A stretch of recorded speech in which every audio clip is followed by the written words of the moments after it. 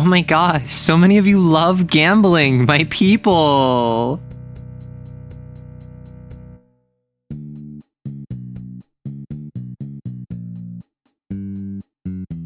I don't know what this game is gonna be. I ain't gonna lie. I got an email that was just like, hey, do you want to play the playtest for this, like, right after it goes live? And I'm like, sure. And then it's gonna be slots, I think. Start a Q&A. Secretly, this is a TTRPG. Satsu.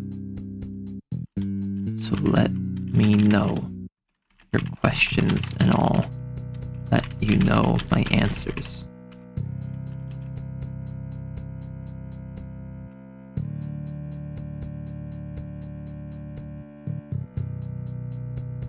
Okay. I could make it. Every time I get success in the game, I stop playing the game. Under the logic that, like Zap said, I constantly be productive and actually like stay on track whenever I hit a jackpot. So the more successful I am at the game, the less I play the game. That would be very funny to me. I'm not gonna lie.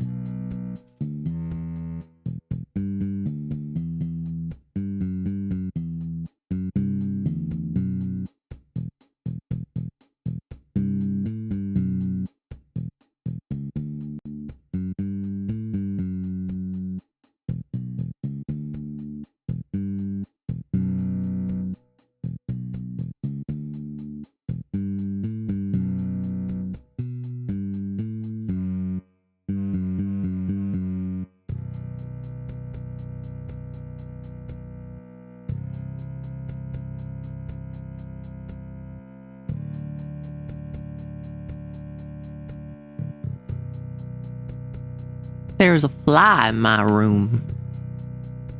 Gone. Oh. Okay. So it looks like a bunch of people are here already. So, hello.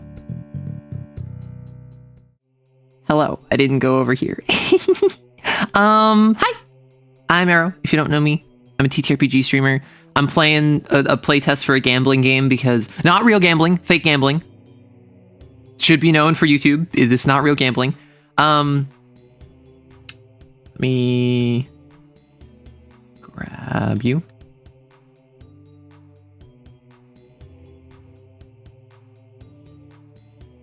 Can you not see it? I don't think you can see this. What the hecky? What the hecky? Please hold. There we go. Oh! That's why. That way? Why is this upside down? What? Does anyone remember last time I turned this up? No? Is this game Australian? Huh? Okay. I guess we... No, that one's cropped weirdly. No! No! Oh, sorry. Please hold. Meow. The frick? What? Is this my fault?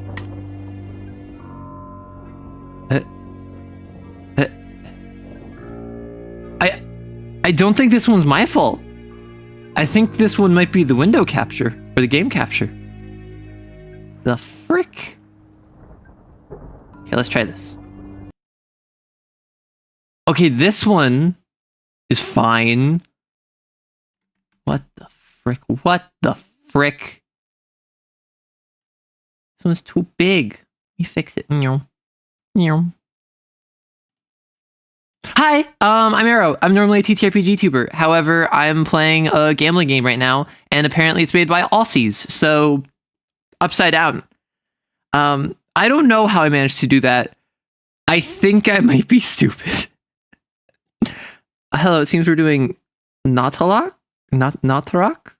Taking in the odds now, if anyone in the audience bet there wouldn't be any difficulties. True. I am Arrow Rights, TTRPG tuber, normally talk TTRPGs, Wednesday streams. I normally just yap for like 6 hours. I'm going to do that after I play some of the game. I'm going to yap during the game. I don't know anything about this. I just got an email that was like, hey, do you want to play this playtest? It's free. So I was like, sure. So I loaded it up. I was going to do a summary of Junji Ito's Black Paradox today. And then I kicked it to Friday because I was up at 2 a.m. last night, not doing other responsibilities I should have been doing, writing notes about Black Paradox so I could give a comprehensive summary. Couple notes off the bat. First off, Charlatan, I doubt it's going to take longer than 2 hours, right? Even if it takes longer than an hour, because it's a playtest, right? So I don't think it's going to take that long. I think it's a roguelike. I think it's like Clover Pit, a la, right? So it's slot-based game. You're trying not to lose your soul. It's a roguelike. That's my understanding of it. Also, I had a cane session yesterday. So I want to talk about the cane session because the cane session yesterday was, woo, spicy meatball. Everything I thought was going to happen happened. Everything sad and cruel and mean and rude happened. Other points of note. On this stream, on YouTube, I do two things. One, I say hello to you. So if you are here, if you have joined the chat, if you're giving me your attention, whether you're a lurker or whether you're an active participant, or if you're watching the VOD later, say hi and I will say hello to you back.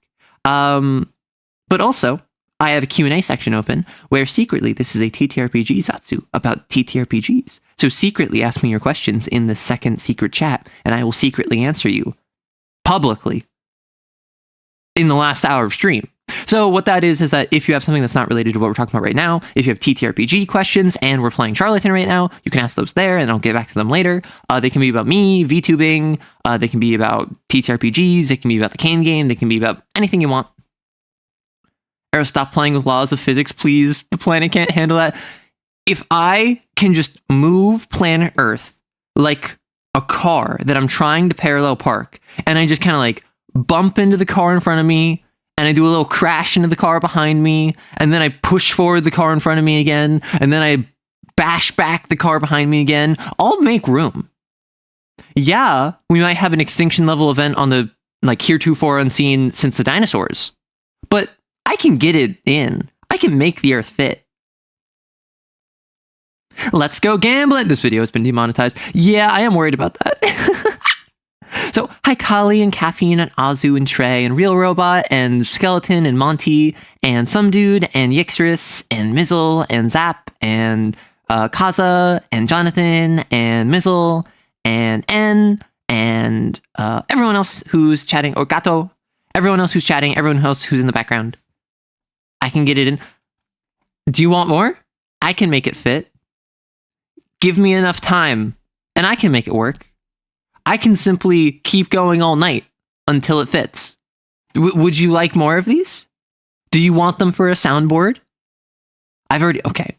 I think I can talk about this. If I'm already at risk of being demonetized, I might as well. I think I talked about this before briefly.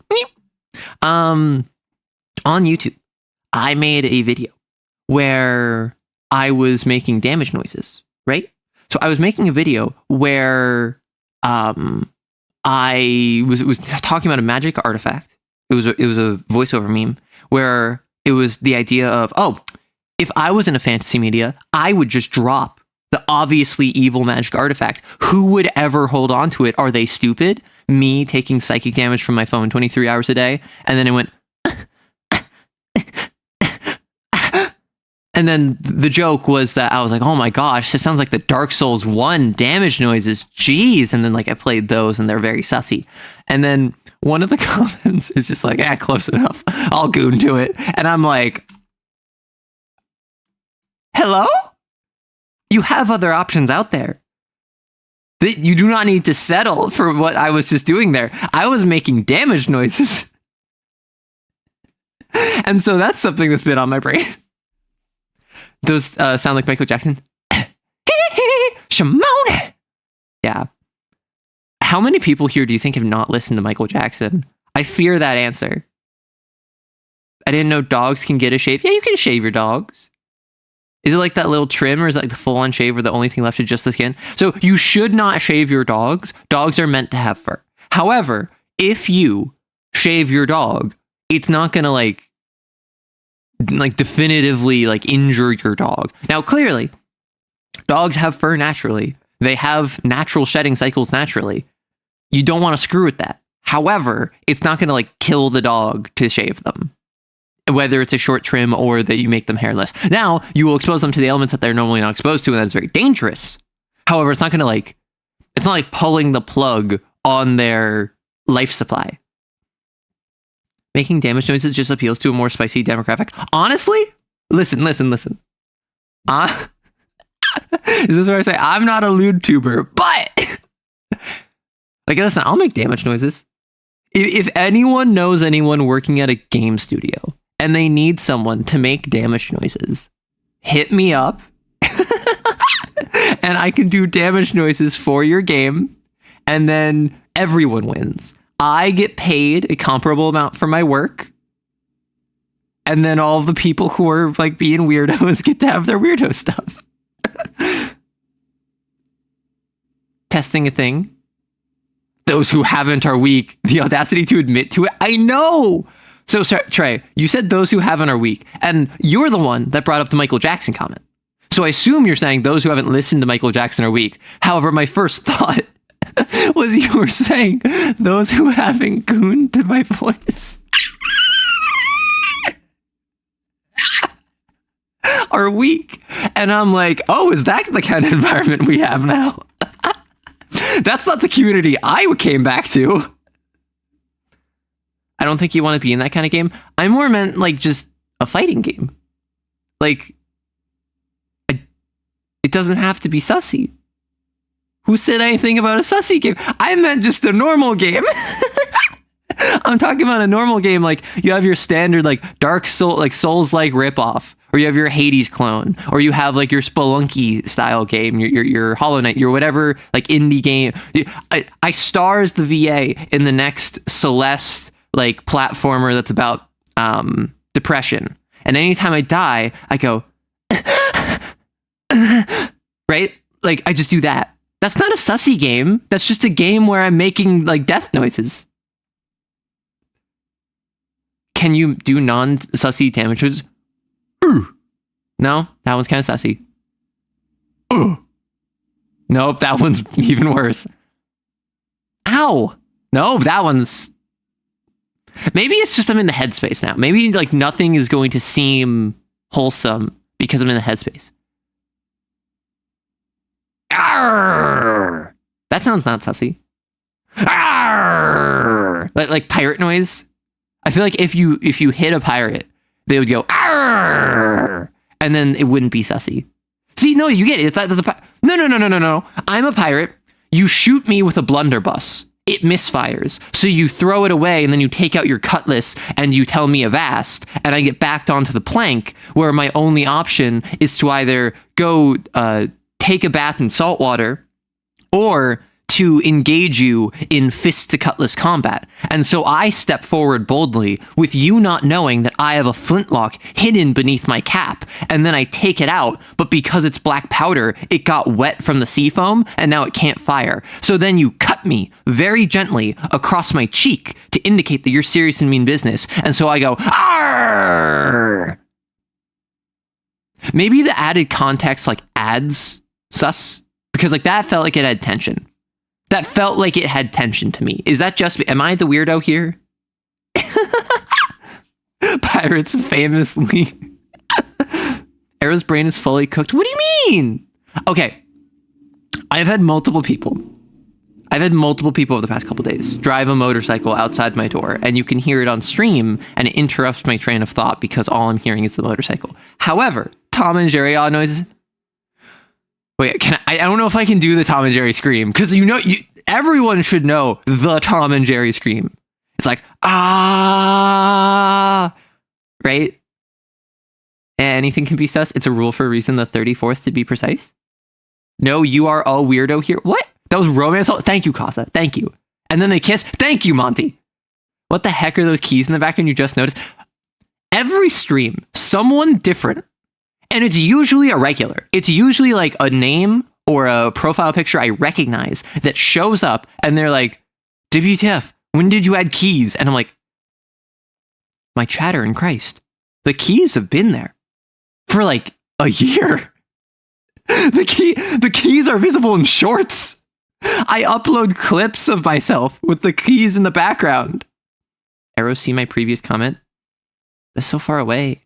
I mean, if you want to know a fun fact, they had to redo all of Ortho Morgan's horse praise noises because they sounded too intimate. And and specific women still thought the lines that made were hot. Okay, like, to be fair, I have talked to a cat on stream, and as I was talking to the cat, I thought, if someone recorded me and uploaded this with no context, people would assume it was, like, sussy. Like, that's just kind of how people's brains are when they're into very specific things. Like, I'm just, like, petting a cat. I'm like, oh, you're such a good girl. Oh, you're so cute. Yeah, you're so needy. And I'm just, like, doing that to my cat, like, or to my roommate's cat. And then I'm just like, yeah, if someone was to take that audio out of context, I think that would go on sites that I'm not on.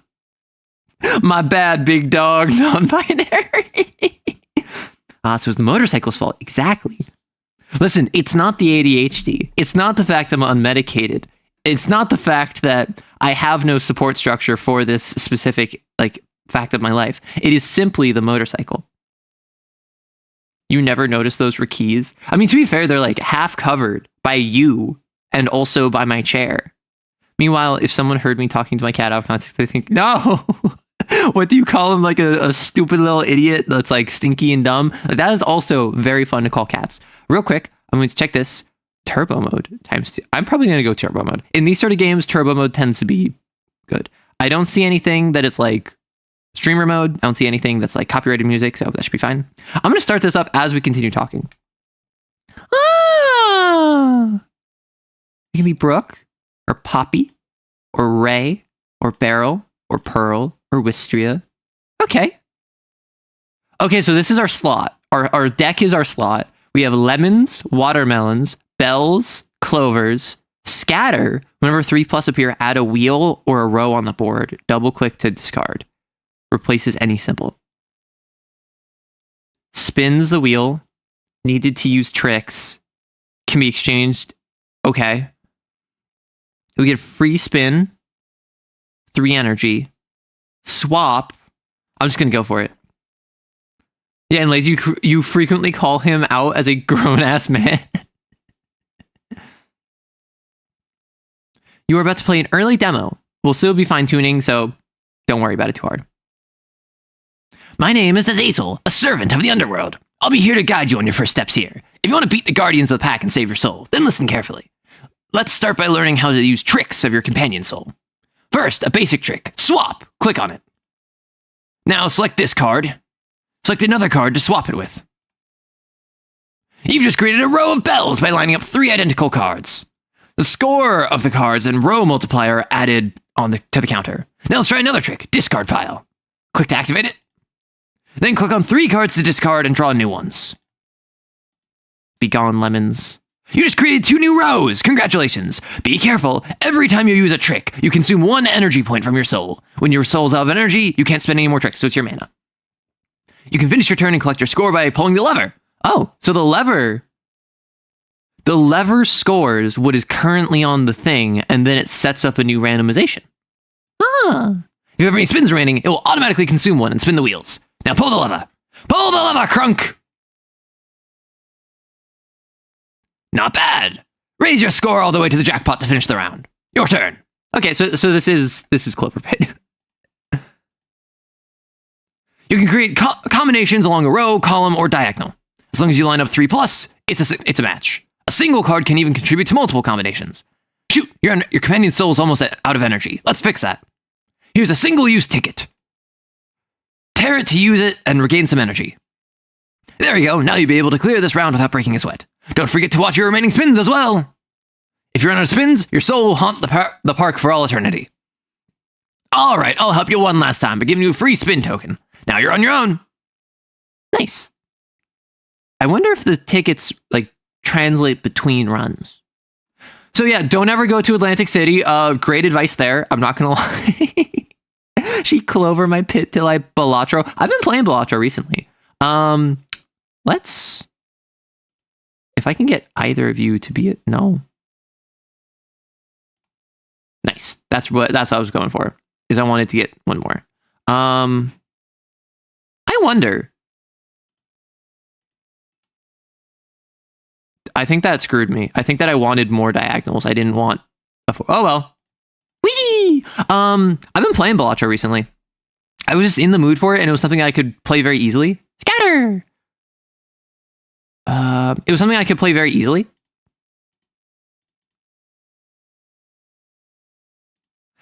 And so I just loaded it up while I had like a stream on in the background, and I actually had some really good runs. Are you winning, son? No. My soul is damned, and I have a boss. Every matched card has a 50% chance to become a skull with a mortal for the rest of the round. The fortune teller. Each time a trick will be disabled after its first use. Gosh. So I get so I can reroll these. I get a juggling pin. Diagonals give me more. Circus ad. Additional card in the miracle market. Multiplier. I think Molt might be it. Permanently remove a card. Okay, do we go Clovers? Clovers aren't the baby. What's the baby? The lemons? Hey, forgot to log out. Hey, some dude. This is a good art style. Yeah, it's very cartoony. Like, honestly, it feels very, I mean, like point at the old timey, like, what is it? Not slapstick, the rubber band style, and like be like Cuphead. This alongside, what is it? Mouse PD?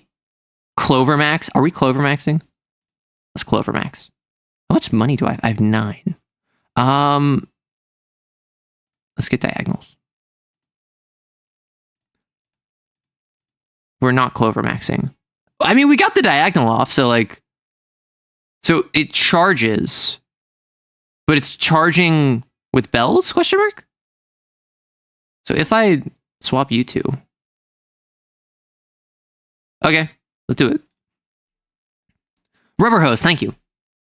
Words are difficult, particularly when my like main thing is writing words. When my main function is being a writer, writing is just so difficult. Ah, criminy. I wonder if I can discard again. I can! Ah, criminy. Nah, criminy. Nah, criminy. Is it worth it to just keep going? Like, do you think I could fill up the entire board with clovers if I just kept spending all of my things? I probably could. I don't know how efficient that would be. Oh, you hear nothing from the game? It's weird. I'm sorry. It has a little bit of music to it. Let me capture audio. My apologies for that.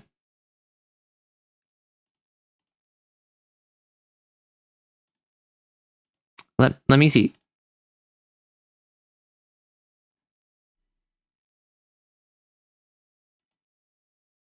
Let me enhance audio properties. There we go. My apologies. Yeah, it's just got a couple clicks and doots. It doesn't actually have, it has some music and some clicks and some doots, so you actually didn't miss that much. My apologies. You always got to keep gambling. Aw, dang it. Aw, dang it. Aw, dang it. Aw, dang it. Well, I guess we doing lemons now. Nice. Listen, adding music is what made it work. So, I mean, we could get a 30% score of lemons. We could go, I mean, we already bought the clover one, but we could just increase lemons as well for columns. So this is one charge. Oh, so are these like recharging consumables, I guess? Respin up to 2 wheels. Multiplier.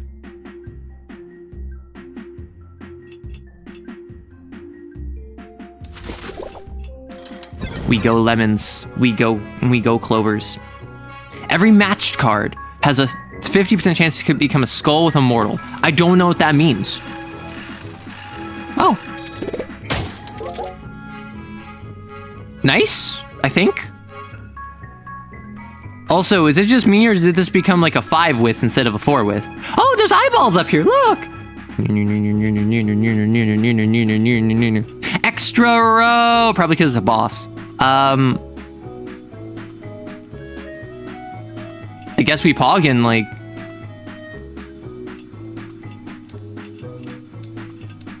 Oh, is it that once it fills up, it gets that?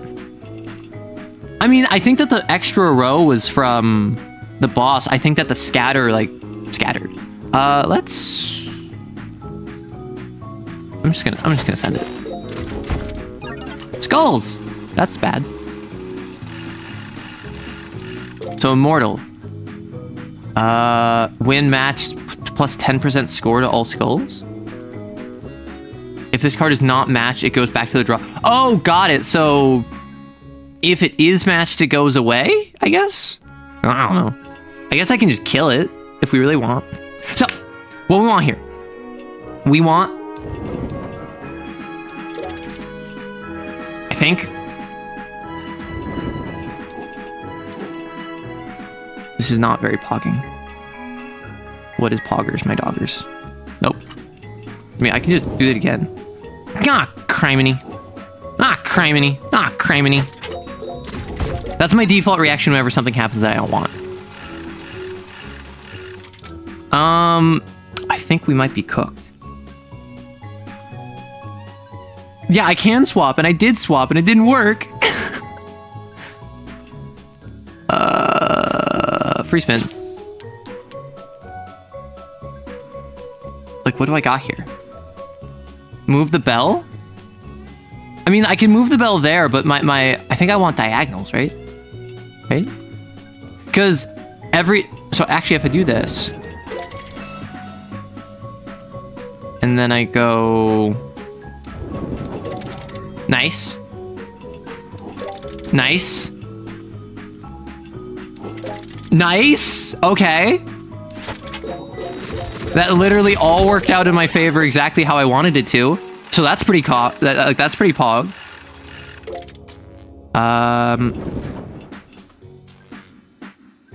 A question, do I want skulls together? Oh, they're only worth 10 points. That's why. So they're worth more the more I do them. However, they're worth less than even my lemons. Understood. Got it. So actually, I mean, like, there's no reason not to do it, right? I think. I don't even know. Why don't I just... Oh, whoops, I wasted that. Oops, I only deleted one. I'm just gonna brute force this. Look at that. Boom, easy. Jackpot. Ooh, I can check my deck.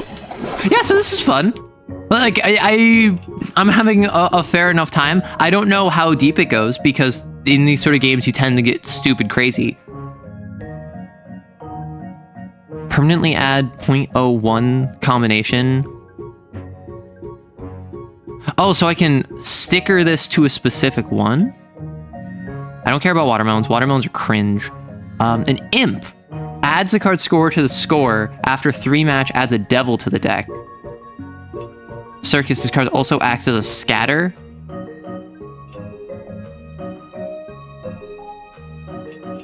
I don't think that the 0.01 is worth it.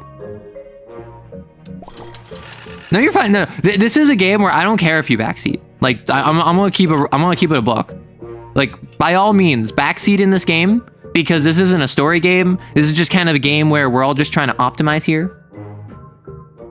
Hey, Doomington. Okay, so I could put this on that. Honestly, if I just invest in my lemons, if I invest in my lemons and I just make my lemons as powerful as possible. Like, if I just put all of my stickers on lemons, then all of my stickers will be in a situation where, or all my lemons will be in a situation where they're useful. So I don't actually want to remove lemons from my deck. So, like, I want this lemon. Right? That's a scatter.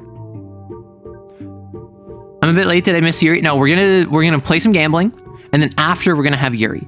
Because there was Yuri yesterday. There was some spice yesterday. I will have you know. Not like sussy spice, but just like, it was a very intense session. Intense is not the right word. I'm not making this better for myself, am I?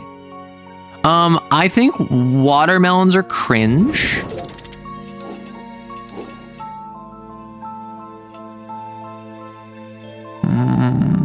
Yeah, watermelons are like super cringe. So I'm going to just do that. I will be spilling the cane tea, exactly. Just hold out for like an hour. Really, that's what I'm asking. I need better rolls. Oh, once my sticker goes away. Oh, understood. Having some expectation of what was going to happen. I'm excited. Yeah. No, Azu, you have not missed the Yuri yet. Scatter does add a row. What? Oh my gosh. Wait, wasn't it better to put the scatter sticker on something that's not a lemon so it becomes a lemon? No, so the scatter is whenever 3 or more scatters appear. Oh, adds a wheel or row to the board. Right. It was scatter. Here. Nice. Cringe. Unpog. I'm dumb. Okay, let's just send it. Last spin. Okay, so that's our scatter.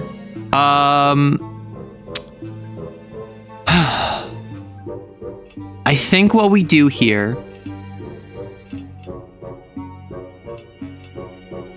Our clovers are our best bet.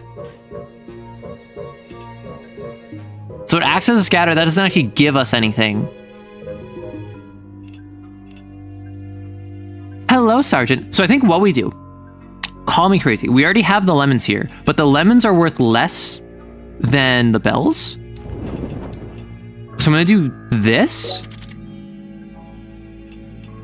And then I'm going to do this.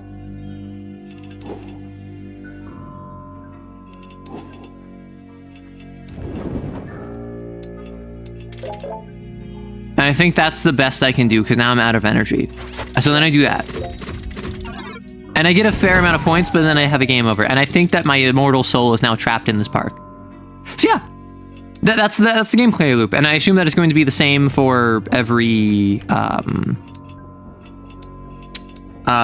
run, or it might be slightly different because it is, yeah. So like there's the circus, Haunted Mansion, Wild West, Pirate Bay, House of Aces, and the circus. So I'm gonna do another run, and then we'll probably swap over to TTRPG talk, because as much as I enjoy yapping, or as much as I enjoy gaming, I enjoy yapping more. Error exists in a state of quantum superposition, so an hour can mean anything from 10 minutes to 2.5 hours. It will definitely not be an hour. Listen.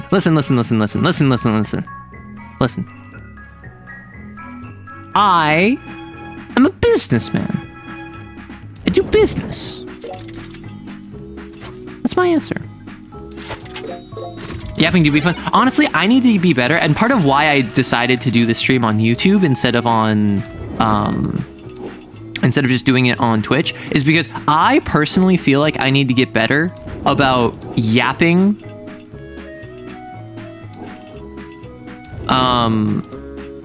I need to get better about yapping while doing something. I feel like I'm really good at when I just devote my attention to yapping and nothing else. I'm pretty all right at it. But outside of that, I really don't have that much. I really kind of struggle. If that's the case, I'm going to work on my world. Yeah. Like, honestly, I really need to work on Xeneolithic because I've been busy the past couple nights and I'm going to be busy again tonight. And so I have a video coming out on Saturday for it. And I legitimately do not know if I'm going to be able to make that video, which I'm very sad about because I like making, I like making videos. But putting all my baskets in one lemon, listen, when life gives you lemons, delete the lemons and get a clover.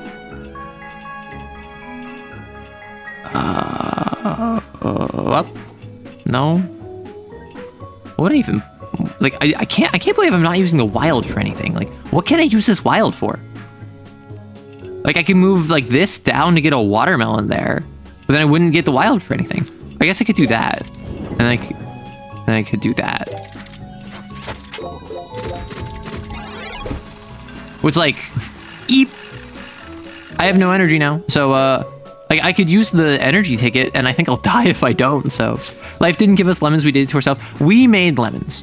in man's hubris, we created lemons. That is absolutely true. That being said, the axiom of creating lemonade is not incorrect as a result of man's hubris. It is simply an unfortunate reality that we find ourselves within.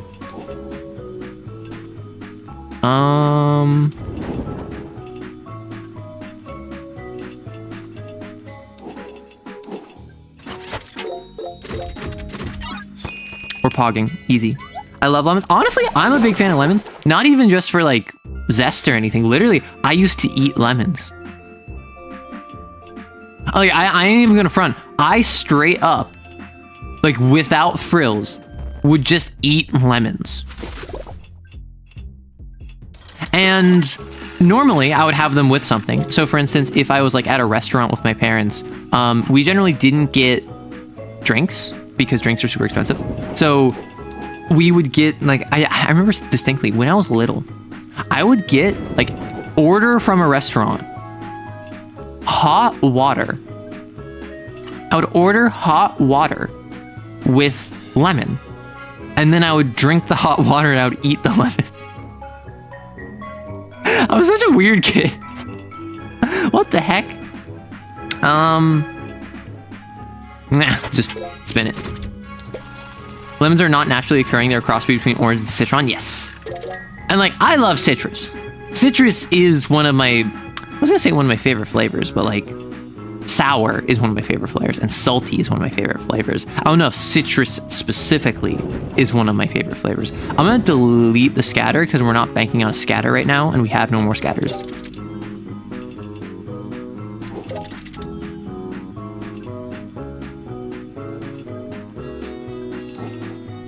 Okay. I'll take that. Hot water with lemon is interesting. Listen.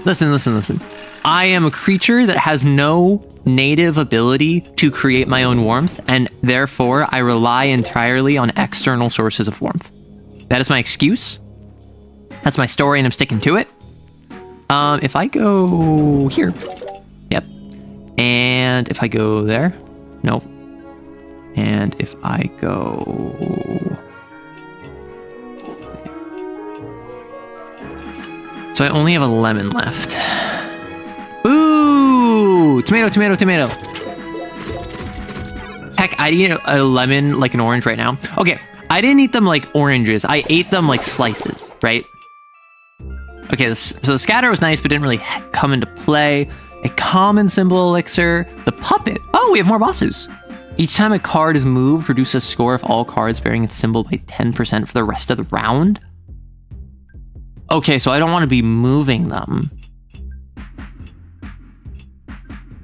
I don't want to freaking do clovers again, but like, I feel like we're just not going to win. Let's get a ticket booster. Increase the symbol rank of 3 cards. Discard up to 3. Respin up to 2. Swap 2 cards.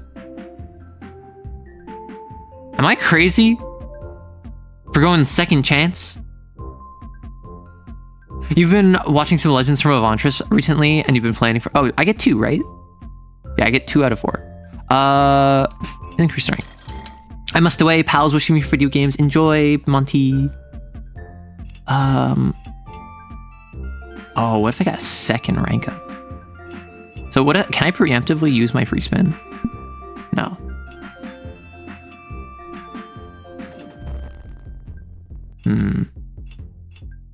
Let's remove a lemon. We don't care about lemons. This is not a lemon run. I don't want to go you... There's no point in re-rolling.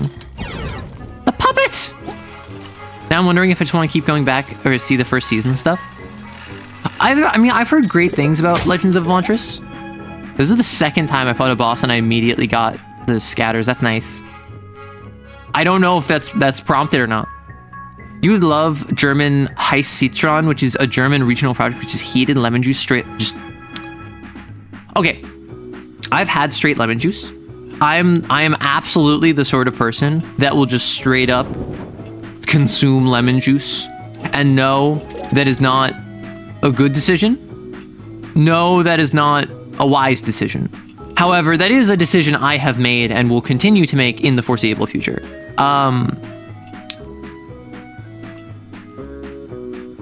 What is it? Wait, why? Diamonds. Shine bright like a diamond. Oh, did my chat just die? Oh! Sorry. Please hold.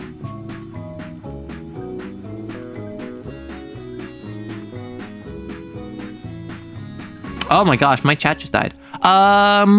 Please hold. What the hecky?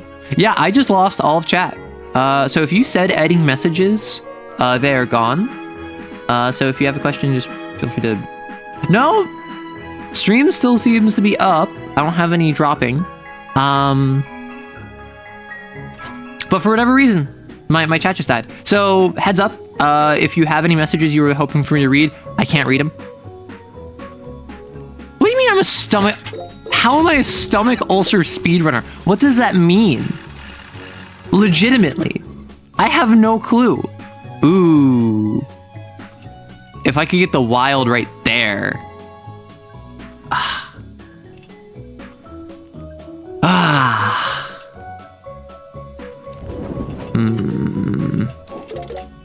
That's pretty good. Nice. Now I can go there. Nice. I can go there. Nice. Okay. Okay. Listen. I'm gonna rock it. 4,700. The new Legends of Elantris campaign is sci-fi fantasy. Okay. What are our thoughts on sci-fi fantasy? Because I know people really like sci-fi. Oh, I could have taken the 20% earlier. I could afford cards. I can just buy another clover. I feel like the charging abilities are not worth it.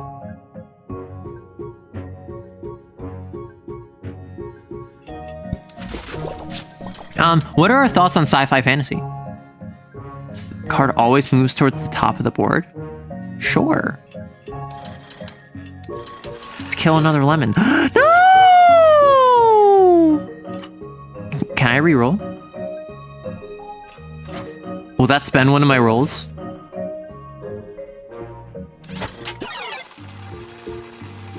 What? Oh, that just started the next boss. Okay, I guess I'm not buying anything more.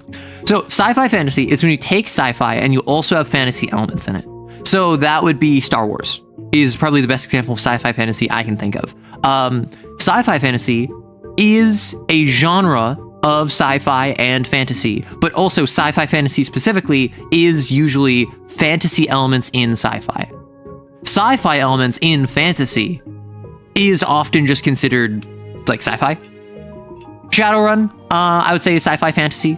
Hard-ish sci-fi with a sprinkle of space opera like Gundam or 40k. Regarding sci-fi fantasy, I don't care what kind of fantasy you use as long as you do it well. Okay, but also I'm gonna say that's a cop-out answer. Like, yeah, I like media when it's well-produced. Like, so do I. Wow. Crazy. Treasure Planet? I'd say Treasure Planet. Oh, the permanently increased to diamonds. Got it. That was pretty neato. Burrito.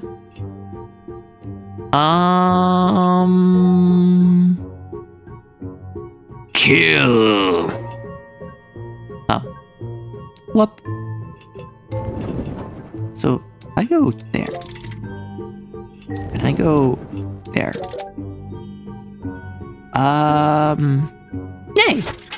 I love it. Makes me so much warmer. It's so hopeful and nice. It gives me so much hope. Well, so the thing about sci-fi fantasy is that a lot of times it presents itself. It wears a sci-fi coat of paint. And it's just fantasy. That's my issue with sci-fi fantasy a lot of the time. It's not that I don't like sci-fi. It's not that I don't like fantasy. It's that oftentimes sci-fi fantasy struggles to do sci-fi or fantasy well, right? Because it's trying to do both. And I think that's just generally like a common thing you'll run into with that sort of convention, right? I go you there? So wait, so you go there. That's the ideal. So like, if you have something like Star Wars struggles to be good fantasy.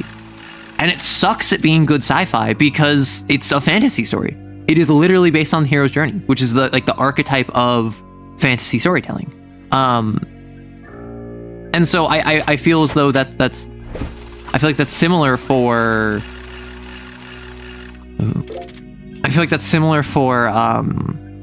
a lot of other sci-fi fantasy stories where they just struggle, right? They just don't manage to get to the point where they are what they need to be. Opinion on Pathfinder? I mean, I don't have a strong opinion. Like, I've never had a strong opinion on Pathfinder. Even when I mostly played D&D, I didn't have a strong opinion on Pathfinder because ultimately, wait, if I get 3 more scatters, wait, what if I get more scatters? That'd be funny. I think that the scatter kills itself though, so I think that I would need to add more to my deck. I've never had a very strong opinion on Pathfinder because, I mean, I've never played it. So yeah, there is something where it's just like, oh yeah, it's like D&D, but not. But at the same time, I really don't care. I think that at this point in particular, after I've played a bunch of other TTRPGs, I'm much more of the mind, hey, I'm happy. Oh, wheels isn't like this. I'm happy to allow people to have fun. I just stop. Nice. I'm happy so long as folks are enjoying themselves and having fun, you know? And I think that a lot of people forget that. I think a lot of people focus on their own biases and their own interests and then ignore what other people are interested in. Is 40k sci fantasy? Okay, so I would say there's a difference between sci-fi fantasy and sci fantasy. Sci-fi fantasy is fantasy in a sci-fi setting. Sci fantasy is a blending of sci-fi and fantasy. I would say, as someone that has not read or watched it, Dune is sci fantasy. It is ultimately a sci-fi story with fantastical elements. Star Wars is sci-fi fantasy because it is a fantasy story with a sci-fi coat of paint. And that does not mean it is less of a good story just for being sci-fi fantasy. However, I think that it is important to draw that distinction. Sorry, I'm gonna start yapping now because I was enjoying that game. I think that I wanted to try it out. It wasn't something that I was trying to play the whole stream for. I was like, it'll probably be like an hour, and it was about 40 minutes, so not my worst timing. I mean, Starfinder, just notice. I see, I'm in love with sci-fi fantasy. D2 and Guilty Gear are my lifeblood. Is Guilty Gear sci-fi fantasy? Because my understanding of Guilty Gear is it's sci-fi. I mean, it's sci-fi and then also has like demons and stuff. So I suppose, yeah, that would be sci-fi fantasy. Seeing as we're on a Legends of Avantris talk, now it's time for my daily reminder. Hey, Arrow, did you listen to Walls of Eternity? No, I keep forgetting. I mean, I eat food that makes my mouth feel like it's immersed in magma, so I can relate to liking things that are probably not good for you. It's the forbidden food. It is forbidden snacks. My general preference in fantasy media is that less is more, a strong theme. Okay. I am pretty consistently of the opinion character trumps story, character trumps plot, character trumps setting, character trumps themes. That is why, for example, in the Persona series, I think the themes are most compelling in Persona 3. I think that the plot is strongest and most interesting in Persona 5.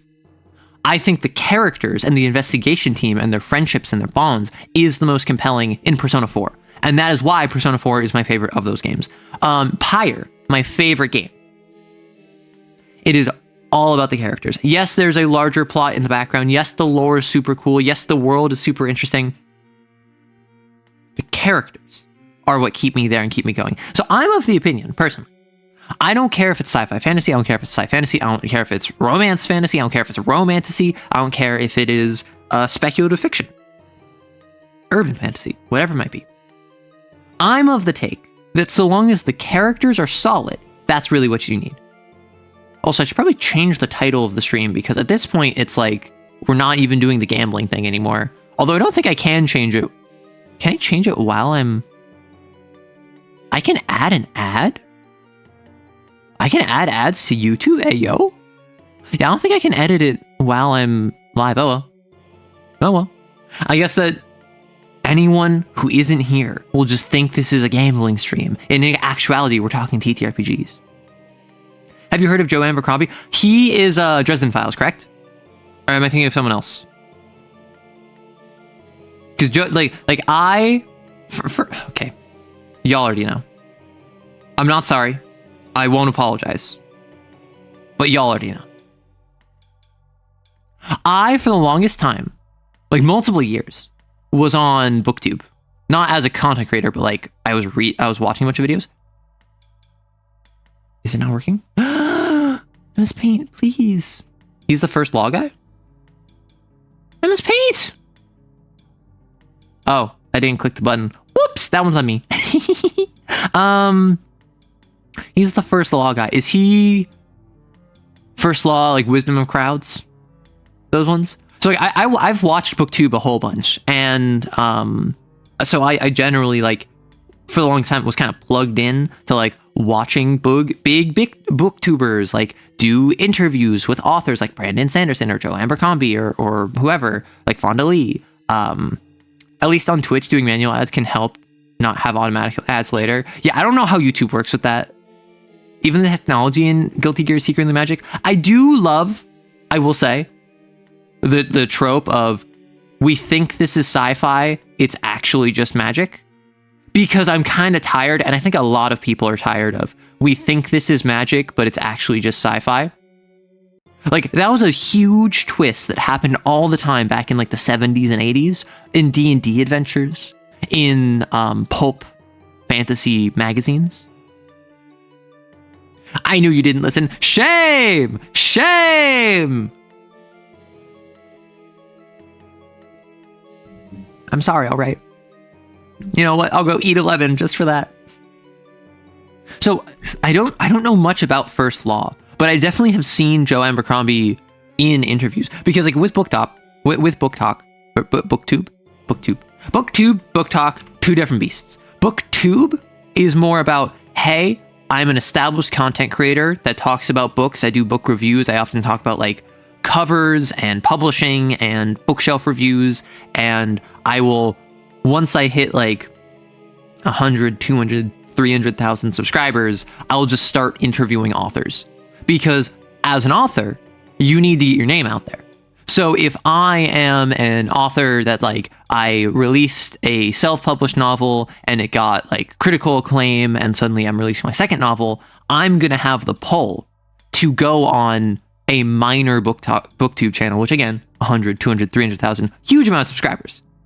In the entirety of the internet, very small.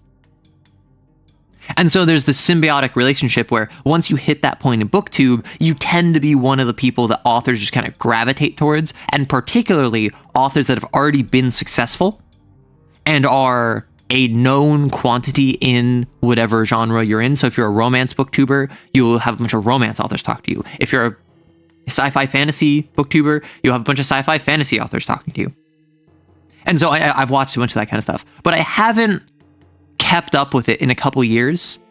And there was, oh gosh, there was one particular controversy that I'm not going to get into, but it was basically like one guy who was like really well regarded in the entire BookTube community. He was accused of doing something not great to a woman, and then he basically didn't respond and just kind of like didn't really address it. And so everyone turned against him. And then like a month later, he came out with like a point-by-point deconstruction explaining that like, no, this didn't actually happen. She is lying. Here's my proof. Yes, I did sleep with her. However, it was consensual. And also I was cheating on my girlfriend at the time. So I didn't want to talk about it. And so Like, that was my last exposure to BookTube. Like that was the last time I mainly caught up with that. And then the reason that this is on my brain is because recently I was listening to Kari Can Read do a summary of the final book of the Mortal Instruments. And if you don't know what the Mortal Instruments are, it's that book series from the 2000s that had like the fake incest plot line, right? No, like beat, like you know, like it's. I'm watching this guy for years. I respect his opinion. I respect the opinion of those around him in his sphere. He gets accused of this thing, does not respond because his lawyer told him, shut up, do not say anything. And so he didn't say anything. And then like a month later, he deconstructs it point by point. And then everyone is kind of just like, sorry, bro. And then they move on. And like, I think he's been fine since, but it's also just like, ugh, you know? Makes the extension mentioned in 3, 2, 1. You know the rant will be good when Arrow opens paint. No, Azu. There's nothing good about paint. Do you want to talk about Kane? Done in the Sailor Moon art style. In all seriousness, I hope you're doing well. The Neon Odyssey music video Legends of Lantras made with that deep dive on it is really good. One character is done in the Sailor Moon style. Okay. I saw a meme, and I do want to voice this, because someone posted it in the Discord. Where... What was it? Where was the meme? It was a meme where it was, you can only choose one. And you have to read either... Let me grab it. Yeah, you have to consume one and only one of the following pieces of media. Sailor Moon, retold in the style of a 19th century Russian philosophical novel, or The Brothers Karamazov, retold in the style of magical girl anime. And so it's the idea of like the most depressing, disgusting, awful, like melancholic look into the Sailor Moon universe, or it's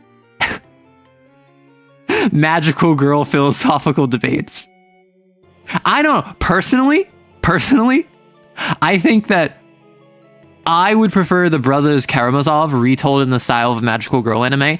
I have never watched a magical girl anime. I think Scandal in Staraya, Dmitri's secret plan. Gruneshna is an evil temptress. Next week, Karamazov no Kyodai, Demon, Season 1, Episode 6. Otanashima... Wait... Otanashimi... Like, that sounds funnier to me. Whereas this sounds legitimately really interesting.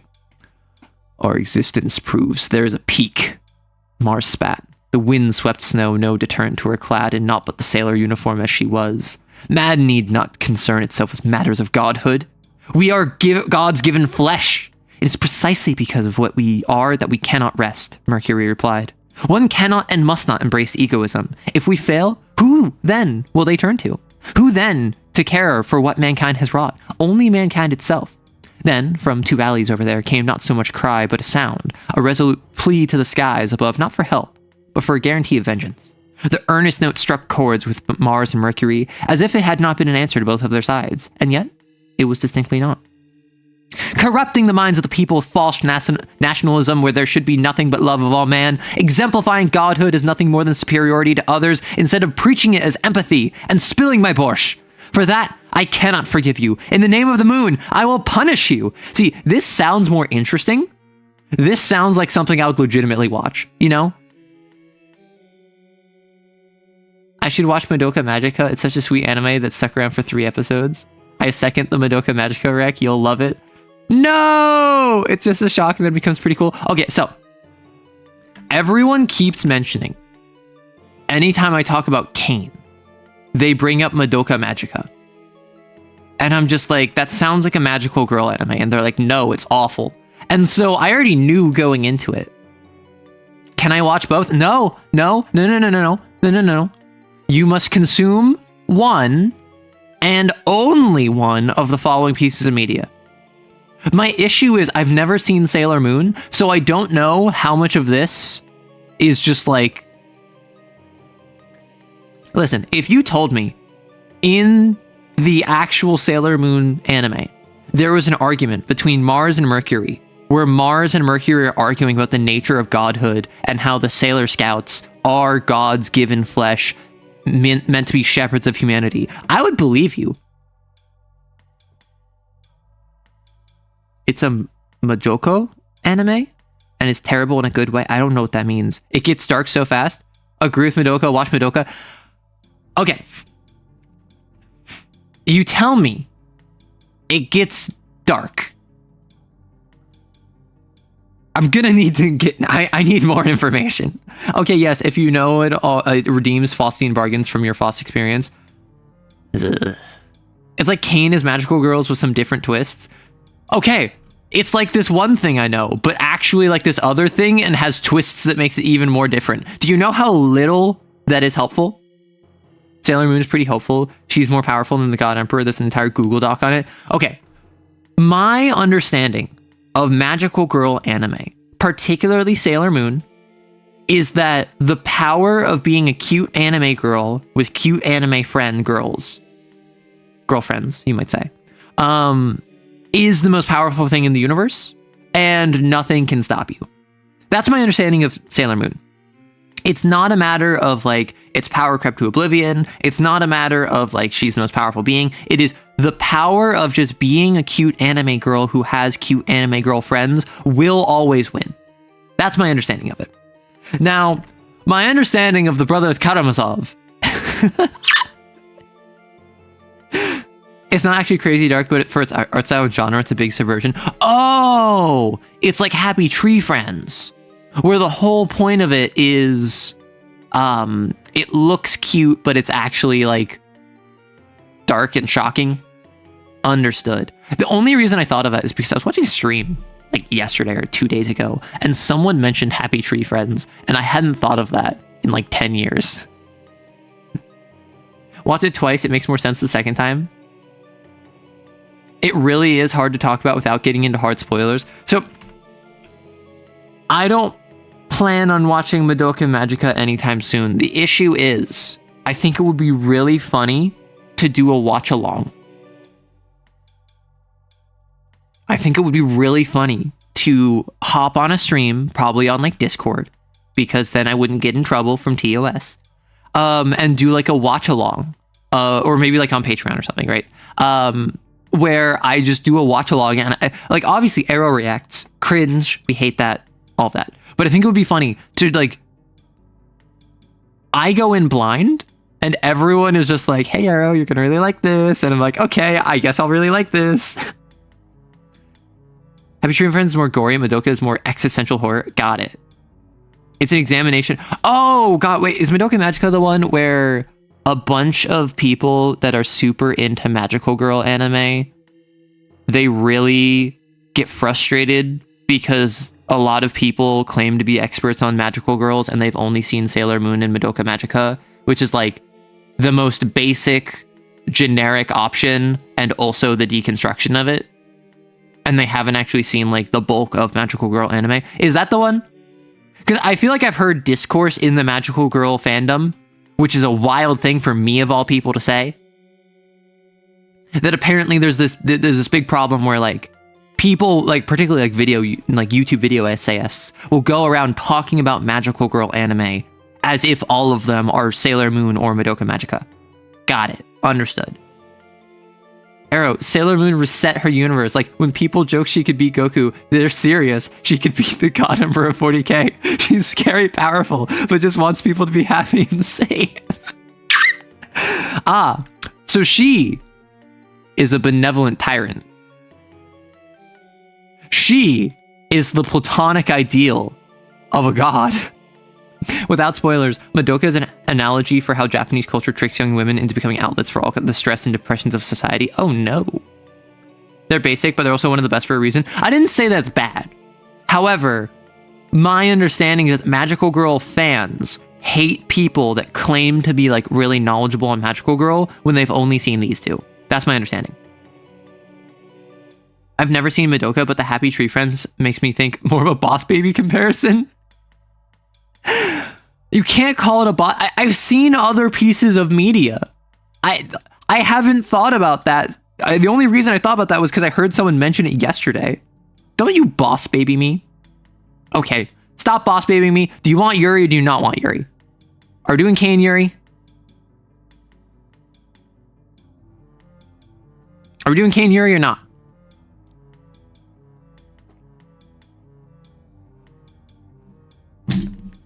Please, no boss baby. All right, no boss baby. No doomed Yuri. No toxic Yuri. We're going back to boss baby. Someone said they don't want boss baby, so I'm gonna hit them with the boss baby.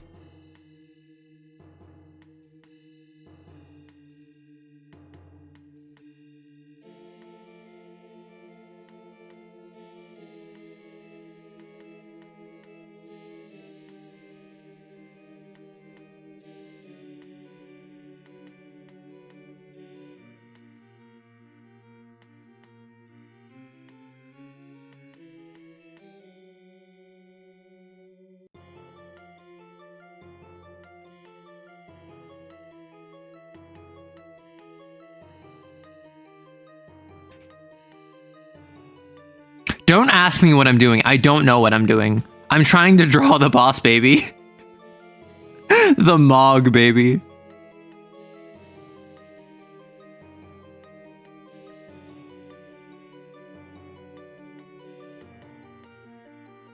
And then he's got little like footy pajamas, I presume. This is my rendition of boss baby. Now let's look up a picture. Boss baby. Ah! This is what you get for when I ask, do you want Yuri? You say, I don't want boss baby. Okay. Okay, fine. I guess I'm talking boss baby now. Okay. Tell me honestly. Oh my gosh. Tell me honestly. It's so stretched. Tell me honestly. Can you find the difference between these two pictures? I don't know if I could.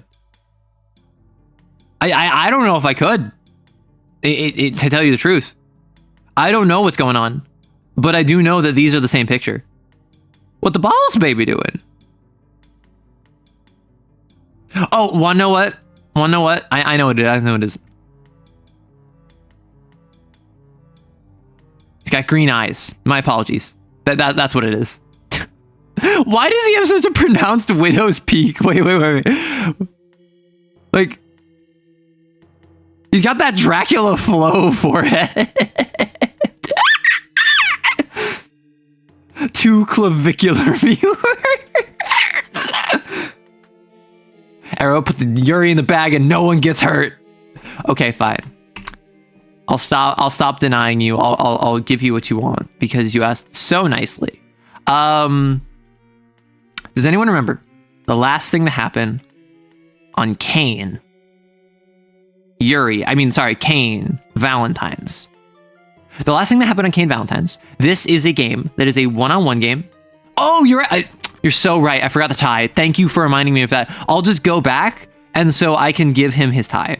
You're so right. I was giving him like pajamas, but that's my mistake. So if I do this, now I can use him as a reference. See, this is why I have a community, is so that I can remember to do all of the things like this. And you know what? At this point, I might as well give him some pockets.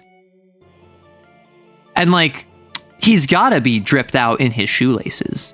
I don't think he knows how to tie his shoes though. Oh, look at that. The boss baby's gonna trip. You know what? His hands, they're in front, not behind. So I think I gotta redraw this whole thing. I didn't give him a nose either. What works better? I think that the gap on the bottom works better. See, genuinely, I think we're at the point where like the boss baby. Oh, I didn't give him his cuffs. My apology. My mistake. My mistake, everyone. See, now it's clear that he's hiding his hands because he has a gun and he's going to shoot you, because this is what you get when you bring up boss baby when I ask you if you want me to talk about Kane Yuri. Sailor Moon is about how imperfect people with kind hearts draw together and uplift others. Aww. I don't know, Kaza, the 2 clavicular viewers took me out. Oh, do I have to give him the Widow's Peak? I think I have to give him the Widow's Peak. Like, pew.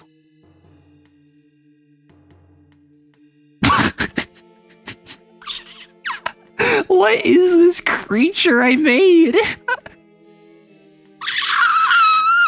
Oh my gosh. Oh, I didn't give him ears. He's a little alien creature.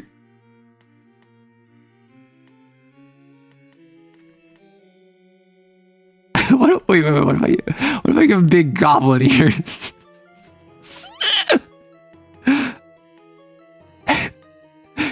Like a little ring.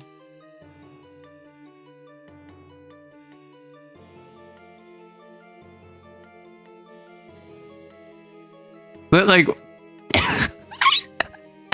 if I just make him a little goblin creature? You fell asleep and woke up to this. I'm so glad to have woken you up from a terrible nightmare into a beautiful, wonderful dream. Handcuffs. He's been convicted of white diaper crime. Arrow, please give us the Yuri. Okay. I'm too soft-hearted. When people start begging, I just can't help but find it in me to give them what they want.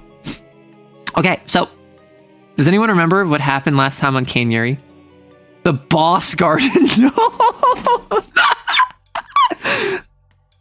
Now draw Megamind as well. I mean, I'm having people request it. How am I to turn away people requests? I would never turn away a request. So I gotta do the whoosh. And then this is gonna be the exact same expression. Except it's gonna be the no Yuri.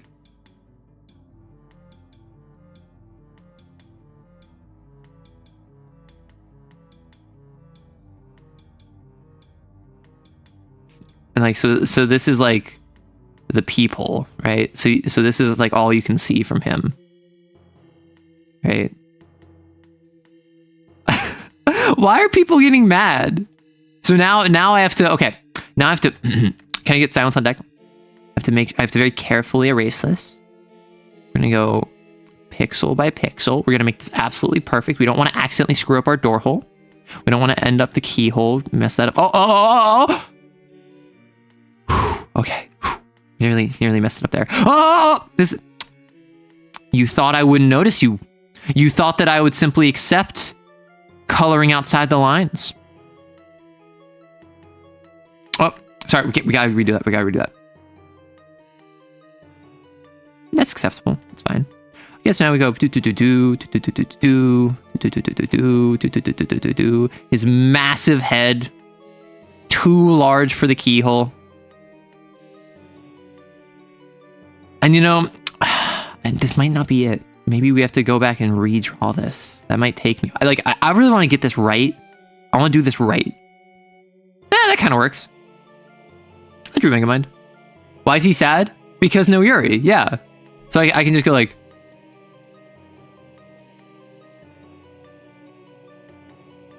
No Yuri. This is Twitch plays Pokemon Chaos vs. Democracy. One group is desperately trying to get on track while the other's casually trying to ruin everything. Arrow, you're being a jerk? I don't know what you mean. If only you were to ask kindly and politely and learn how to accept that when you beg for something, I have no inclination to give it to you. Then we might be on the right track. And Arrow Doms is back. Shut up, okay? We had a mock fight between teams of 2 and more plans of escape. That is true, B. That is true.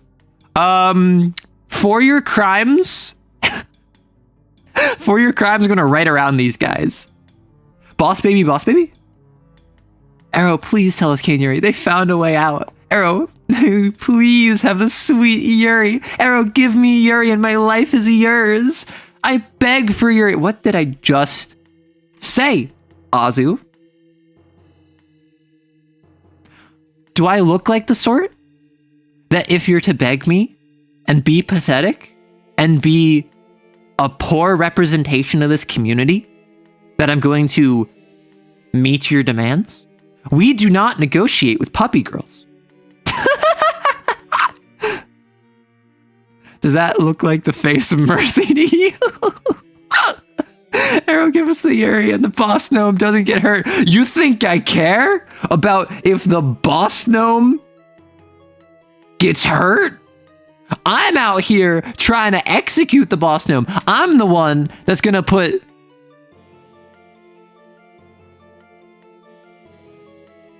a bullet hole right between its giant forehead. Honestly, there is a massive target for me. It is like hitting the broadside of a barn or the forehead of a boss gnome. Please do not give us as free French fries. What? Hey, Fox. Singling out Azu as if they're the only... I know that's a lot of you. It's my greatest shame. But again, I maintain I would rather be surrounded. I don't know if I'm not going to say that. I'm not going to say that. I have learned my lesson. Arrow reverse doming training chat to gross. It's not doming at that point. It's me being like a life coach. It's me giving you tough love. I just joined the stream to see Arrow shooting a goblin. No, this is the boss baby. Can't you tell? There's a reference right there. This is the same picture. Oh, look, it's become so... Is this Mexploit? No! This is not Mexploitation. You're not in a mech suit. I'm not your handler. I'm not going to call you a good at dog. It has come to my attention you are in possession of Kane Yuri. Could you please share it with us if you're so inclined? Dearest regards, Sergeant Claw. And now that is a chat message I can look forward to. So, I want all of you. I'm going to summarize what happened previously. I'm going to summarize what happened before the session. And as I do that, I want all of your messages to be like MLA Chicago style. I want you to have proper citations. I want you to have proper grammar, punctuation, syntax. I want you to speak properly. And I want you to speak respectfully to me as a superior. I know we're dropping that bit real quick. We're not doing that. I want you to speak as if you're being graded on an essay. And then if every 100% of chat messages I see in the chat, once I finish the summary, look like that, I am going to continue talking about Kane Yuri. So what happens is that before, Hattie is a one-on-one Kane game where the player character is Hattie, or Hattrick. She is at Site Epsilon, which self-refers to as the Valentines. The Valentines have a very strong culture. It's basically like a fraternity culture, where it is us versus them. Them not just being Sins, but also Kane admin. Also other XOs. Also humanity. The Valentines say, we as XOs look after each other as Valentines before anyone else. Right? The Valentines prioritize one another before anything else. But however, there's also something in the game called Site Gamma, where you can quote unquote go Gamma, which is to say you get promoted from going from Site Epsilon to going to Site Gamma. Site Gamma is exclusive for in Kane. The different levels you can go through are cat category. If you're a cat 4, if you're a black coat, you are eligible to be considered for Site Gamma. And that requires you to be cat 4. That requires you to not have a sin mark. And that requires you to be referred by a member of Kane admin. So, Hattie, at like cat 2, very early on, caught the eye of Sigma 1. He is a he is an XO that bought his pieces of silver, so he's Sigma 1, at Site Epsilon, where he was like, hey, I think you're Gamma material. Make sure not to get a sin mark, and I'll see you at Cat 4. Like, he's been mentoring her. He's legitimately been giving her advice. He's been assisting her in her journey and advising her as another XO. And so Hattie, this entire time, has had this tension between staying a Valentine, going Gamma. And this is manifested recently where one of the other XOs, Clapback, has straight up said, hey, we can just run. They physically can't stop us if we just leave. In my setting of Kayn is severely underpowered in comparison to what most other people run Kayn as. For instance, Site Epsilon has 2 armored vehicles that they use on deployments, and they can requisition a helicopter from a nearby site. Right? They don't have like a fleet of helicopters on standby. They don't have like a whole garage of cars on standby. They don't have a complex that's built 3 miles underground where they house other XOs. They have a remote location that has like an inner wall and like a reinforced facility, and then it has an outer wall that's like a chain link fence with barbed wire and warning signs that says like government property do not cross. And so the XOs, the Valentines, are just like, hey, we're powerful enough to just leave. They can't stop all 6 of us. We have a Cat 4 Ardence user. We have a Cat 3 Ardence user. We have a Cat 3 Flux user. We have a Cat 3 Edit user. We have a Cat 3 Binder, and we have a Cat 3 Whisper user. If all 6 of us just walk, they physically can't stop us.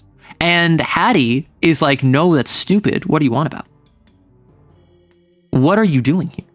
And there's this argument. And there's been this rising tension of Clapback is pushing for everyone to leave. And K9, formerly the most like golden child of the XOs until he got a SIN mark. Because if you recall, going Gamma requires not having a SIN mark. He got a SIN mark. He went from being like, oh, he's going to be the next Gamma, to we don't talk about him. We don't care about him. He's trash. Right? So, I will say, there are a few good messages in chat, and there are also some non ones. What was the name of that Mexploitation TTRPG again? It was Girlframe. Girlframe. Which, I will warn you, is very not safe for work. So, buyer beware. K9 had a SIN mark, and so he and Clapback are in a they're in a situationship. They have not made anything official. K9 very much wants to be in a relationship. Clapback very much has not gone for it. But they're still like presumably dating, and like they're very much together. So they agree they're gonna go. And they're trying to get the rest of the Valentines on board. And so Hattie is like, no, what do you want about? Raphael, Hattie's girlfriend, Kayn Yuri official. She is like, I don't know, maybe not. Bond, who is the edit user and also has a SIN mark, really believes in the Valentines more than anything. But she's just like, it's a bad plan, but because it's such a bad plan, I want to be there for them. And then Sister is 12 years old, is multiple years younger than the rest of them, is the binder, and no one has told her anything because the thought process is, if we get caught, we want Sister to have deniability. If this like blows up in our face before we even do it, we want Sister to not catch flack for it. And then once we start going, we can just bring Sister along and tell her on the way, right? So this is what we're doing. Previously, on Kayn Valentines, we had a group bonding session where there was a situation where in a dormitory inspection, someone left fuzzy handcuffs that would be found by the handler, and so they had to all collectively work together to hide the fuzzy handcuffs. And then there was a 2v2v2 where the director of Site Epsilon was watching all of them, looking over it, seeing what they were doing, and they took this opportunity to show off their skills and their humanity. So it was Clapback and K9, it was Sister and Hattie, and it was Bond and Raphael. It was assigned randomly, right? Rolled. Bond and Raphael won because Clapback and K9 got taken out first. Not early, but like first. And then Hattie specifically went out of her way to make Raphael look impressive, because Raphael has not been considered for Gamma material, where Hattie has. So Hattie wants her girlfriend to get into Gamma with her, right? So that's where we left this off. There was this big 2v2v2. Everyone's trying to show off what they can do. Everyone's trying to be the sort of person that the director has their eyes on. But there's the simmering resentment underneath of, why don't we just leave? They can't stop us. We're powerful enough to just go. That's what we left on. Now I'm going to look at chat. And if I don't see only properly formatted messages, I'm going to go on another tangent before I talk about Kane Yuri. Arrow, if you make another request regarding the quality of the chat, I cannot promise that my manners will remain as they are. No, listen here. This while Kane Yuri ting, it ain't bad, not bad at all. Real nice. So you've caught me in a catch-22 because that appears to be a specific dialect that is not nonsense. So it would be discriminatory for me to go against that. However, I did specify MLA and Chicago style. So I'm just going to speed bump past that. Dear chat, as it was previously stated by our coworker, Aerokis John Lancer Kane writes, if we refrain from making further comments until the meeting's over, we can achieve our goals efficiently. Uh-oh, cited by me 2026.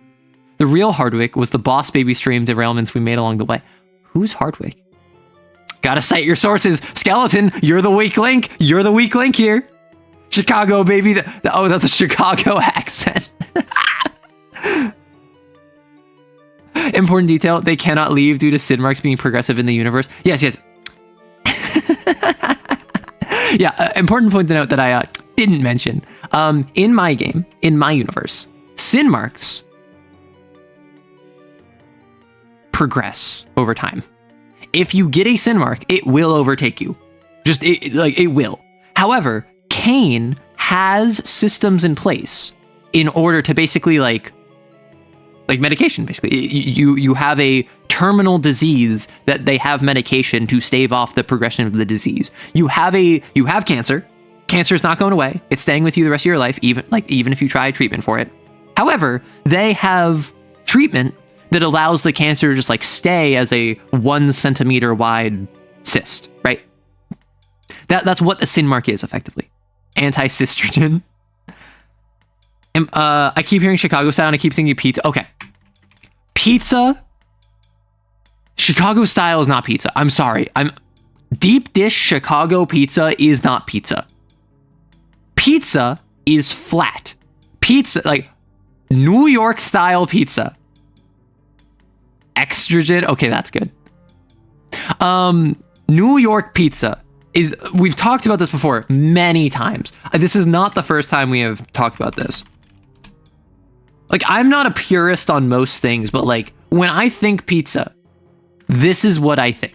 I think it's flat. I think you can fold it. I think that you might have to take a paper towel and damp off the grease. I'm not going to look at Chicago pizza and say this is a whole different meal. This is a pie that is savory. Come on now. Deep dish, the pre-transition casserole. Thank you. It is a pre-transition casserole. I'm not saying that it's bad. I'm not saying it can't be good. I'm not saying that you shouldn't like it. What I'm saying is that this is not this. This is not this. I can't help but feel like Arrow's the most enjoying getting chat to do tricks for them, despite the veneer of respectability. Just because the trick is intelligible discourse doesn't mean separate it from sit up and beg.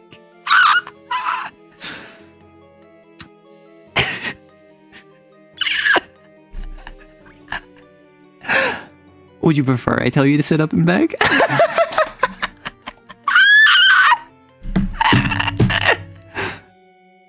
Pizza replacement therapy. I'm sorry. I'm laughing too much. Chicago style pizza, just tomato soup and a bread bowl. You understand? If I served this to someone from Massachusetts, they would say this is tomato soup in a really crusted bread bowl. Arrow, you just said Yeah, and perhaps that may be your inclination. Kanyuri. Oh yeah, Chicago pizza, great pie. Okay. You no longer have to speak formally. You may speak as informally as you wish. No, the thing I'm getting out of this is calling you out on your nonsense, which I don't think you could stop if you tried. Okay, I was talking to my friend yesterday, and this is the same friend who I made a tweet about how they are someone who has been in the content creator space longer than me as a VTuber, and so they jokingly, I didn't give this context, but basically they were just like, oh yeah, if it wasn't cringe, I'd call you senpai, and then I'm like, you realize you've been in the space longer than me, so you're my senpai, if anything. And then they're like, well, yeah, but like, you're better than I am. And I'm like, well, that's not what metrics or progress or size or anything doesn't matter. It's about seniority. So, hey, senpai. And then like, they were like, no, do not call me that. Which I found very funny. So yes, I am someone who is just unhinged. Friend I was talking to yesterday. First time I talked to them in like a month. I pick up the phone. They're like, hey, and like they're very low energy, and I'm just like, yo, what's good? And I just like, I don't know what it is. I was feeling completely normal, and they were like, you are so energetic right now. And I'm like, maybe it's because I'm not picking up the phone 5 minutes after waking up this time. I've been awake for a minute, and so apparently I'm just an energetic force of personality. So in regards to, I don't think you could stop if you tried. I don't think I could. My roommate, long-suffering, like victim of my shenaniganery. That implies you could move. What? I don't believe you, Arrow. I'm just stay silent. I love it when my chat rebels. It's so cute.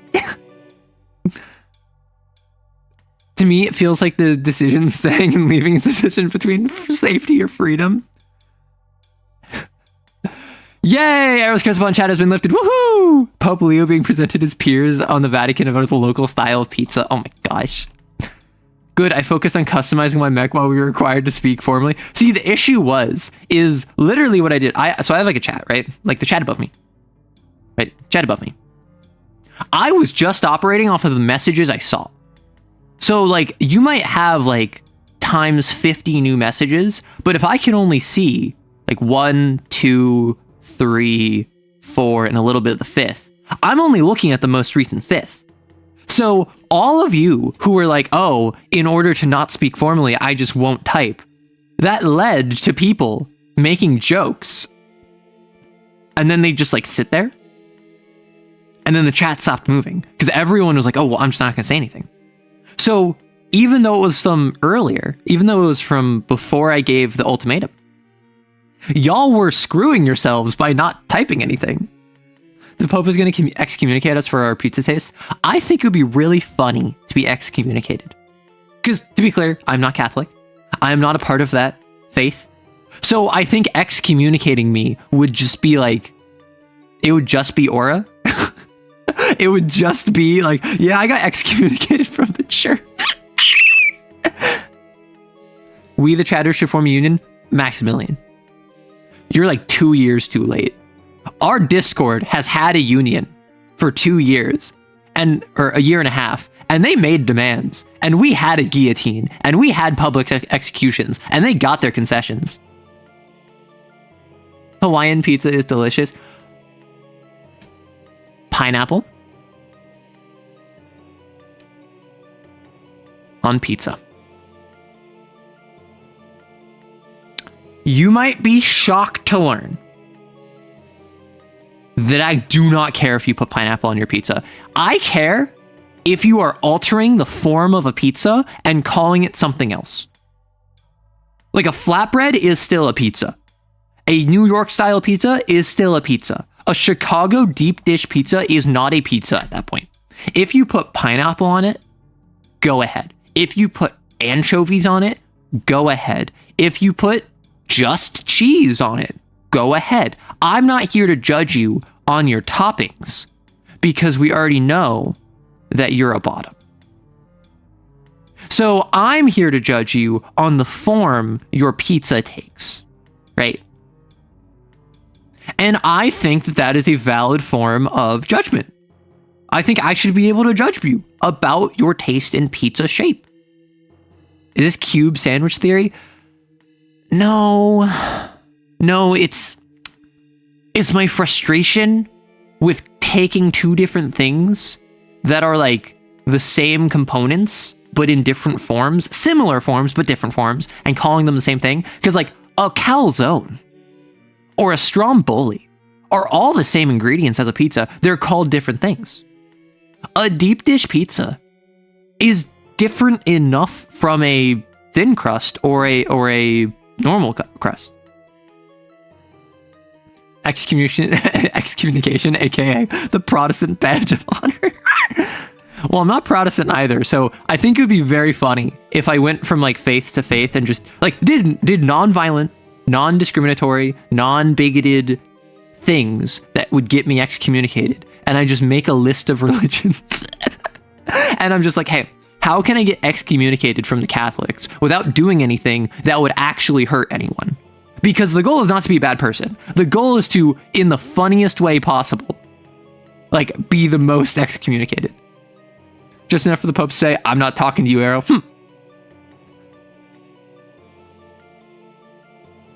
The Yuri should continue for morale to improve. A friend's uncle has been discommunicated. He never shuts up about it. Arrow cooks when? Honestly, like, I'd be down to do a cooking stream. My issue is that I'm always nervous anytime I do any stream that isn't just gapping. Because when I game, like, my viewership tends to go down. Honestly, the mini painting stream was pretty healthy, but also I think that might have been a lot because it was just yapping. I don't know how I would do a cooking stream. And I don't know what I would cook. I think what might be the most fun is if I could get to a situation where I'm doing, like for instance, Rory Worston, he cooks regularly. I think he might even bake. So like he has mentioned he wants to do cooking streams. That's something where I would feel more confident as someone that isn't very good at cooking, doing like a collab, like an off collab with him, where we both are cooking in the same kitchen, and then we would probably get up to shenanigans. But like I could also just do my own cooking. But like I don't know. I feel like you wouldn't want to see me cook because I'm bad at cooking. I also don't know how I would set it up. But if you're interested, please let me know. And whenever I say that, everyone's like, yeah, of course. But like literally, like on Discord, go to the suggestions channel and say like, hey, you should do a cooking stream. And then if someone else already said that, either respond to them and say like, yeah, do that, or give them a thumbs up or something like that. And like, let me know, because I listen to you. And a lot of people I think get shy and they think that I'll ignore them. But like, no, I care about it. I humbly request that the Yuri continue. These doomed lesbians enrapture me so. I know enough priests that we could make that happen. Listen. What are the ramifications of being excommunicated from a religion that I am not a part of? I have family who's Catholic, but like not close family.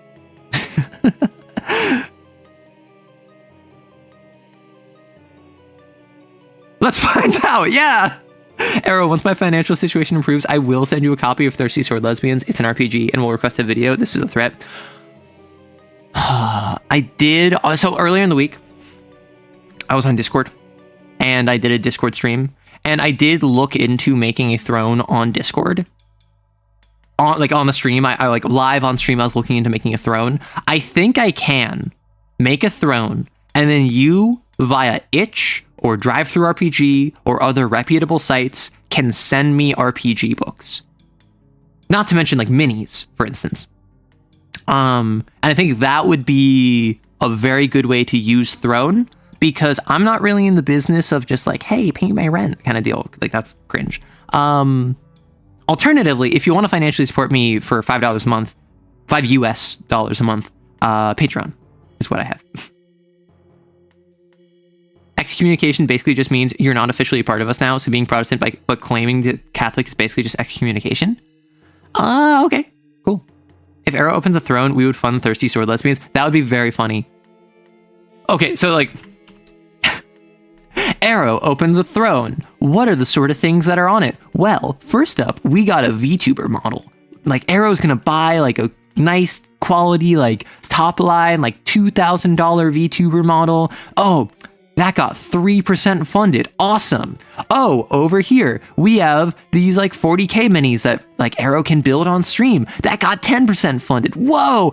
We have Thirsty Sword Lesbian. Wait, why is it 500% funded? How did you manage to fund this 500%? I thought there was a cap. Why am I talking about the Thirsty Sword Lesbians? Why do I have 5 copies being shipped to me? That's what I imagine would happen, right? I didn't know Throne was like a donation website. No, so Throne is a site where I can post like, hey, I want XYZ, here's the link. And then it costs 500 USD. And then you can donate $10 towards it. And then someone else can donate $10 towards it. Someone else can donate $1 towards it. Someone else can do $100 towards it. And then once it's fully funded, all of your money goes to Throne, and then Throne buys it for me, ships it to me, so none of you learn my address, and none of you had to pay more than you were willing to pay. And then the idea behind Throne is oftentimes, oh, I need a new camera, but I can't afford it. Can the community fundraise me a new camera? And then I get like a $400 camera because it's easier for like 40 people to each spend $10 and one person to spend $400. But I mostly know Throne from like other streaming sites, and they get their audiences to buy them stuff. That's what I think of when I think of Throne. I'd find a Thirsty Sword Lesbians or a made TTRPG thing. My issue is I don't know if Throne can do TTRPGs, because like I legitimately think Throne, if it can get me like drive-through TTRPG like PDFs, that would be an amazing way to get me checking out variety TTRPGs. My biggest hurdle, well, my 2 biggest hurdles, is money and time. People say, you should check out Drawsteel. You should check out Fabula Ultima. You should check out Thirsty Sword Lesbians. And I'm like, yes, that all sounds really cool. I can't afford to drop $60 on a TTRPG that I'm never going to play and I'm going to make like one video about, right? But if y'all are funding it because it interests you, then I can make that no problem, easy. It's not a financial burden on me. And then if you're interested, I can continue to make more stuff. And then who knows? Maybe I make a video on Exalted after y'all get the Exalted core books, and then I run a game of Exalted, right? And then I have a fun time with it. And then I can make more content about the game that I was running. And then we can have more Exalted content. Like, that's the kind of symbiotic nature I'm hoping for. Make one video with 1 billion ads. Listen, what I could do... Is this a scam? If I make a video that's like an hour long and I fill it with like 60 ad breaks, and then I say, hey, I'm gonna be real with you.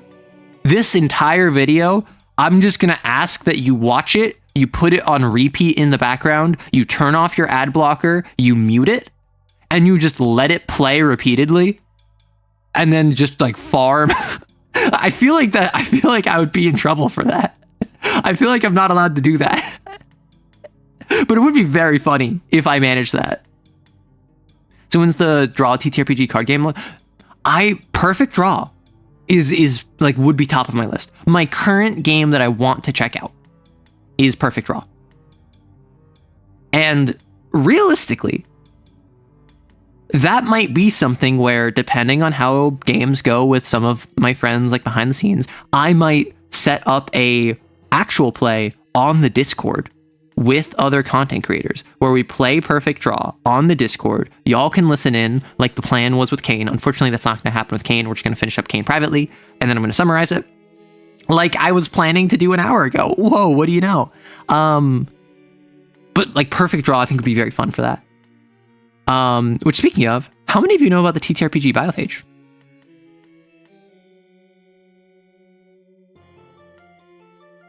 I think YouTube would get mad at you for that. I think it would, absolutely. Read a book and put an ad in between each chapter.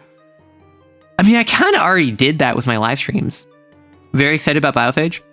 I have a question for y'all. How interested would you be in me recording the session I'm playing tomorrow with the Biophage dev and Rory? Because that's something I'm doing. like tomorrow I'm going to be playing I'm going to be playtesting Biophage with Fern, the dev, or one of the devs, sorry. Because Fern, I think, is the writer and game designer, and then works with an artist. And Rory Worston. We're going to be trying out Biophage. And I wasn't going to make any content about it. But if y'all are interested... Okay, I'm going to just send a message real quick and be like...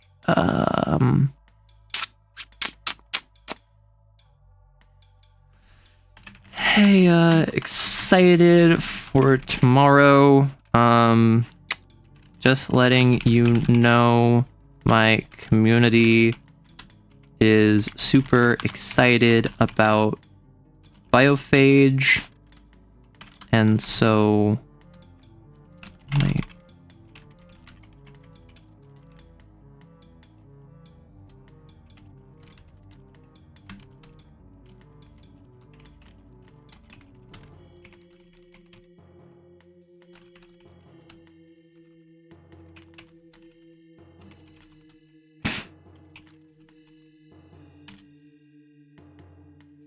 does anyone have anything they want to say about Biophage?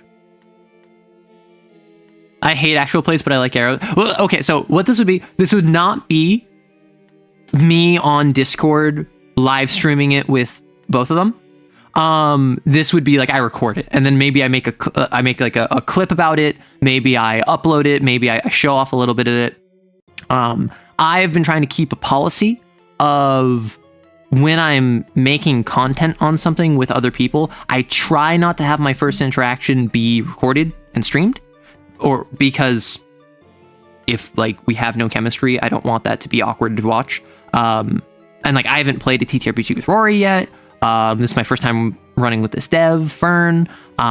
So I was going to avoid making content on it. But if y'all are that interested, Fern has mentioned like that they'd be interested. So I'm going to check with them, see how we're feeling. People would listen to you eating food for an hour. I appreciate the dog non-binary every time you say it. Do whatever you want to do, people watch. I always get nervous, just like how I get nervous every time there's a motorcycle outside because I think you might be able to hear it zooming by in a residential area. 2 players and 1 character, such a diabolical and clip-worthy concept. Okay, how many of you know Rory? Like, how many of you, when I reference Rorston, you know him as like either on YouTube or on Twitch? Because like he's a fellow VTuber, he's a real life archaeologist, and he is a menace. And I hate him. And he is my least favorite person. And so that's what it's going to be. It's not just going to be like, oh yeah, I'm hopping in with one of my friends. Like I am hopping in with someone. It's called Kismisitude. I've been told I have a Kismisitude with him. Because we hate each other. So that's what it's going to be. It's going to be that we hate each other. But I don't know what character we're going to play. All I know is that I'm going to be the host. And he's going to be the parasite. Homestuck reference? Yes, it's a Homestuck reference that I don't understand, but I've had explained to me like 4 separate times. Biophage is the orange one. So Biophage is the game where 2 players, there has to be like an even number of players. 1 plays a host, 1 plays a parasite, and they both play the same character. So in this example, I will play a human that Rory has bonded to. And so he has parasite powers that he has. It's effectively like Venom, like the Venom symbiote, but it can't leave. It's like bonded to me. And so I will be a human that can like talk to people and not be hunted by the government to be exterminated as an evil parasite. And he can do stuff like rip doors off their hinges and throw them throw them into car sides and like eat someone alive and tear all of their flesh from their bone. And so the balance is us having harmony for our character. That's the core of the system. And so Rory and I, like, obviously, Rory, that can't hold a candle to me when it comes to the hatred I feel. We just despise each other, and that's what makes it so funny. The same body. Well, you are the same character. You're not just the same body, you're also the same character. Yeah, you saw a YouTube video on the character creation? You can have an uneven number of characters if you want, and I think it would be interesting if you had player X plays Parasite 1 and host 2, whereas player Y plays host 3 and Parasite 2, and character Z plays Parasite 3 and host 1, and like they all like mix and match each other. I think that would be weird. As someone who always has not the full TTRPG group available, having Biophage be available to run for 2 people is super awesome. Yeah. Because Mises is professionally rage baiting each other. That's what we do. We professionally rage bait each other. Their bone, their singular human bone. X-ray shows a singular bone. All right, we're going to talk about Kane Yuri, but y'all seem more interested in Biophage. So Biophage, I don't know what the game is going to be like, but it should be fun.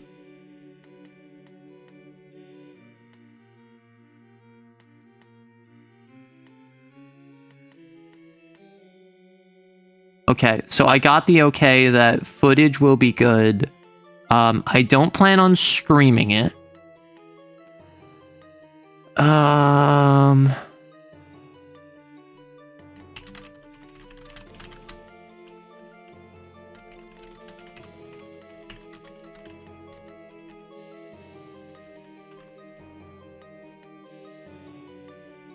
Yeah, so I don't plan on streaming it. I plan on recording it, and then I will probably do something like a small clip. My goal... I need to do girl frame, but this is a little bit more time sensitive. So... I'll see how I feel. I'll have the recording. Arrow Yuri. All right, Yuri.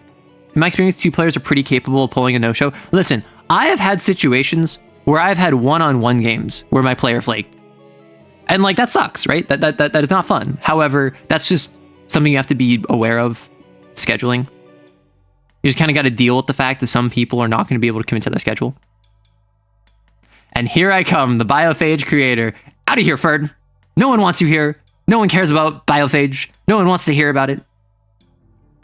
Man, I wonder what brought the Biophage dev here. Curious. Baiting arrow feels like it'd be equivalent to tricking a barrel rolling down a hill. That is very true. Like, yes, you did bait me. However, it was simply engaging in my normal course of action and pushing me through the natural forces of the world. Yeah. So, if y'all have anything you want to say about Biophage or your excitement, let them know. And I'm excited to try out the system, and I'm excited to, basically what I'm hoping for from the game is that we're going to have like a Venom situation where I'm just like, no, Rory, don't eat this dude. Do not eat him. And then he's like, come on, he doesn't need his legs. He can survive without his legs. And I'm like, fine, okay. Eat his legs. Seal the wound after? You got it, buddy. And then I let my symbiote eat this dude's legs because, well, that didn't kill him. It's not that bad, right? He's a hunter. He's evil. He basically doesn't deserve legs anyway. And so I think it would be really fun to lean into the idea of like, okay, you can have a little human as a treat. And that's my goal. Hi, Fern. Join us for the doomed Yuri. Oh my gosh. The half-asleep cashier not looking up from their magazine. The brain food is in aisle 3.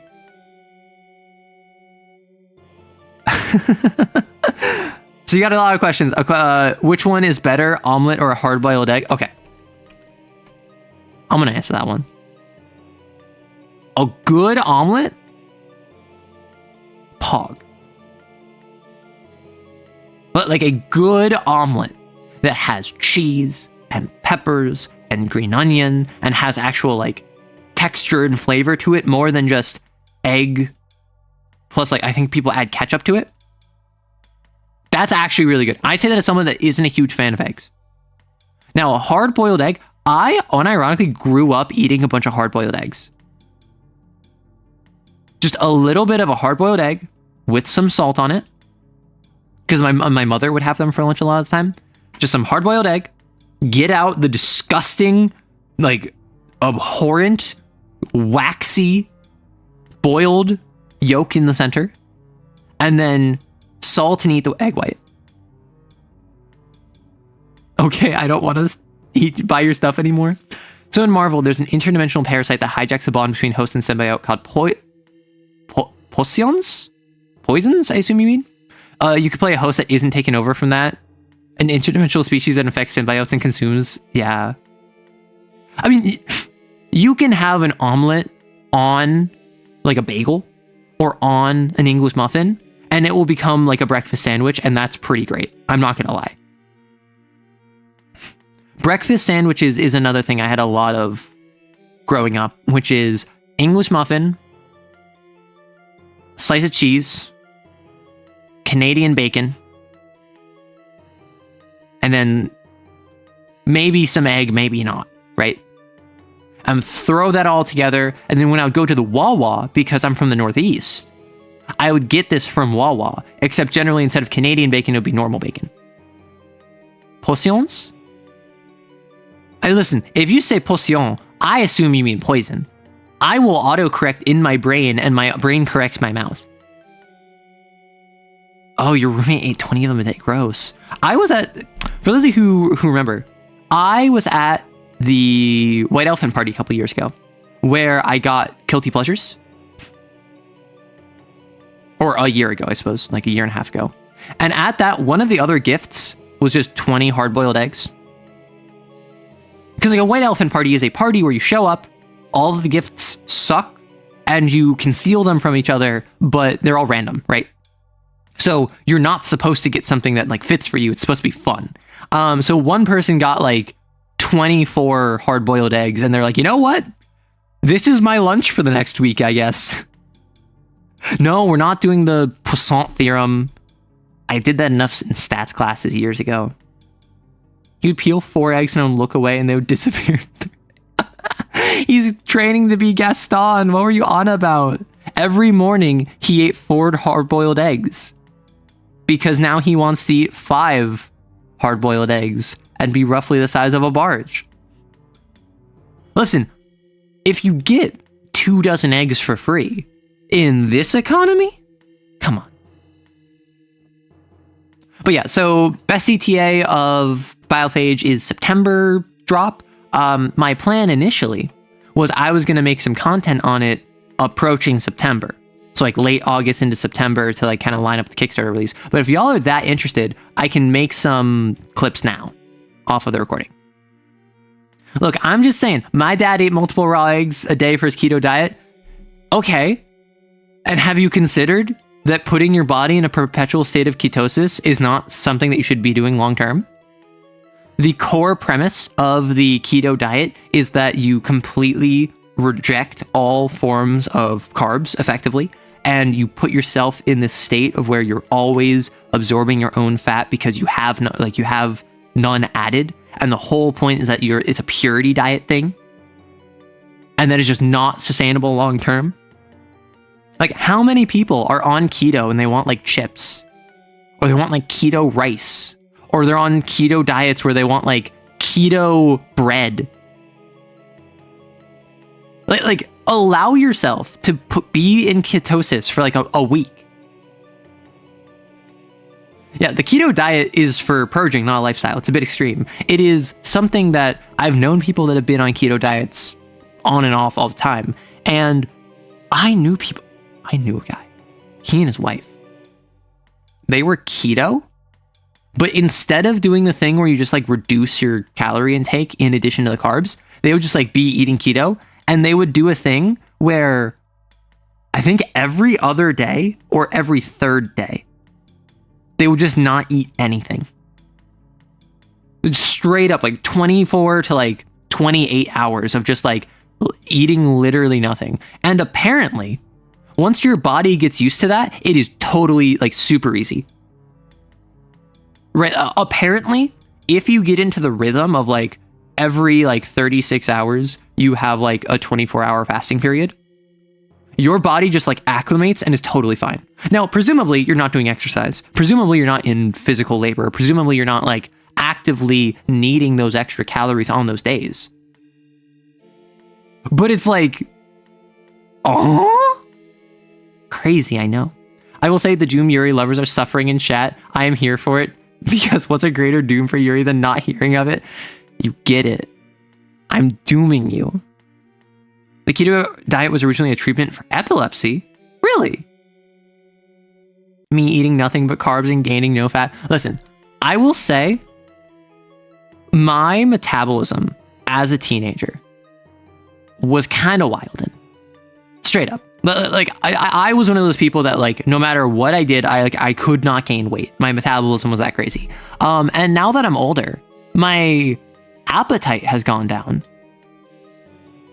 But maybe it's due to like lifestyle changes, maybe it's due to like exercise, maybe it's due to the fact that I'm eating healthier now. Like I'm still around the same weight I was as a teenager. Like I don't know what it is. Like I'm still pretty good metabolism, despite the fact that I have not been a teenager in quite some time. And maybe it's just that like as my metabolism slowed down, I naturally and independently started taking less calories. My appetite's gone down significantly, which I don't know if that's HRT. I don't know if that's my metabolism slowing. I don't know if that's an age thing. But like my appetite's gone down, so I eat less. Generally speaking, I'm eating healthier, and like my sugar content is down. Honestly, my saturated fats and my carbs, I think, are my two biggest issues. And everyone keeps telling me, including my doctor, no, they're not an issue. Stop worrying about that. And I'm like, but what if it makes me feel bad? Intermittent fasting, yeah. Self-mummification diet. No, a self-mummification diet is when you eat less and less and less until eventually you're eating like a single digit number of pine needles per day. And like you're not drinking water or anything. Like eventually you get to the point where like certain monks, when they would mummify themselves, they would eat less and less and less and less until they're not eating food anymore. They're eating like pine needles. And then they start eating a single digit number of pine needles. And I think that was mostly just for the moisture and the fiber. I don't even think that was like for any nutrition value. I think that was literally so that their stomach would have something in it and it would be minimal application of like moisture. I think that you still need to drink and get a... Okay, that's fair. Like...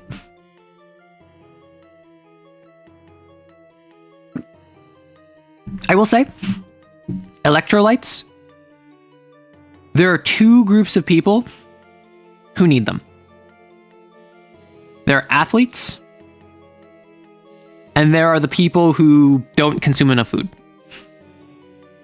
Most people do not need like Gatorade level electrolytes.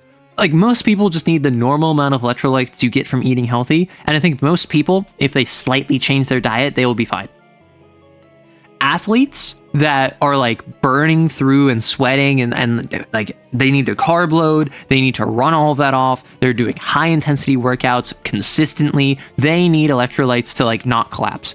If you are not eating enough food, yeah, drinking a Gatorade a day will probably really help you, particularly if you have low blood sugar, because that's a ton of sugar, that's a bunch of electrolytes. Like, yeah, it's not really calories, yeah, it's not really nutrients, but it will like keep you from collapsing. Why do you know it? Nerves, I think nerves are pretty fatty, similar to yogurt. The pine needles and bark they ate was kind of poisonous too. Wild. What would biophage diet count as, since they primarily eat human meat and nerves? I mean, human is keto. I think that you couldn't eat the fat. I think you need to trim off the fat, but I think that like the muscle, the skin, the veins, like the nerves, I think all of that would be keto because it's not carb loaded. Like the killer of keto is carbs. And if you're cutting off all the fat, my assumption is that it would be keto. There are monks in Tibet that still do the self-modification thing, right down to drinking poisons to help kill gut bacteria. Oh my gosh. Wild. Biophage diet is actually straight keto. Nerves are all protein and fat content and muscle. What? Is it eating fats instead of carbs? I'm not an expert in keto. I know people have done keto. I have never done keto myself. So if it's all fats, and yeah, even the fat, the liver would be most of limits.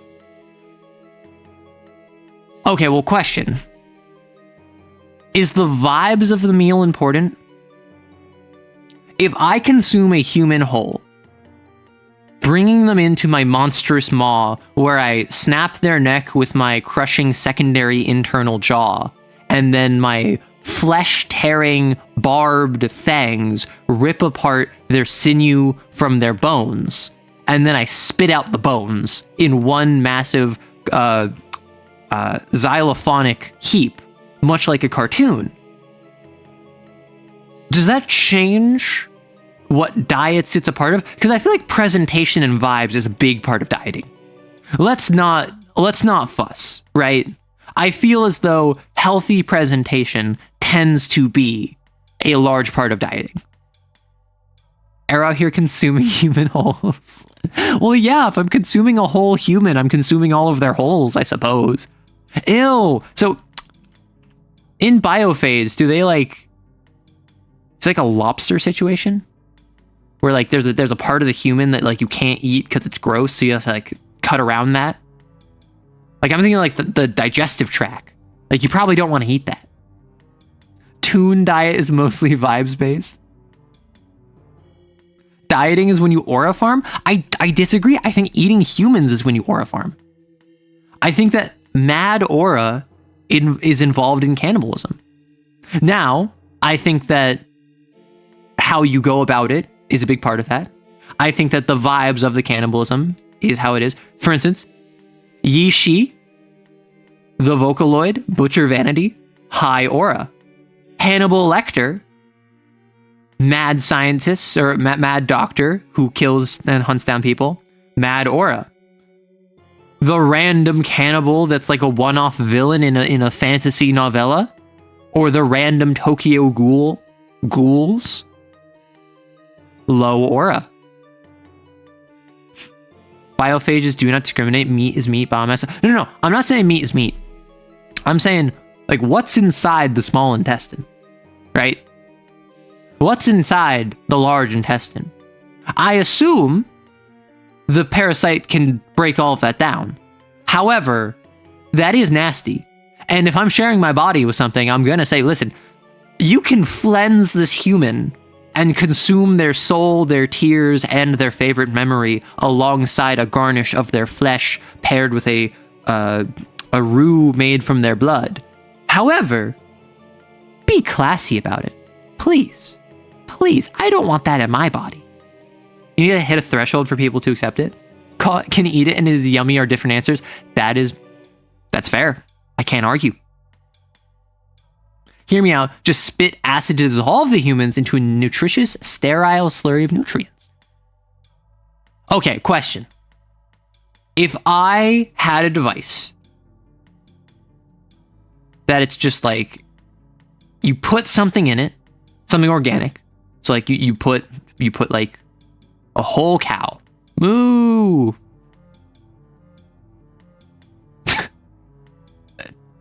This is my cow. How do you like it?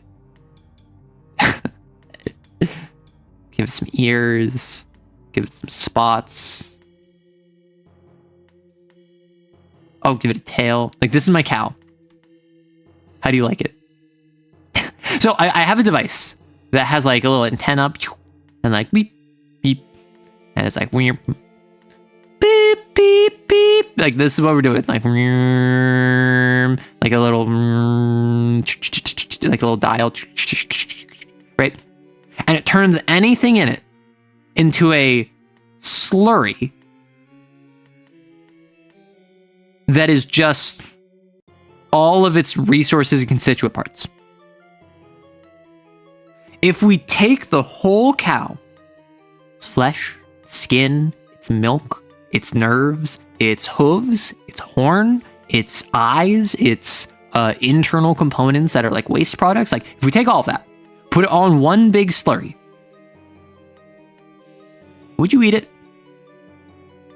Similarly, if we did that to a human, if we did that to a real human person, maybe dead body, right? Becomes this like amorphous nutrient slurry that is just everything together. Would you eat it? Absolutely not. Seems like a jellyfish. Hey guys, today we're adding half a liver since the garlic left way too powerful taste. What if Biophage eats but like a spider? I think that'd be cool. Like, you cannot escape the Pogasquark. You cannot escape the Pogasquark. We just reinvented the Pogasquark in Biophage. We, as a host, climb up onto a rooftop. We look down. We stare down at a random person. We leap down. Our Biophage forms a protective shield above us. We smack into them, crush their skull instantly, but that don't matter because then our Biophage parasite forms tendrils that we wrap around them. And we inject them with a dissolving acid to dissolve them from the inside out. We have reinvented the Pogasquark, except now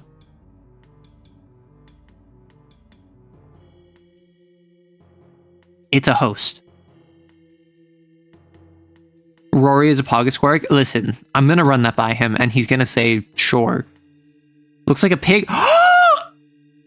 What? Oh, I know why. I know why. I know why. Okay, now what does it look like? Arrow, you were describing a blender? No, blenders don't use acid. When was the last time your blender used acid? I feel like this net number of gross bits to yummy bits in Biopaste would tend towards gross. I agree. That, okay. Same device. Cow. Device, eat, nutrient slurry. Dehooved, dehorned, but still all of the internal components. Like remove all of the external bits that are inedible. Like for instance, nails from a creature, claws from a creature. But we leave all the internals, all the bones, all the intestines, all the offal. No udders still. Oh, it's a boy cow. It's a steer. Stop making your assumptions about the gender of my animals. Let's not comment on Arrow's art skills. It has backfired in the past. Listen. You tell me this is not the face of the destroyer. You tell me this is not a horrifying visage to come across and have wrap you up in tendrils, inject you with acid to dissolve you from the inside, as it whispers in your ear. Woo woo. And that's the last thing you hear before you die. Tell me that's not horrifying. What's the point of eating meat without the primal joy of ripping and tearing? I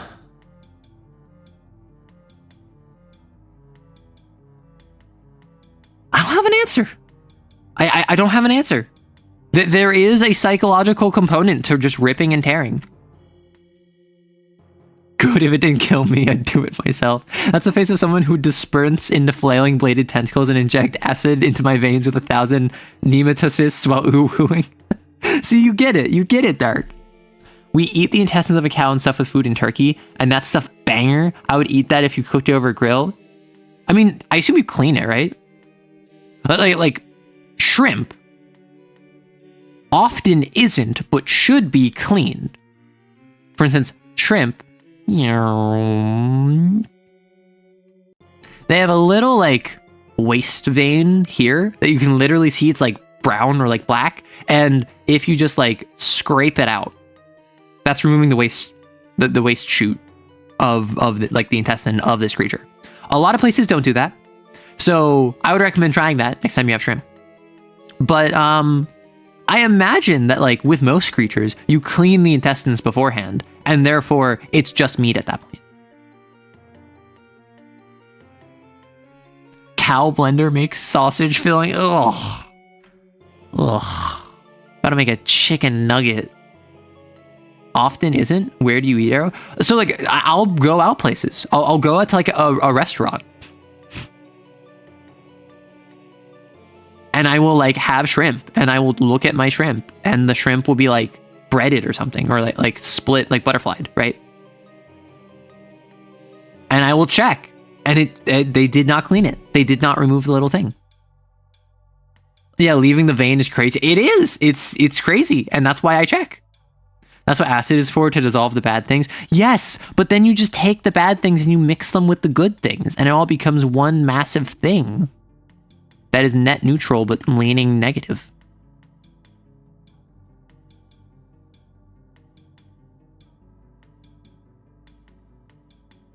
Sorry, I saw this and I was like, this is robot material.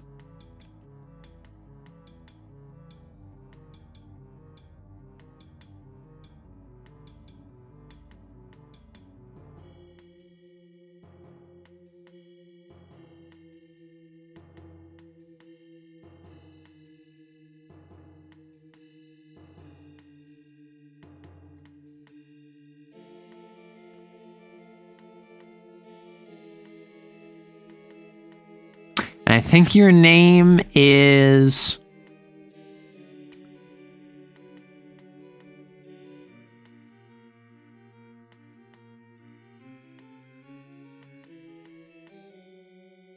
Skrunkle5 or Skrunkles. This is your new friend now. He's gonna come in your computer. It's gonna be in your computer now. I think it's illegal here where I live. Y'all are making me hungry for a steak. Cooking stream idea, hear me out. Pizza bread. What is pizza bread? Like just a dough for pizza crust? Good robot. We don't talk about what happened to Skrunkle 1 to 4. Skrunkle 5 may or may not have been responsible for the deaths of 4 other Skrunkles. But Skrunkle doesn't like talking about that, and you wouldn't want to make Skrunkle uncomfortable, would you? Licorice! I saw that. Gosh, my player was making jokes about that. Well, actually, rather, I was making jokes about that yesterday, and I'm gonna blame my player for it. Do we even want Cane Yuri at this point? Is this even why you're here? Are you even here for the Cane Yuri? Do you even care about Cane Yuri? I don't even know. So, weren't we talking about Doomed Yuri? Ms. Aerokiss John Lancer Kane Biophage Yuri writes, yes. One of you said yes multiple times. I'm not counting that. Yes. Okay, that's still a lot of yeses. Yeah, so it was a session. Like, it was fine. Nothing really happened. Anyway, after that, what are we thinking next? Like I don't really have anything to talk about now that we kind of like went over the long and short of the Cane Yuri. Like, nothing really happened. Okay, so after the 2v2v2, we came back like a month later. I care about the Cane Yuri, but I do like hearing you talk. Aw, thank you. Cane Yuri, we started where I asked my player, Hattie, what do you do? And this is basically just because like I wouldn't have done this had we already been in like the thick of it, but we haven't played in like a month. So I was like, what do you do? What's a thing you do with some of the other Valentines? And so Hattie explains Cane Can't to them. And Cane Can't is a system that I made for my setting where exos, particularly those tied to the gammas and those that do administrative work / pickups, the idea of missions that are you do solo or with only one other XO that are 3 cat or lower less than you, meaning you are going on like a cat 0 hunt as a cat 3. You are going to watch over some temerity researchers and guard them as they travel from one spot to another doing some research over the course of a week. You are doing this thing that is easy. And so you, 1, don't advance in cat after it, and 2, get less script. But also it's like, if you're fighting a cat 0 sin as a cat 3, you're probably going to win without much fuss. So it's generally considered easier and more favorable than going on a normal hunt where you're a cat 3 fighting a cat 3. So there's this thing called cane can't that exos off doing admin work will often leave for each other. And one of them, the example symbol that I gave my player, is this. And it has 4 markings that might be a part of it. This means that they can't hear you. This means they can't see you. This means they are tracking, this means that there is audio surveillance by Kane. This means that there is video surveillance by Kane. This means that there is grace tracking by Kane, specifically targeting XOs, and this means that there is grace tracking by Kane targeting sins. So out in the admin work, out in the pickup that Hattie did, she came across a symbol that looked like this. So that meant the location she was at, I think it was this. The location she was at had the symbol, Kane is listening. Kane is monitoring for XO signaled grace signatures.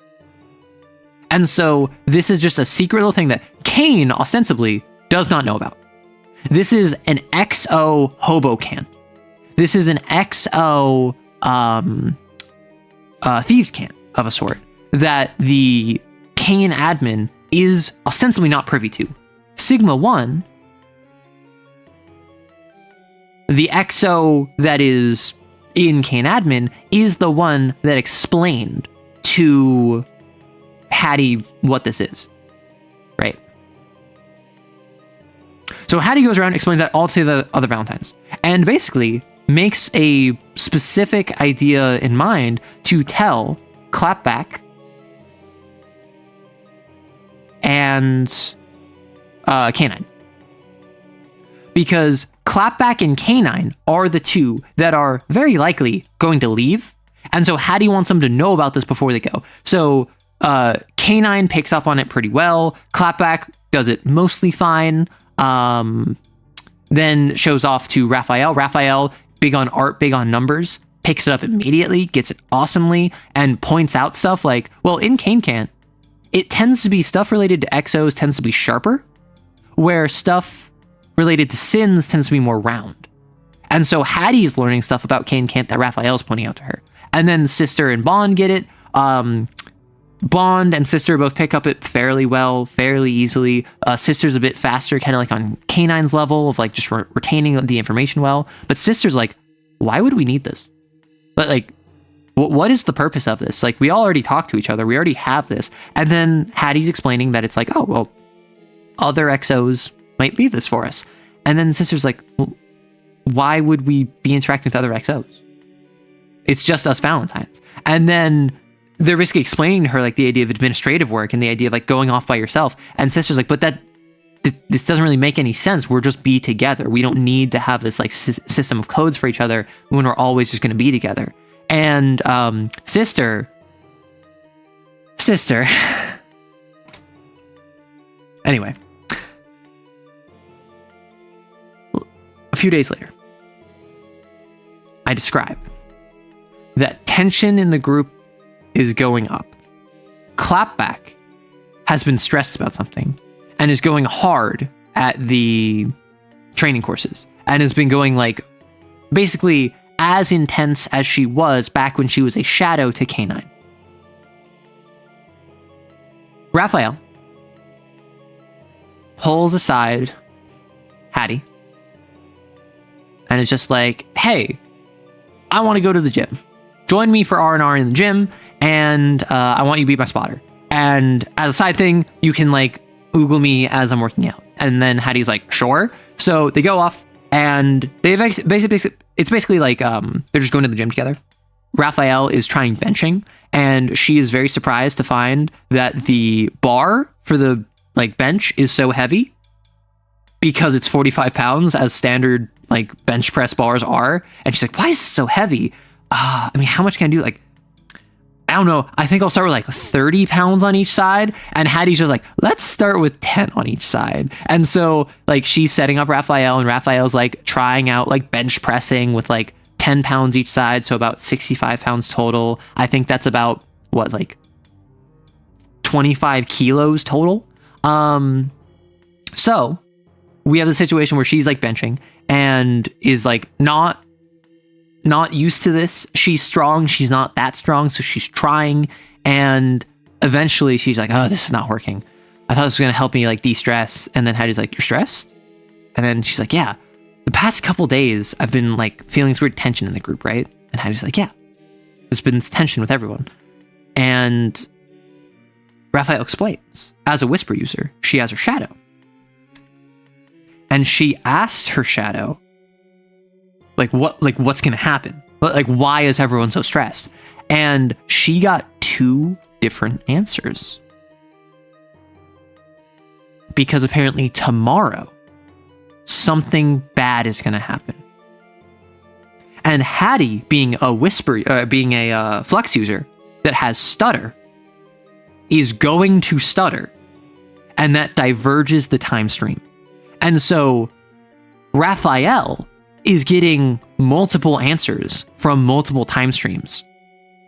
And so she can't make out what's going to happen because she's hearing 2 different answers from 2 different timelines at the same time. And so they're talking and they're trying to figure it out. And Raphael, they have some banter about how Raphael is pointing out how difficult Hattie makes everything for her. And Hattie's like, well, here, I thought you liked that. And Raphael's like, well, yeah, I do like it. However, like, it's weird that I can see the future, you can go back to the past. We're kind of opposites like that. Which I was talking with Clapback, and Clapback was saying how she and K9 are the same. And so it's kind of weird that the couples in the Valentines are one has the same blasphemy, one has the opposite. And then they have some arguments, and like they kick, and like Raphael kicks Hattie and like knocks her to the floor, and they're like laughing and all that stuff. But eventually Hattie says, how about you try again? And this time, she sat there. We have Raphael sat on the bench, Hattie next to her holding her hand, and Raphael closes her eyes and says, after like thinking about it, meditating, thinking about the whisper vision that she has, she contacts her shadow, and she says, fire, clapback, alpha, snake. This is what she gets. She can only interpret one of the timelines. She's not sure which one it is. She just knows one of them is fire, clapback, alpha, snake. Unclear. Doesn't know what any of this means. Hattie immediately stutters and tells Raphael, fire, clapback, alpha, snake, and Raphael's like, what? And then Hattie's just like, that's what you said. And Raphael's like, wait, did you just stutter? And she's like, yeah. Like, this is so weird. Like, I hate you knowing things that I don't know. Like it's so odd to have you tell me what I saw from my shadow. And then they have a realization. Wait, you just stuttered. Raphael's like, do you think maybe that will have me see the other timeline? And then Hattie's like, try it. And so she closes her eyes again. And this time it's rubble. That looks like bubble. Rubble. Ruin. Fortitude. Gauge.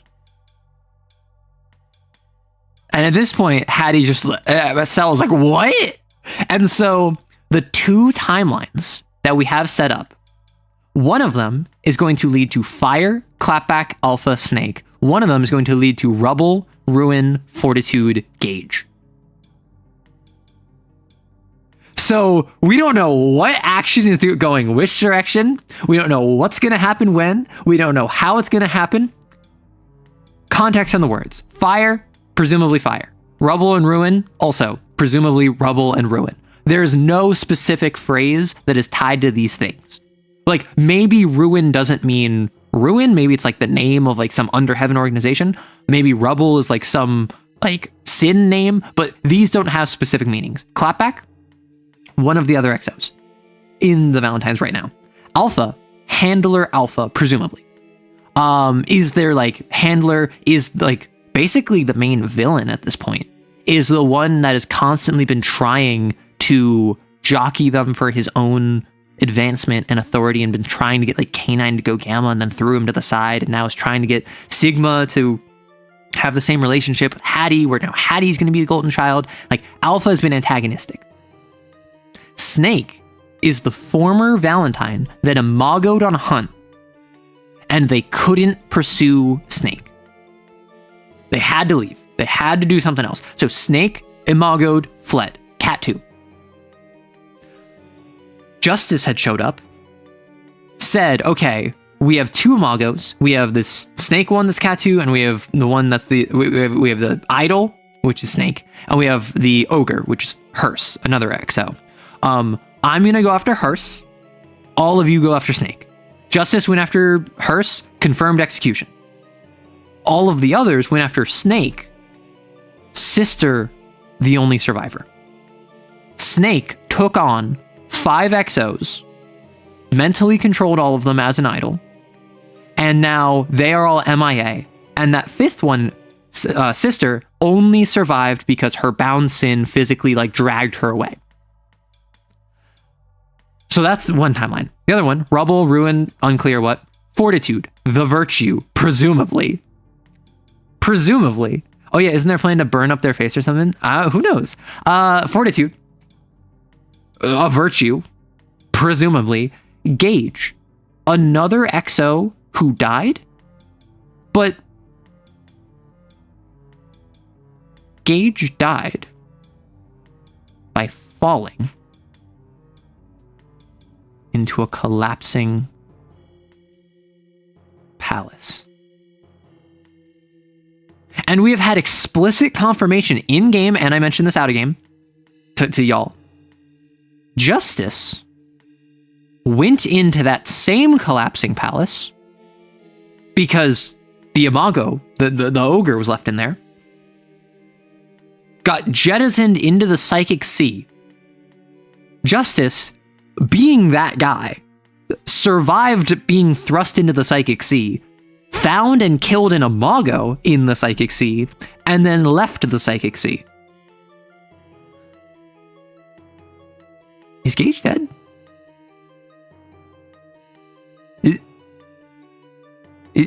Is Gage dead? Gage may have survived. Like, everyone just assumed Gage died, but it's a legitimate possibility that Gage is alive. Yeah, the time where you don't meet Fortitude is probably the better one. So, these are the 2 timelines. No idea which one is which. No idea what's going to happen. All we know is tomorrow, something bad is going to happen. You are going to stutter, and your stutter will bring us to one of these timelines. If you don't stutter, it will bring us to the other. So, yeah. I asked my player, like, hey, do you want to do anything else before? Or I was like, hey, like, so at tonight. And then they're like, actually, can I do something real quick? And then I'm like, yeah, of course. So they, after all this, I think they also have like a sweet moment with Raph. But like they have some nice moment with Raph. In most scenes with Raphael and Hattie, if you don't know this about me as a writer, not even just me as a GM, but just me as a writer, I very much like, hey, this scene is about topic X. It's going to be introduced with topic Y. We're going to start touching on topic X. We're going to have a diversion over to topic Z. Then we're going to kind of come back to topic X. And then we're going to finish the conversation, kind of go into topic A. And like topic X might be, I'm having these visions of the future and this is going to be really bad. Topic Y might be like, hey, I want to work out in the gym. Topic Z might be like, you drive me wild. Our powers are so different. And then topic A might be like, hey, I'm like really glad that we're in a relationship kind of deal. Like, I love Yuri, right? So like, I'm the sort of person where the scenes I run tend to have a lot of, I get compliments on this. I tend to find it more organic because it's not just like, let's talk about X and then let's talk about Y and then let's talk about Z. It has a little bit of back and forth. Usually something like Z will be really short. Usually something A will be really short. Usually something like Y that introduces it will become more medium. Where X will generally have like 2 medium length sections instead of 1 long section. So anytime Raph and Hattie are interacting, assume that there is some kind of cute moment. Assume that there is some kind of like, I care about you, or like, I'm glad that you're here with me. Like, thank you for supporting me. There's always something, because that's just kind of how I run my scenes. And in this particular instance, it was like, hey, I wanted to work out. Wow, went in the base. I wanted to work out because I'm stressed. That goes into the conversation about the actual why I'm stressed. That goes into the conversation about their powers. That goes into the conversation about about the future and the stress. And then it goes into like, hey, what are we going to do going forward? Also, like, we're cute and we're romantic or whatever. So just assume that. Disclaimer, right? Hattie catches K9 as he's leaving the bathroom, like after he showered,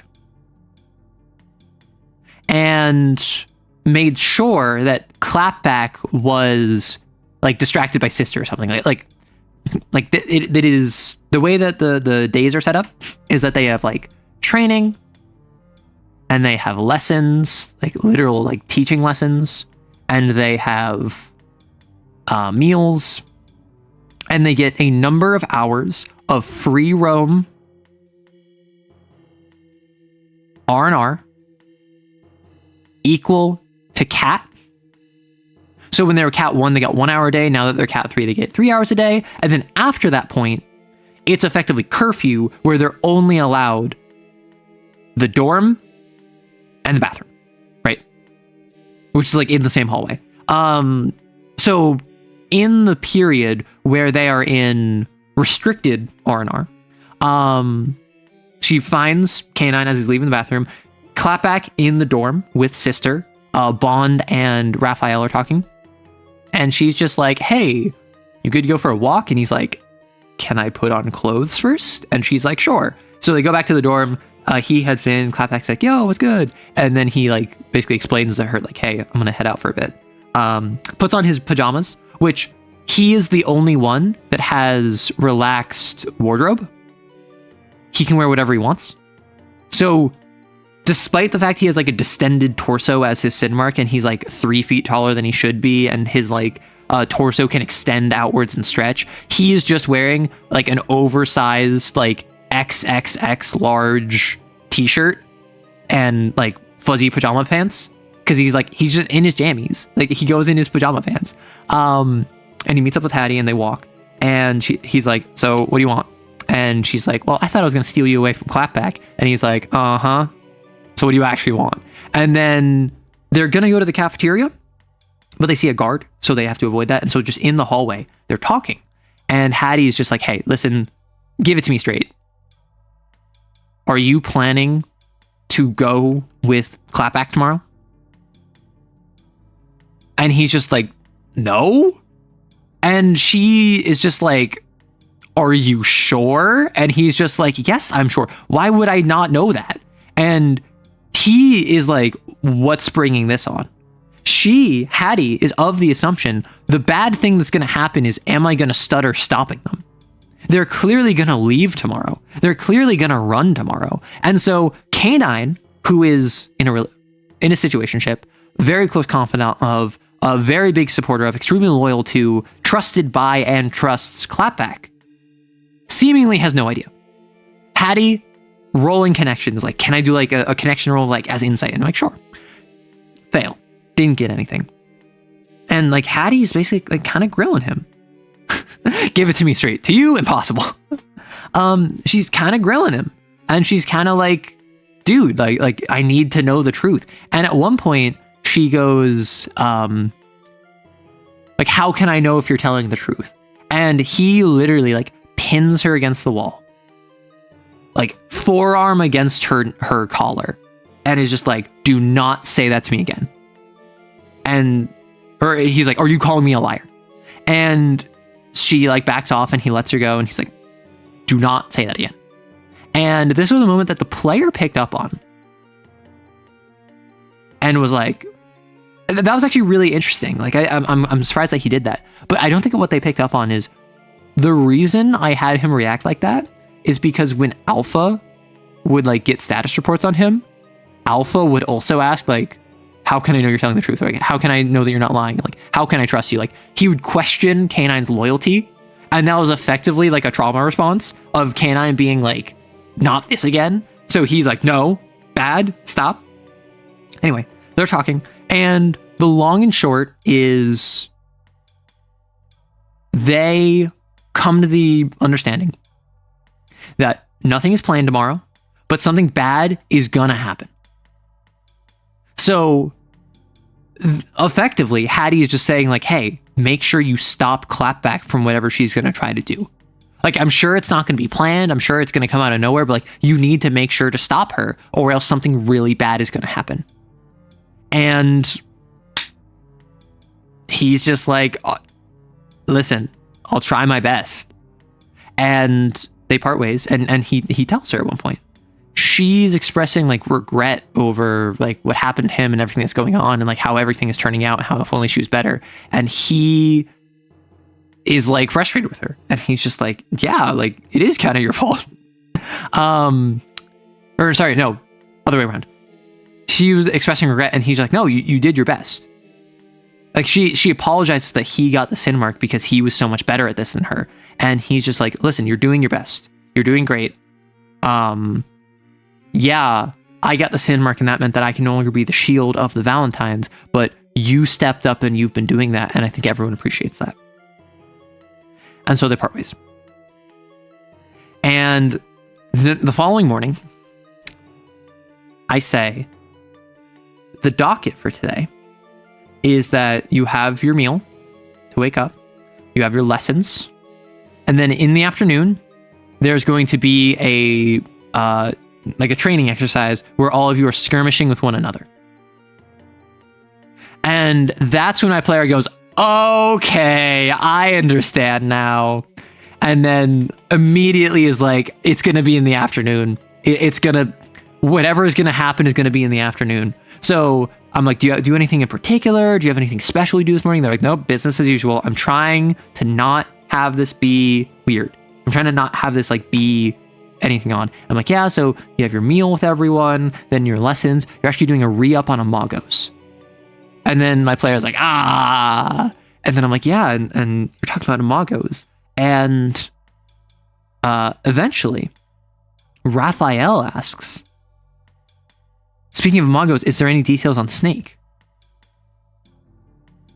And Alpha is just like, what? That snake-looking one from Resplendent Echo? Don't worry about it. And everyone's like, huh? And so they're like, what? What do you mean don't worry about it? And he's like, that's no longer...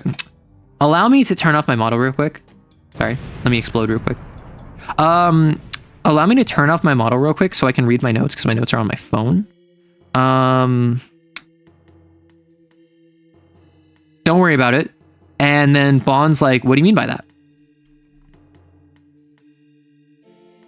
I mean, I could add a Fugi. Do I have my Fugi? Please hold. Okay, what I'm gonna do.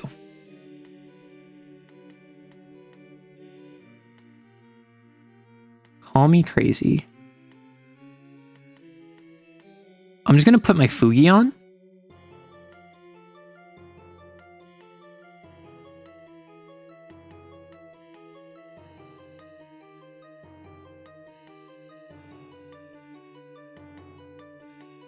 Because I need to read my notes for this. So I'm very sorry that I have to do this to you.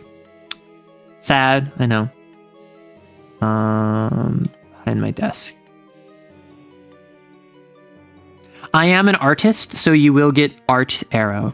I hope you don't mind. So, Bond's like, well, so Raphael asks about Snake, and Alpha goes like, the one from Resplendent Echo? Don't worry about it. Bond asks, well, what do you mean by that? And Alpha says, it's no longer under Epsilon's jurisdiction.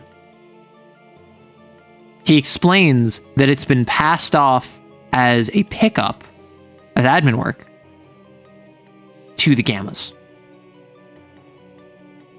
And Clapback's like, that's BS, that was their friend. And Alpha says that's the exact reason why it was given to the Gammas, is because none of you were in a state to pursue this. It already took out 4 assets. And then Sister stands up and says, they're not assets, they're Valentines. And so she has a bald fist that is shaking as a single hair-thin strand of grace going from her palm to the back of Rancor's neck is holding on to the vibrating, jubilant Rancor that looks ready to run off the leash at Alpha. Alpha looks over the room and realizes that everyone is pissed off and he's surrounded by 6 XOs. And he says, you know what? Lessons done early. All of you can go get some R&R, and then I'll come fetch you when it's time for the skirmish. I must describe the Rancor evolution. Why? I already have. So the Rancor evolution, Rancor began as like a fish, like a dog-sized fish creature with a weird jagged tail, like a fish tail, spider legs, and a series of tentacles wrapped around a canine skull that could flare back to reveal this like purple dripping ichor that is acidic and would hit the ground and then it would like sizzle for bits and then disappear, covered in scales. Now, Rancor has since gotten much larger. Instead of being the size of a dog, is closer to the size of a large wolf or like a Great Dane. Has 2 tails, both of which are still crooked. Has spikes running across the back. Has much larger, thicker spider legs.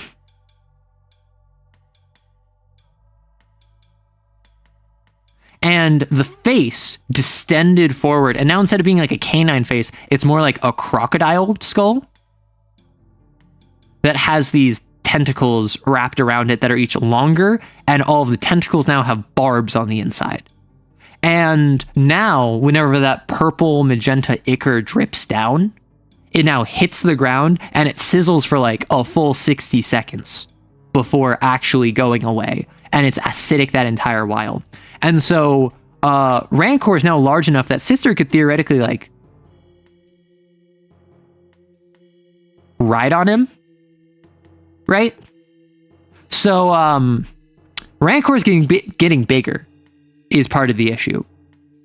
And so Rancor is like large enough to be like a giant massive creature that you have to like be wary of. And Alpha is like, yeah, you can just head off to R&R. Like, no issue there. And Hattie is like, well, no, we want more details. All of the XOs, all of the Epsilons are like, give us more details. And so they're like, we're not leaving until we get more details.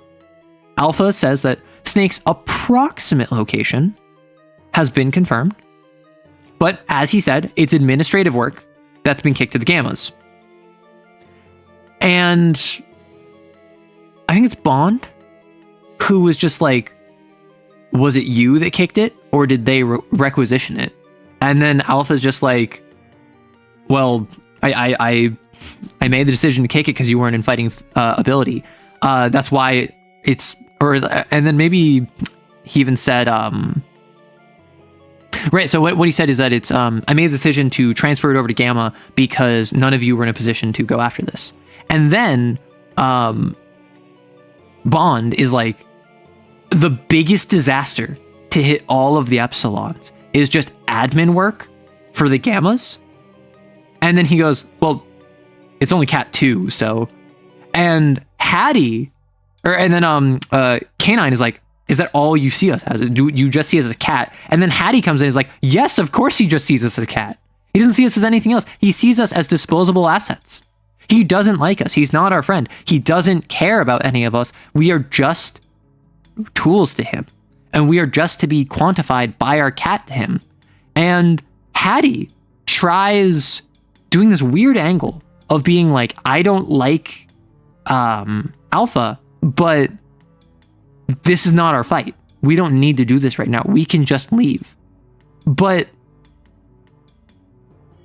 all of the others are not having that, particularly Clapback. Clapback is just like, no, I'm not going to let him like talk about us like that. I'm not going to let him talk about our fellows like that. Sister is livid, is pissed. Raphael is looking at Hattie and is just like, I think now's the time. I think now's the time. Like, let me know if you stutter. Let me know if you stutter. Because like Raphael has had anxiety for days now about what was going to happen. And now we're at that point and Raphael still doesn't know what's going to happen. Right?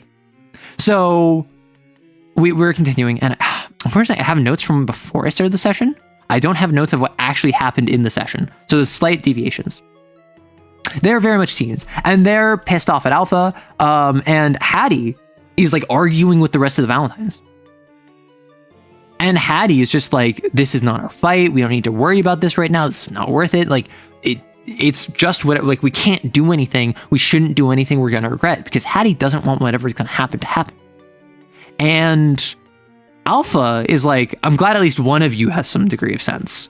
Now, if all of you would leave and go take the R&R I'm giving you, that would make this easier for everyone. And then Hattie kind of like snaps back at Alpha and is just like, no, like, we're not going to leave until you actually give us more appreciable info. Like, that's the cooperation. That's the price of our cooperation. Alpha says, I don't need to negotiate with you. I'm your superior. I'm your commanding officer. And then at that point, K9 says, or he's like, this, I can make it in order if you want. I'm deserving of your respect. And K9 goes, do you really feel like you're deserving your respect? And Clapback goes, do you really think we're going to listen to any orders you give? And at that point, Hattie's like, whoa, okay. Steps up in front of Clapback as Clapback stands up. And now, in response to Alpha, so like, Alpha's over here, Clapback stands up. So Hattie gets in the way of Clapback and Alpha. In response to that, Bond comes up to Hattie, puts a hand on her shoulder, tries to like pull her away. Raphael comes up and starts like glaring at Bond. And Sister's over here with Rancor, barely holding him back from just annihilating Alpha. So now we have like a 5-way standoff of like Alpha is being stared at by Clapback. Clapback is being stared at by Hattie. Bond is trying to sway Hattie away. And Raphael is trying to get Bond to back down. Because like Raphael is ride or die with Hattie at this point. Bond wants to keep the peace with all the Valentines. Clapback is trying to stand up for K9. And K9 is like the only one still sitting. He's the only one that hasn't like gotten up to get in the face of this. And at this point, I'm so sorry. I can't remember what was said next. Because my notes, like there's a 15-minute chunk that I didn't plan for that we talked about and had it back and forth. So assume it was really cool and interesting and put a message in chat being like, whoa, that one part where Arrow was saying the thing was really awesome. And it was basically just more of this tension. It was more of Hattie effectively taking Alpha's side and saying, let's just go. Alpha being like, good, at least one of you can listen to me. Hattie biting back at Alpha and being like, I'm not listening to you because I like you. I'm listening to you because it's the smart thing to do. And we're not going to leave until you tell us what we want to know. This division of, are we going to listen to Alpha when we clearly have the upper hand? Or is Alpha going to be the one to tell us what to do? And at one point, K9 gets up and like says something. And I think K9 gets up and, oh gosh, he says something that I can't remember. And he is like saying something defiantly against Alpha. And it's just like, this is, you say it's not a negotiation. We're the one with all the power here. And so Alpha goes, well, Or no, I'm so sorry. I'm really blanking. I'm really blanking on this, and I feel really bad. It wasn't that K9 said something. It was that someone mentioned something about Alpha, his thoughts on them again. And Alpha starts describing them how Clapback actually has potential. Clapback, as a Cat 3, one mission away from Cat 4, no sin marks, has gone on admin work. Like, she has potential. She can do this. She can go Gamma, unlike some in the room. And I think that he was like complimenting Hattie. He was complimenting Clapback, unlike some in the room. And Clapback at that point is just like, he steps up and tries to say something. And Alpha just says, "Where was that bark from before, Hound? Or are you finally ready to listen to your superior again?" And K9 tries to say something. He tries, like opens his mouth to respond and just kind of can't. And K9 goes, "Come on, to the dorm, all of you. If you're actually going to listen to what I say now, instead of just trying to continue this tirade." And K9, like, pauses, and he looks at all the others, and then he takes a step forward, and he's going to start walking towards the door. And that's when Clapback walks forward and, like, physically pushes Hattie out of the way, and walks right up to Alpha's face. And Clapback just starts cursing him out, starts insulting him. As she's cursing him out, Alpha, like, calls out to the door, and 2 guards come in. But what I've established is that in the facility, these are like security guards. These are cops. These are like, they have a vest, they have a gun, they have a taser, they have cuffs, and they have a radio. And that's basically it. Like, they don't have anti-grace material. They are there to have bodies, ears, eyes, and report back, right? Right? So he is getting cursed out by Clapback, and he's just like, "You done?" And Clapback says, "I'm not even close to done. The only reason you could get away with what half of what you did is because K9 took all of it. You abused the sweetest, bravest guy I know, and you tore him down and you knocked him down until he didn't realize he didn't need your permission to stand back up." And she's just like laying into him. She is just trying her best to just get catharsis and vent and defend K9. And Alpha's response is, for all his faults, he understood his place. If only you did. And so she punches him right in the kisser, right across the face. That is, Clapback has now punched Alpha twice, and Beta once. And so Alpha goes, "Oh, I could overlook that once, and maybe I can even overlook this twice. Even with the fact that you've also hit, or even with the fact that you've also punched Beta. Because I see a future for you, but do not dare lay another hand on me. You are Gamma material. You are almost there. Do not throw away your future." And that's when Clapback grabs him by the collar with her right hand, pulls back her left hand and says, "Oh, you want to see throwing away my future?" And her hand catches on fire, and she plants her hand on Alpha's face. And at that point, Hattie stutters. At that point, Hattie stutters, goes back to right before she grabbed him. So she just punched him. She just like did all that stuff. And Hattie bursts out laughing, falls over laughing because she thinks it's so funny.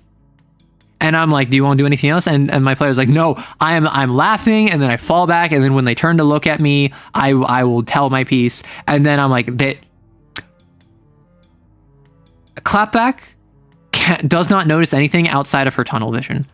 She still does the exact same thing, lights her hand and plants it on his face. So Hattie goes, "Ah, darn it," and stutters again, goes back again. Stuttered a couple times now. We're now at the point where Clapback is approaching Alpha and is about to grab his collar. And at this point, Hattie grabs Clapback. So Handler Alpha's here. Clapback is here.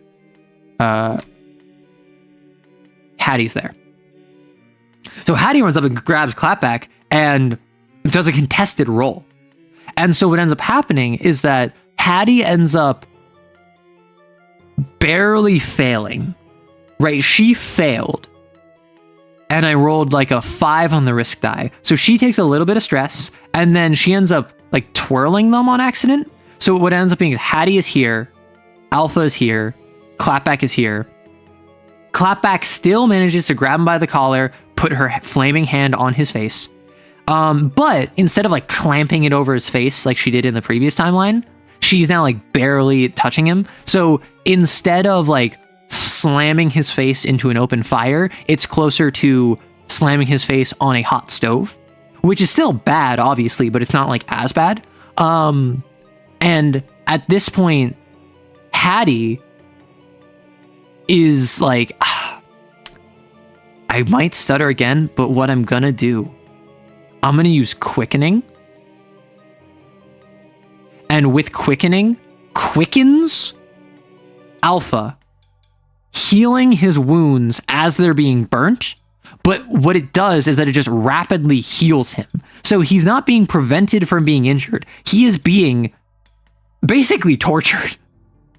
And he is effectively having one moment stretch out into many, many moments of his flesh rapidly heating and then being charred and healing and then being heated again in the cycle.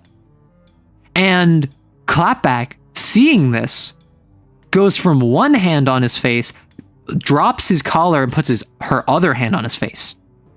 At this point, the guards come up to try and grab her, and Canine gets between them. Like literally stretches, like Mr. Fantastic stretches his torso around and like wards them off. And at this point, quickening describes that humans will likely fall unconscious. And so he's screaming, he's in pain, and Clapback is saying,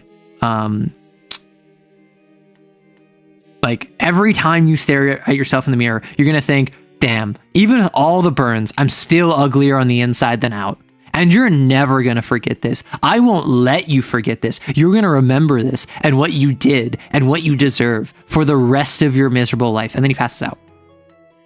As his entire face is being seared and healed and seared again, Hattie just backs off his point. She's like, I did what I could. I'm out of psyche bursts. And he drops.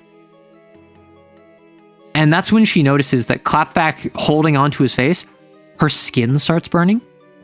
And the fire starts spreading up her arms.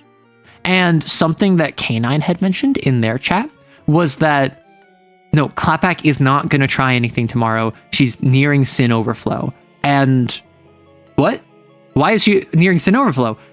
Well, she's been going hard. She's been really stressed. She's been pushing herself and she hasn't had a chance to recoup. She's been more stressed. She's been pushing herself harder. She is not at a good point, and we're not going to do it now. Now, over the past few days, a little at a time, we've been spending all of our scripts so we have supplies, but we're not planning on anything soon.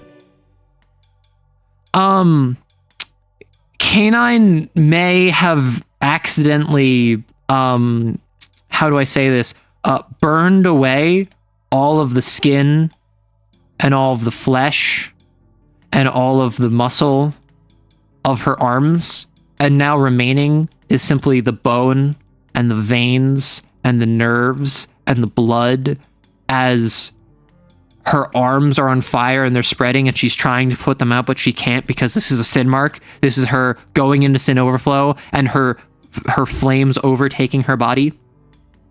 And so they see a flash of light behind her as she lets go of Alpha and Alpha hits the floor. She's staring down at her hands. She's basically going, what did I just do? She's staring at her hands. Her hands are on fire. They're not going out. And they look behind her.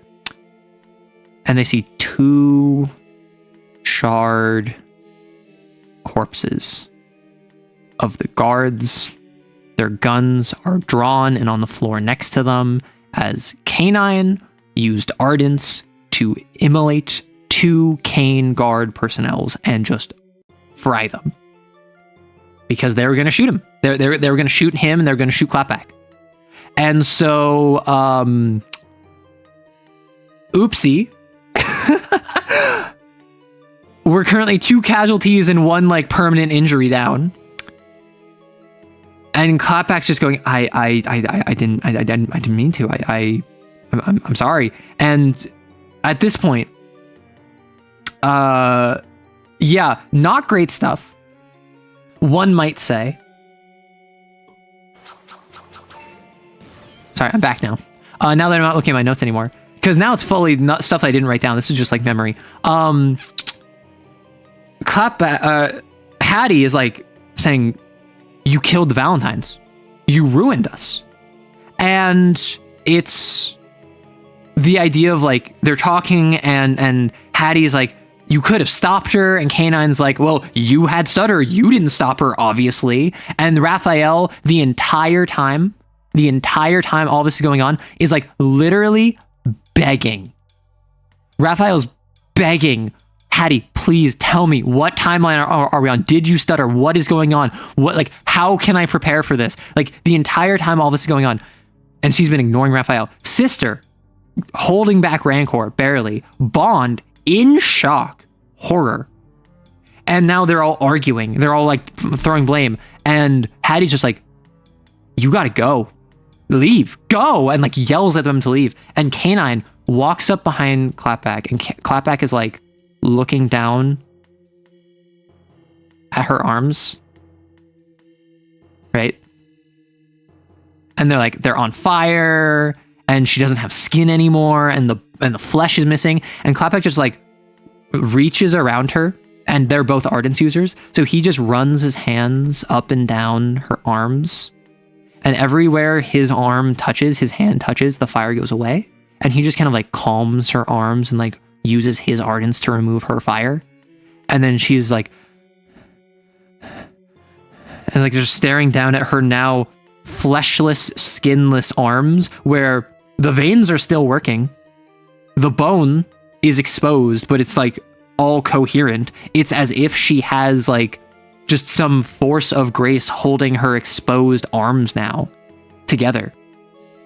And everyone realizes like, we're screwed. And Bond is like moving the bodies to move them out of the way. Raph is just like, we're on this one. We're on this timeline, I guess. This has to be the one. And Hattie is like arguing with K9 about like what's gonna happen. And then they agree, like, they need to go. Like, now is the time to go. K9 is like, they're gonna kill you. Come with us. I know this wasn't ideal. I know no one wanted this, but like, we can all just go now. They can't stop us from just leaving. And they're like, did they see what happened on the cameras? And like, well, there's cameras in here, sure, but the alarm didn't go off, so they probably haven't noticed yet. It'll probably be a couple minutes, and they're gonna notice soon, but we gotta go. And there's this big debate. It's just like, no, we're not going. Hattie's like, no, this is a terrible plan. We're not prepared for anything. Raph is like, you brought this on yourself. Bond is like, but they're Valentines, we need to support them. And K9 just looks at Hattie and says, blame everything on us. K9 like looks Hattie in the eye and is like, blame everything on us. We did it. We ran out. You tried to stop us. You did everything you could. And Hattie's just like, okay. And there's this understanding of K9 and Clapback are gonna flee. And the rest of the Valentines are going to, unfortunately, fail in capturing them. And so they have this moment of they're all just like realizing the Valentines are dead. Like, the Valentines are gone. And K9 and Clapback are about to go. Like they say, like, we have our stuff in the dorm. We just need to run back to the dorm, grab all of our provisions. We've been spending our script. Like, we can just go then. Bond says, like, I don't know if I can go with you, but I can use edit to help you leave. I can make it sure that you get out of the facility at least. And then they're about to leave. Rancor blocks the entrance because this entire time they're all arguing. Sister has been saying, why are we talking about leaving? Why are you leaving? Like, Sister has been kept in the dark this entire time. Sister keeps saying, like, why are you talking about leaving? Why is this a conversation? What's going on? And it's explained to her, like, hey, we're going to get in trouble. All of us are. But if we get blamed for it, K9's telling her, like, if we get blamed for it and we leave, then it's not going to affect you. You're still going to get in trouble, but we're going to be the ones that are the problem. And then Sister's like, okay, then we can just go with you. And Sister is like, we're Valentines, we stick together, we'll all just go with you then. And that's when like Hattie and Raphael and even K9 at this point is just like, no, like all of you need to stay here. It's just going to be Clapback and me because they're going to come after us. We're not getting off this one. We're going to have to just leave. And then Sister says something that kind of tore apart my player's heart. She goes, but I'll miss you. And that was just like a in the heart, shot through the heart. And like she's physically blocking the exit with Rancor. They're trying to explain to Sister why they need to do this, how they can do this, how it will work out for them. And they're just like, I'll miss you too. And they hug Sister. And like they have this big hug pile. And then they get like Hattie comes in and Raph comes in, and Bond, who is moving a body, like comes up and like puts her hands on the shoulders of K9 and Clapback because she, as her sin mark, is covered in knives. And so she doesn't want to hug them.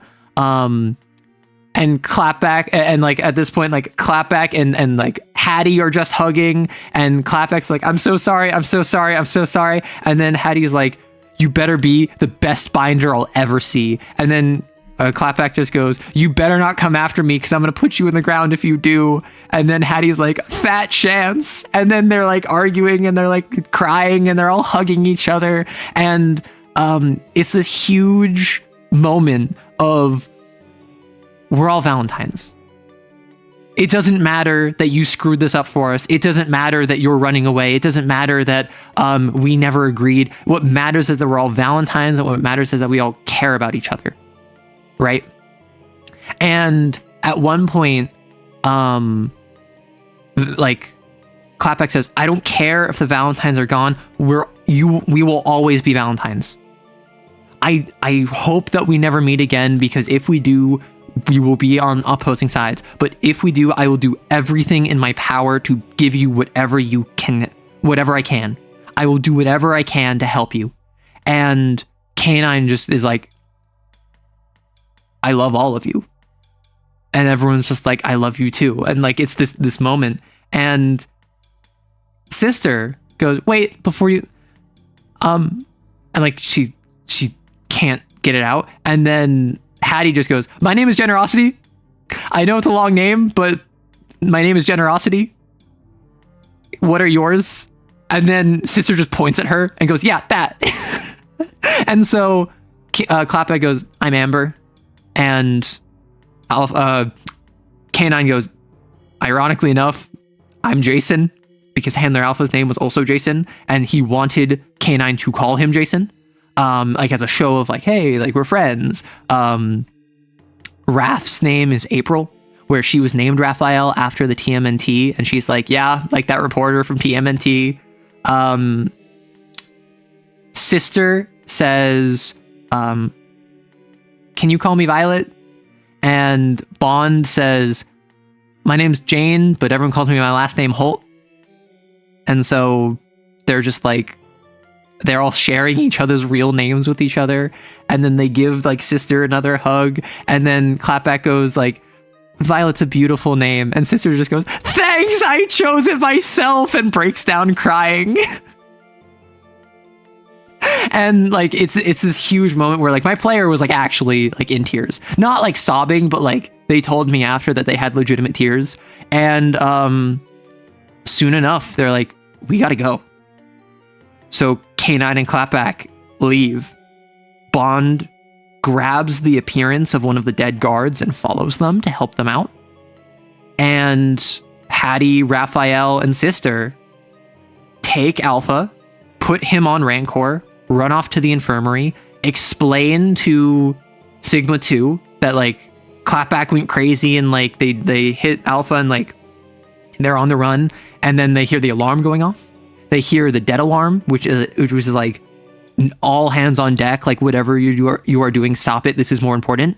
And a team of untouchables breaks into the infirmary after they set up Alpha, and they like restrain all of them, and they go into the infirmary section and they bring out a grace suppressor, which is this like big medical device that has tubes and whatever that you plug into someone like an IV drip, and it like literally like lowers their grace.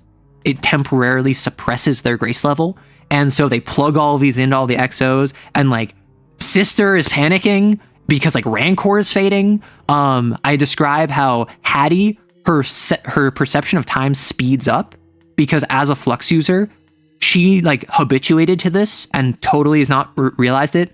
She perceives time like a 1/10 of a second faster, or a 1/10 of a second slower than everyone. So she can react very slightly faster than everyone else. And so with her grace suppressed, everything gets faster.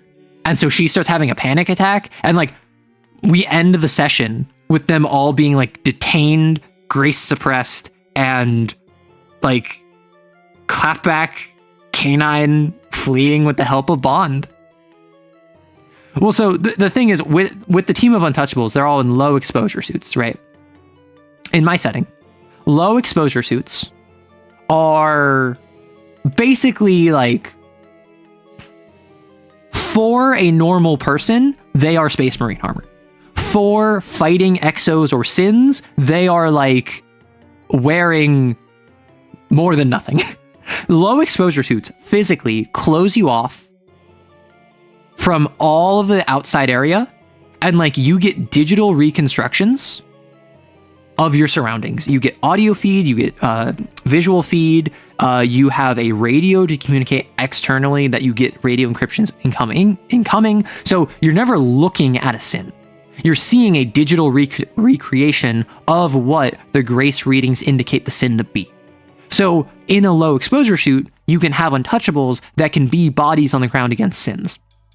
Now, against 4 Cat 3 or 3 Cat 3 XOs, yeah, these guys don't stand a chance. But they're the best that they have. They're the best Kane has, which is why my player agreed, like with Clapback. In my setting, like Site Epsilon absolutely could not stop the XOs if they just walked. The XOs could just leave, and they could not be stopped until another group of XOs was sent after them, or a Virtue was sent after them. So we ended the session with a long time coming. K9 and Clapback finally left. And now we're down to 4. We have explicit confirmation that Snake has been found, and a hunt is in the player's future. It's going to be paired with the Gammas. There are now 4 XOs. There is Hattie, Raph, Bond, and Sister.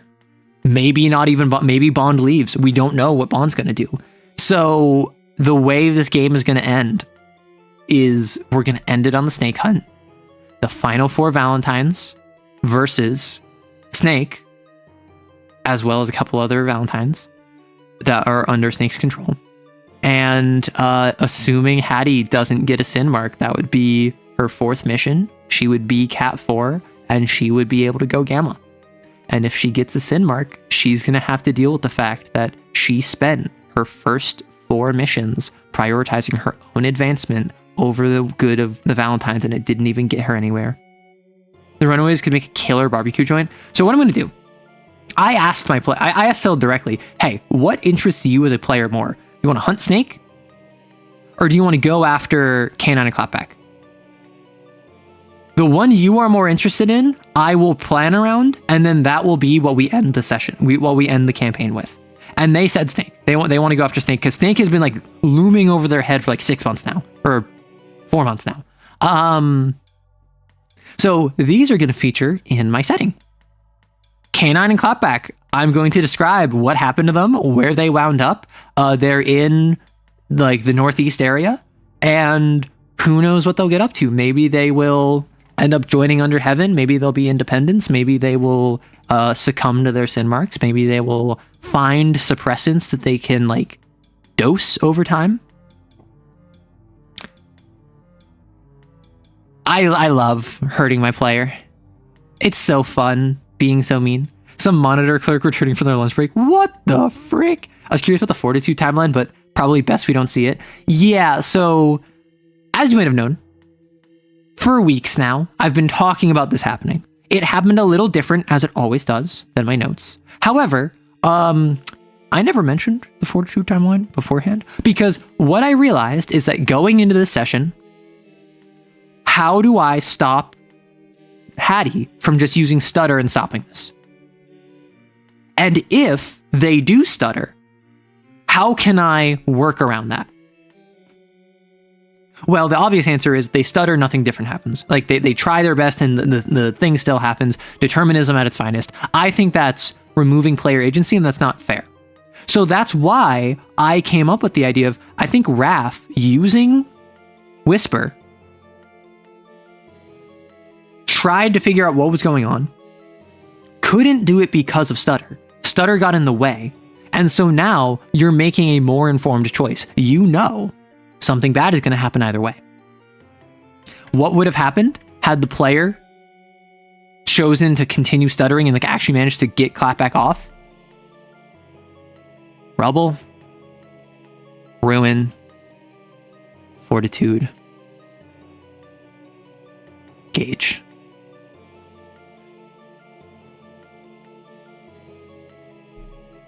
Clapback just punched their handler for the second time, punched a handler for the third time, and there was a clear line in the sand drawn between exos and handler.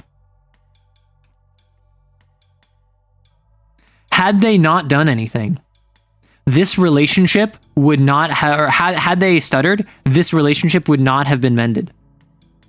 This would not have been well. This would have been irreparably damaged. And so Alpha would have needed to take extreme measures in response, and so would have pushed them harder, to the point where it's just a breaking point. And something would have gone wrong in the facility. And things would have been destroyed. And the deployment of Fortitude would have been authorized. How does Gauge feature? How does Gauge feature? I wonder. Is Gauge dead?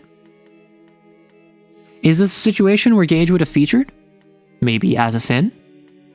Is this a situation where Gauge survived as a XO?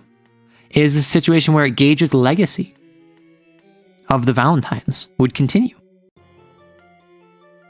I got a plan! Arthur! K9, we're going to Tahiti! Which is funny you say Arthur, because one of the previous characters was Arthur.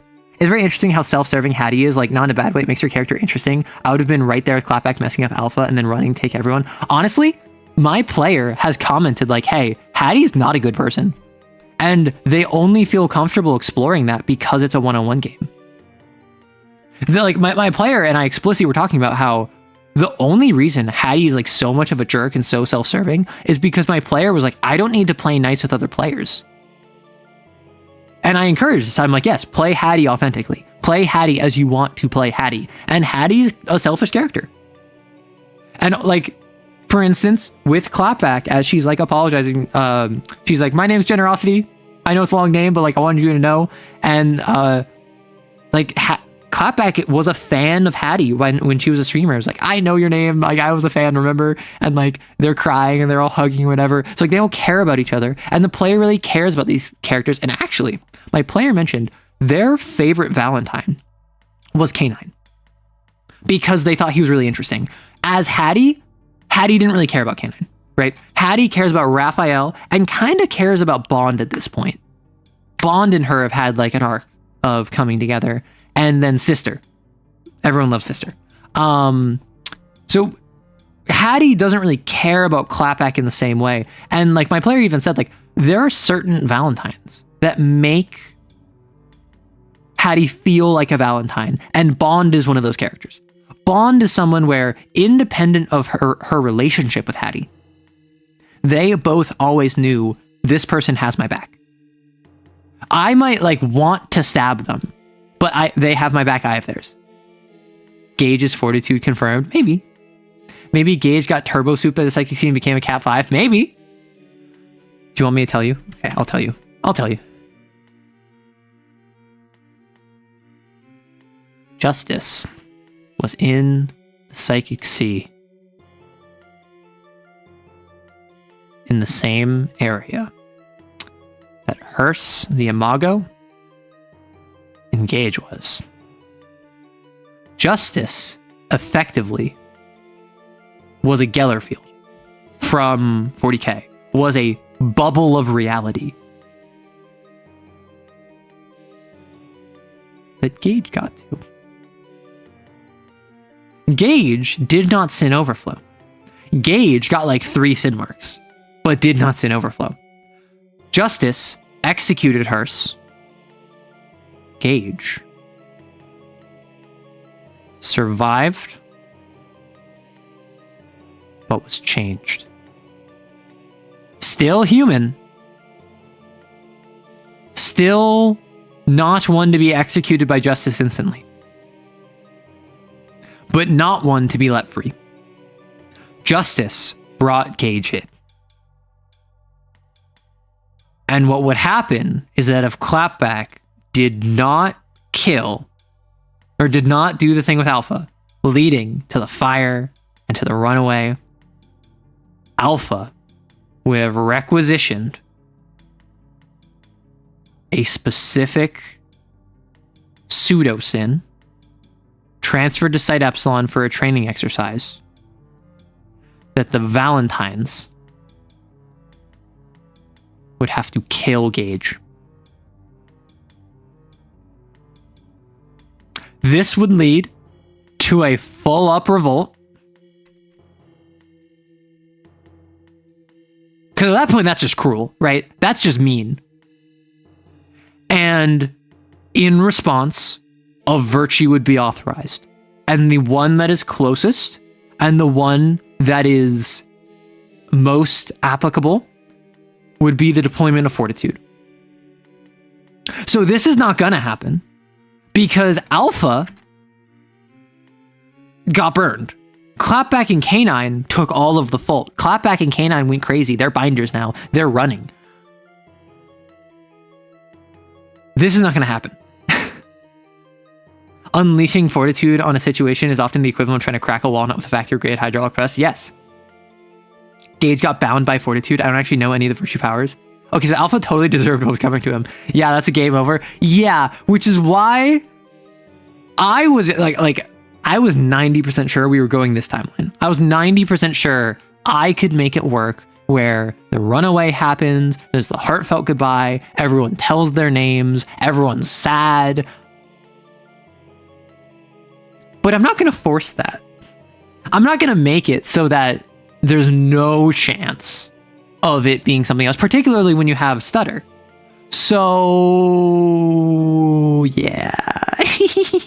I'm evil.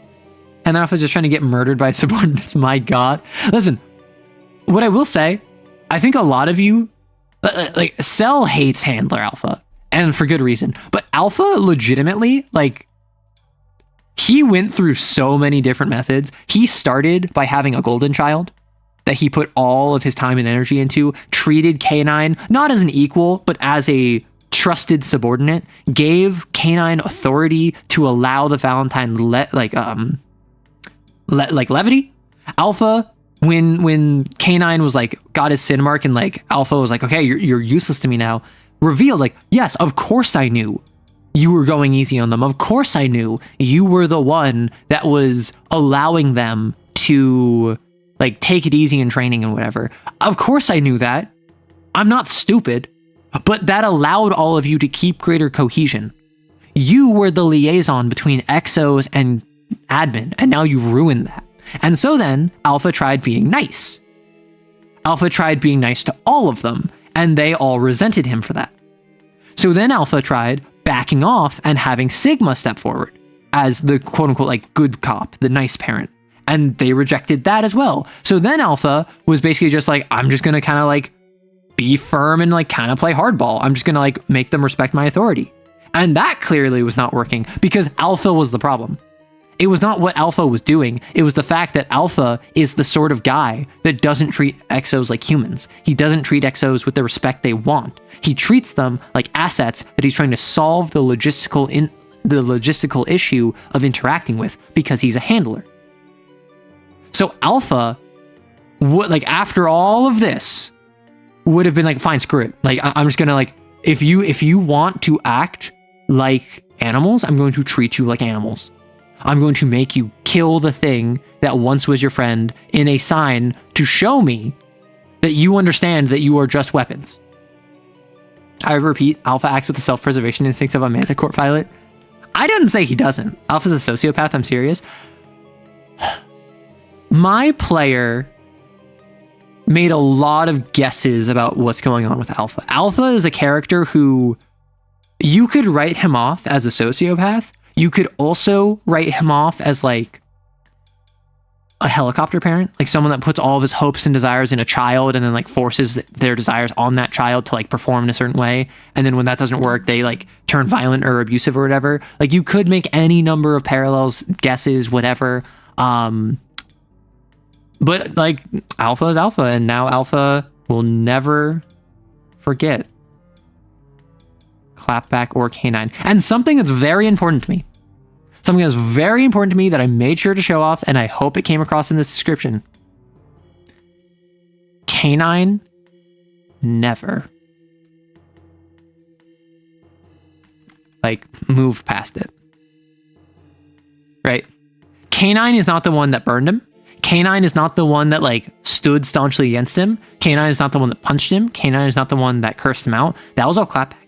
That was all Clapback on his behalf. That was all Clapback because she knew Canine had such complicated feelings about Alpha that she would have to be the one to do it. And he didn't even like Canine didn't even like look at him when he got burned. Canine didn't even sit there and like spit on him or insult him or apologize or anything. Like Canine just like was ignoring that because Canine is not in the spot where he is mentally able to just like move past this. I've had bosses like Alpha before. Dude is probably going to get a promotion after this. I'm also certain he's the guy who failed forward. Probably. No, Alpha's a psycho/sociopath full on. The only reason he's like this is because he sees them as resources. To be fair, all of Kane sees them as resources. But what I've made sure to demonstrate is that the director was literally just ignorant. The director was a temerity researcher that joined Authority and became a site head, and he had like never interacted with an XO outside of Sigma 1 and 2. And even then it was only briefly, where they are like Kane pieces of silver XOs in admin. And like they're different than the others, right? Like XOs that managed to join the Kane admin, those clearly aren't like the others. Right? The others are just weapons. These are the ones that actually had some degree of humanity. Those ones are like weapons that look like people, right? They're sins that look like people. And then Clapback and Hattie burst into his office and start arguing with him. And that changes how he views them. And he was in contact with other temerity researchers that Clapback had been working with for admin work. And he was like, oh, you're her. You're the one that like the doctors Yoon were telling me about. I understood. And then the director wanted to see them in action, wanted to see them in like training. And then because of that, they made an effort to like appear personable, show off their skills, show off their relationships. Like that's why Raphael like dipped Hattie, like grabbed her and like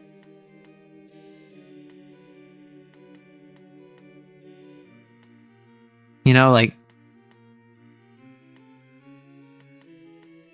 was it like this? Like, right? Like dipped her down, and then everyone was like, kiss, kiss, kiss, kiss. And then they gave like a big kiss in front of the director, in front of the Alpha, and all of like the admin that was watching. So like they were demonstrating their humanity. And so at the end of the 2v2v2, Director Mayhew walks up to Bond and Raphael and is just like, hey, like, what are your names? And they give their XIDs and they're like, no. Like your names, what do you call each other? And then they're like, I'm Bond, this is Raphael. And then he's like, great. It's like, you're Bond, you're Raphael, over there is Clapback and Hattie. Sure.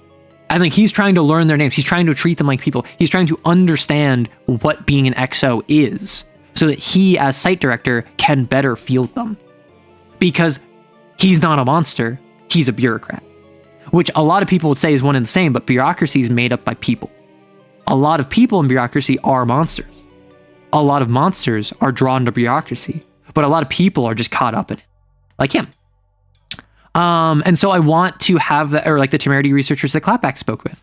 Like, they were just people and they treated Clapback like a teenage girl, not like a weapon. Because to them, she's like a girl that's young enough to be their daughter. And she's like not able to eat an RB sandwich. And they're like, that's screwed up. Like, why are we doing this to our frontline soldiers? And so I want to have the contrast of people like Handler Alpha with the contrast of people like Director Mayhew. Or the Doctor's Union. And even the contrast of people like the drivers. Like, the drivers have a very like curt relationship with them because they're literally like in a liminal space. They are literally, I am driving you to the hunt. I drop you off. I drive you back. They ferry them off and then pick them up at usually their worst time when they're most injured. One of them might have died or turned into an imago. And so they have kind of like a personality. They don't really have a relationship with the EXOs, but they see the EXOs and they hear the EXOs and they like understand their people. They just don't treat them like people. Oh, the director is going to get news and have to question everything? What? The director is going to get news about just like, oh man, Clapback and K9 went berserk and like all of the others tried to fight them. And then the director is going to be like, huh. Well, I suppose I did see them. They seem to be some sort of relationship earlier, but I can't believe that they would do that for each other. Wait, you're saying that all of this was because one of them cared for the other one? And it was like, it was vengeance. It was like a righteous fury kind of deal. And like the director, I'm going to ask you a question. In Kane, what do you think happens to a director that treats weapons as people? This is a global shadow war where you are trying to wipe the sane away. Do you have the time? Do you have the patience? And do you have the ability to waste effort on the creature comforts of your weapons? Like, I don't know. I don't know what's going to happen to him. And I am thrilled to find out. Dropping Fortitude versus 3 Cat 3 XOs is Hydrogen Bomb. No. So, not 3 Cat 3 XOs. I'm saying, had they not done that, had they not burned Alpha's face and had he managed to push it back, Fortitude would have been dropped on a Cat 4 XO, 5 Cat 3 XOs, and potentially, depending on if they manage to like work alongside Gage, another Cat 3 XO that had like a ton of sin marks and sin mutation. So at that point, that's like, oh, even if we send in like a group of black coats probably couldn't take that on. We need to send in a virtue. Right? I wonder if the director is going to learn about them being goaded into rebellion by Handler Alpha. No one hid what Alpha did because everyone was open about their hatred towards Alpha. Yeah, like no one was hiding it. And there's one level before we hit what happens to the director. How do you think I'm going to start the next session? I have a guess. Like, clearly they're all detained. They have grace suppressants. They're all like being locked down effectively. How am I going to start the next session? I'm going to start it. Hattie is alone. And she is in a debrief room, an interrogation. Handcuffed. Grace suppressant. In walks Sigma 1. And he's going to do something that is going to disrupt the recording equipment. Temporarily. I don't know if he's going to, because he's on grace suppressors, so I don't know if he's going to like use his tension power, or if he is going to what's it called? Or if he is going to like use like a technological thing, and he's going to do that, and he's going to look at her, and he's going to say, "Did you know?" Is he actually attention user? Well, as far as she knows, he's attention user. She asked him what his blasphemy was, and he said tension. Who knows? And he's just gonna go, "Did you know?" And she's gonna be like, "What?" And he's like, "Did you know beforehand?" And she's gonna give whatever answer she does, and he is going to take a thumbstick. He's going to say, "I need you to be honest with me, Hattie. I have the recording from right before it happened, and I removed that from the camera system to protect you and all of the rest of the Valentines. But I'm going to give it to them if I think you're lying. Did you know beforehand that this was going to happen?" And he is just going to, like, in no uncertain terms, be like, "Hey, listen, I want to throw you a bone. You have to be 110% honest with me, girl. Like, I took out the recording. I'm doing my best here. I want you to hit gamma, but I need to know, or else I cannot help you." And so it's going to be an interrogation where it's not going to be like someone that she doesn't know, and it's not even going to be like Sigma's angry. He's literally just going to be like, "I need to know this information so that I can make informed decisions going forward." Right? Did that seem pre-planned to you? Yes, I know how all of you are. And what he's going to say, he's going to be like, she's probably going to be like, does it look pre-planned? And he's going to say, "I know how the Valentines operate." Or probably what you say, "I know how the gangers operate. There's no way this would happen without some degree of lead up. And if there's any amount of build up to it, you would know because everyone would know. They're going to be scouring the cameras, which is why I took out the recording. But if you can't be honest with me, I'm gonna have to put it back in because I need to know the truth. And I can either get that from you or I can get that from the recording. But you can tell me your side of the story. The recording can't." And so that's how he's going to do that. I hope Hattie tells the truth too, because I don't know like what's going to happen. I don't know what's going to happen. Although I do know one thing that's going to happen.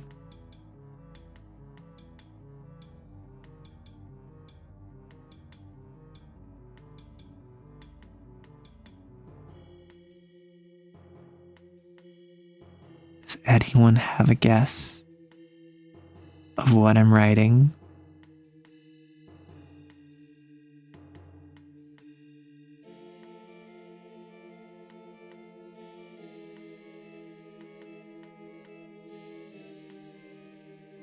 Remember how Mix hollowed as a jaunt user and then got transferred over to Site Alpha? And Hope had to come by to transfer her because apparently they have some procedure over in Site Alpha that they do with this. And then do you remember how in my distortion stock I made multiple references to hollowing and to jaunt users and to Site Alpha, and how I've mentioned that there is a way in my setting to come back from hollowing. It's just not pleasant.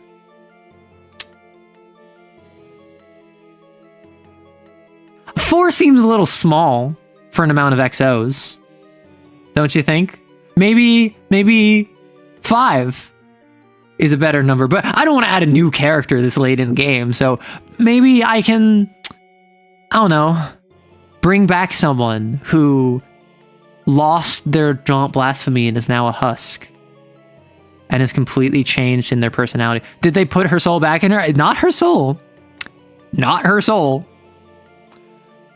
In my setting, I added something called distortions. I made a whole talk about it. It is a Kane supplement that actually got added to the official like extended universe Kane supplement on page by Tom Bloom on itch.io. Distortions are your psychic reflection. They're a la your Persona 4 Shadow. And if you manifest it, you can execute it, in which case it might come back later, or you can spare it. in which case you can accept it within yourself, and that allows you to resist imagoing once. But if you fight it and it overtakes you, it can supplant your psyche.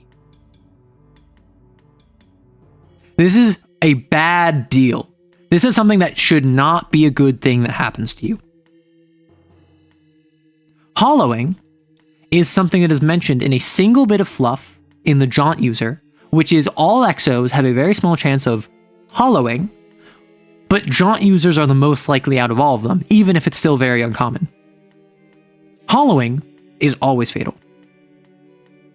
That's it. That's all hollowing is. So what I did is I decided you, for whatever reason, your psyche decouples from your physical form. You're still breathing, your heart is still beating, but your body will give up over time because you're effectively in a persistent vegetative state. So if you get hooked up to like stuff to maintain your body, you will still be alive, but there's nothing going on behind the eyes.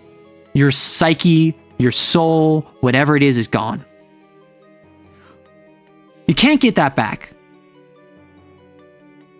But what if you could take the reflection of the psyche, the distorted psyche, and implant that purposely, not to supplant the psyche, but to replace a psyche that is missing? That is what they do at Site Alpha. And in doing that, they can bring back exos that hollowed.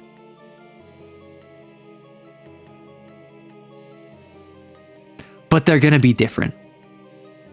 Jaunt users are the most likely of all exorcists to hollow during sleep and leave an empty shell. This occurrence is very rare, but its cause is unknown and is 100% fatal. Exactly. That's all we know about hollowing. So my interpretation is that it is your psyche being decoupled from your physical form, but your shadow, your distortion, still remains. So you can have that supplement it, you can have that overtake it, and suddenly Mix is now a husk user who is empty. She is melancholic. She is a physical, animated, sapient representation of the loss of the Valentines, because she will be unable to connect with anyone now. She is no longer them. She is not with them. She is the Mix from before, when Arthur was alive, when Gage was the most senior member, when Canine was the golden child. She is going to be a walking, effectively, mini Lord Kingdom of just her echoing back to this time where the Valentines once were at their peak, and it is going to kill my player, and I can tell. And why would Mix be brought back? Well, because as a distortion, she had to go through significant conditioning to ensure her loyalty to Cain. She is considered a pseudo type 2 sin. And so, is she loyal? Probably. Distortions, when they supplant the psyche, crystallize and prioritize your innermost desires. If you are someone who really, really, really wants to protect the people around you, you will start only protecting the people around you, ignoring everyone else. If you're someone that wants to enact righteous judgment on the wicked, you will become like the Punisher, and you will focus entirely on killing the wicked. It is something where you take whatever your strongest personality traits are, and your strongest ideals, and your strongest character traits, and turn them up to 10, and turn everything down to 0, right? So depending on the personality of the person, yeah, they can absolutely be fielded. Now, Mix, uniquely, very oriented around the Valentines. So she's going to be extremely oriented around the Valentines, keeping the peace of the Valentines. So she's not going to be able to be fielded anywhere else. She won't have that community in any other site. So she needs, despite the fact it's basically unheard of to do this, she's going to be sent back to the same site that she hollowed at. Normally, you send them off and they go to a different site, right? Because in the same way of when gammas, or rather, not even gammas, but like if you get your pieces of silver, you transfer to admin at a different site that you haven't been at before, because they don't want a conflict of interest where you as an admin are disproportionately helping your fellow XOs, even though that would probably be a really smart thing to do. Like, oh, our handler is a former XO. That sounds awesome. That sounds like they get it, and they're actually like not going to run us ragged for the sake of it. They're going to run us, like push us exactly as hard as they think we need to. They're going to listen to us. They're going to know what we need. No, Kane doesn't do that, because Kane is functionally unfunctional, right?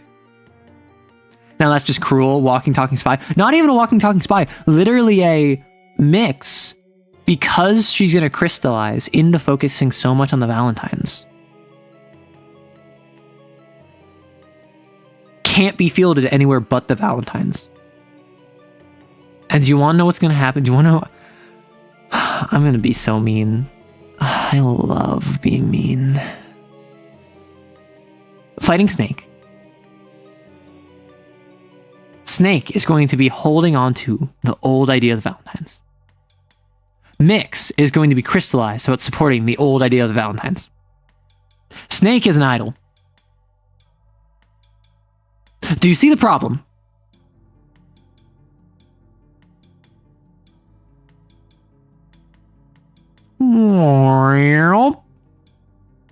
Mix is 100% going to join Snake's side.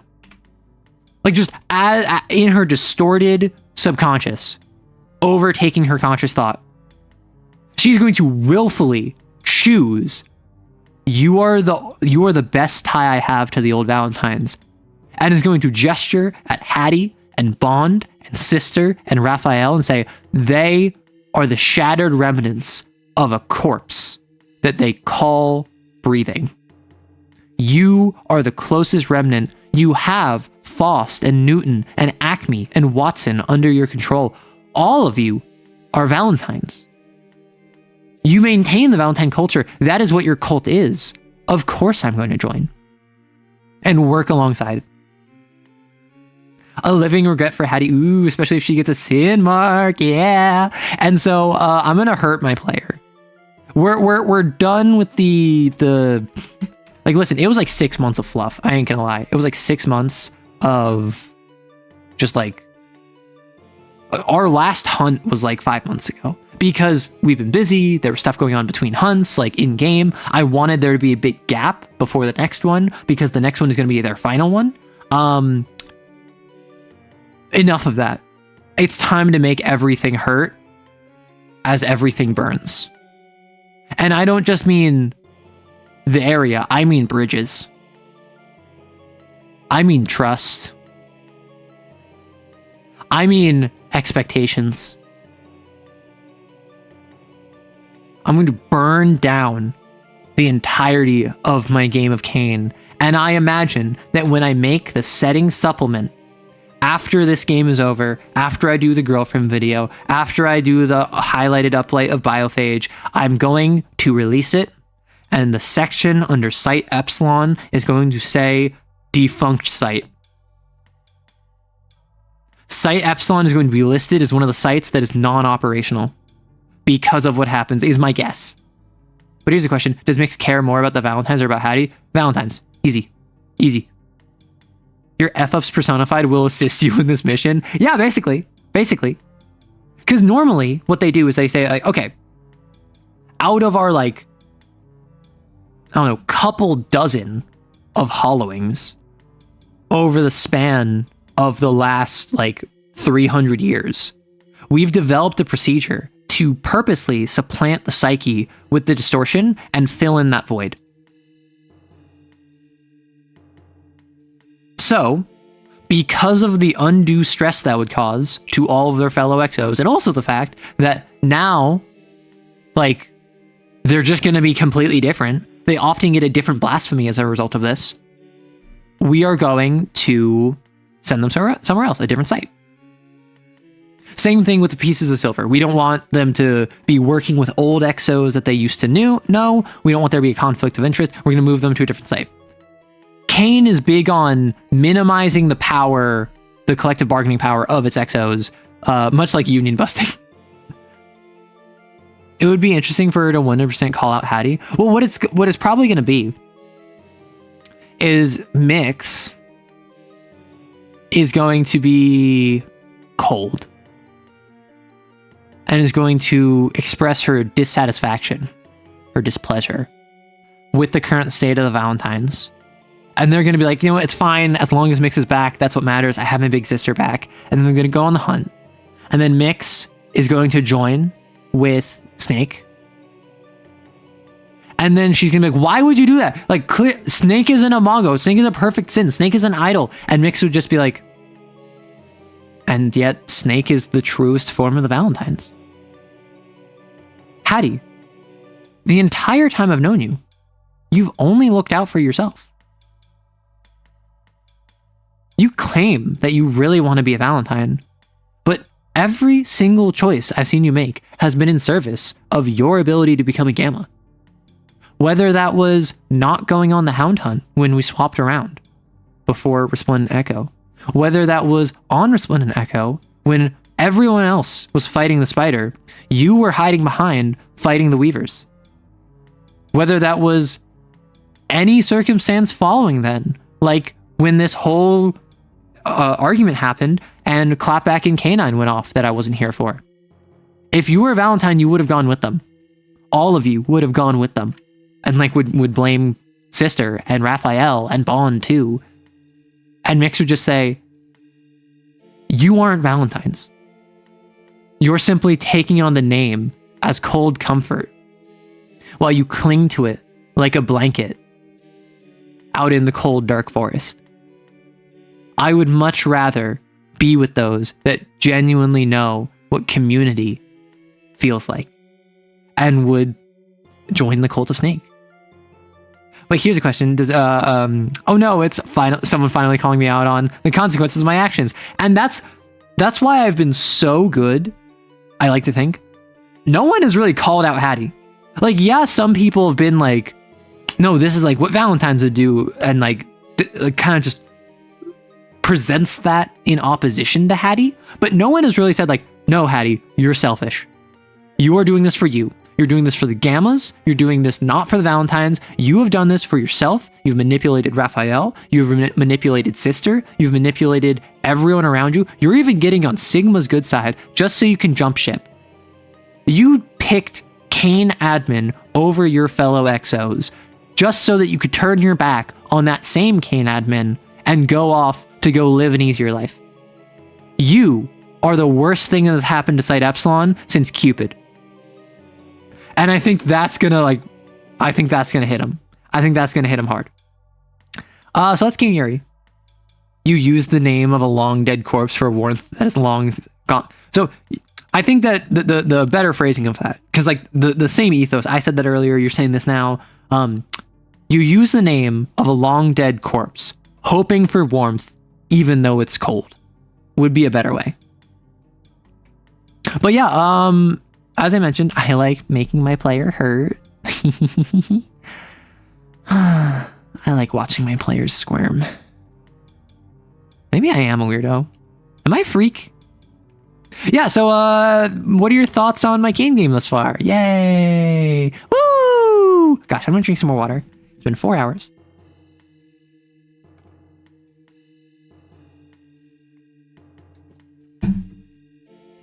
You think? Aerodom's peeking through once again. Yeah. Use that to really hammer home that Hattie is one of the reasons that everything is as it is. I would say Hattie is the main reason. Like, no frills, out of game. I think my player would agree. I think Hattie is the reason for like 80% of Epsilon's issues right now. If Hattie had prioritized the Valentines, do you have any idea how you would have twisted that against them? If Hattie had prioritized the Valentines, it would have been such a different game. I wouldn't be doing this. If Hattie had prioritized the Valentines, I don't think we would be at the point where Clapback and Canine ran away. I don't think we would be at the point where Mix may have hollowed, but This may not have even hollowed. I think that if Hattie had prioritized the Valentines, her relationship with Sigma 1 would have been treated and appreciated and trusted by the others as what Alpha had with K9. Which, what Alpha had with K9 was, you are my favorite, I'm in charge, and anytime I turn my back, you're in charge. I'm going to allow you to give everyone else leniency so long as you continue to perform at levels I expect of you, putting all of the burdens of the Valentines on one person. And if Hattie did that, and if Hattie said, yes, I am going to accept all of the burdens of the Valentines, and I'm going to shoulder all of that, everyone in the Valentines would have loved her. Everyone in the Valentines would have looked up to her. Everyone in the Valentines would have gone to bat for her in the same way that like Clapback and K9 are going to bat for each other. And the entire game would have been different. The entire game would have been different if she just decided, I'm gonna be a Valentine. But for like the first 2.5 hunts, Hattie rode the line. She was like, I want to be a Valentine, but I also want to be a Gamma. As soon as she learned about Gammas, Hattie kind of made the choice that she wanted to be a Gamma and refused to admit that. She was making decisions, prioritizing being a Gamma over being a Valentine. It was not, I hope I get it to be Gamma. It's, I'm going to be a Gamma. But in the meantime, I don't want to sacrifice being a Valentine. It's the same thing of, oddly enough, the thing that comes to mind, like someone who's cheating on their partner, and they're like, well, yeah, I'm in a relationship with this person, but this other one makes me feel so special. So like, yeah, I'm going to break up with this person eventually, but like, I don't want to break up with them. I just want to go for this person that makes me feel special. So they end up like two-timing. That's like the first thing that comes to mind, which I don't know how apt that is, but you carved out the chest of a long dead friend and nest inside, and inside it's a long dead heart for a memory of warmth. I feel like that's a little bit too poetic. I feel like Mix would be more like to the point, right? She is, but I didn't want to be so upfront. Yeah. Use that, hammer it home that this is all her fault. No, I'm going to. Like the goal of this. The goal of the snake hunt. The goal of the snake hunt is going to be, oh boy, the consequences of my actions. Because if you recall, Snake from Resplendent Echo, Snake was constantly trying to prove himself. And Hattie was constantly writing him off. And part of why Snake imagoed is because Hattie was not helping him. And like Hattie was expecting Snake to just kind of like do stuff by himself, despite having like wrote him off. And Snake did not pursue them, did not attack them, because Snake said, I was always fond of you. Snake, as an idol, as an imago, said, I was always fond of you. Because Snake liked Hattie. Snake thought Hattie was cool. Snake looked up to Hattie after their first mission together, going on a second mission together. That was a really well-made analogy. Thank you. Use the dead name thing and make sure she gets it, that everything bad that happened, it's her fault and hers alone. If Kane is so underprepared, K9 Clapback might just fall between the cracks of bureaucracy. Yeah. Yeah. And like, my plan, I want K9 and Clapback to be like, just to put it bluntly, K9 and Clapback are going to show up as NPCs that you can run in your game in the Kane supplement that I want to write. Like in the Kane supplement that I keep saying, like, oh, I'm going to write it. Like, I'm working on Xeneolithic first, which I should probably wrap up like in the next hour so I can focus on Xeneolithic today. I have other stuff to do. I need to edit. Frick. Darn it. Chat. Dang it. The Kane supplement, it's gonna have like stat blocks for K9 and Clapback, and they're going to be like, what I'll probably do is I'll probably list them as NPCs that are the target of a pickup. That's fair. It makes me think of the Graveling quote, I am a monument to all of your sins. Imagine if Hattie goes Gamma and gets a sin mark on her first mission. That would suck. Because I don't know if y'all remember this. I dropped a bomb earlier. Gamma really has 3 outcomes. 3 realistic outcomes. You die, you retire, you become a virtue. And like, yeah, there is the fourth outcome of like, you get a sin mark, but you're probably gonna die if you're on a gamma mission where you need, where you get a sin mark, right? But it's possible. So you could get a sin mark. Die, obviously.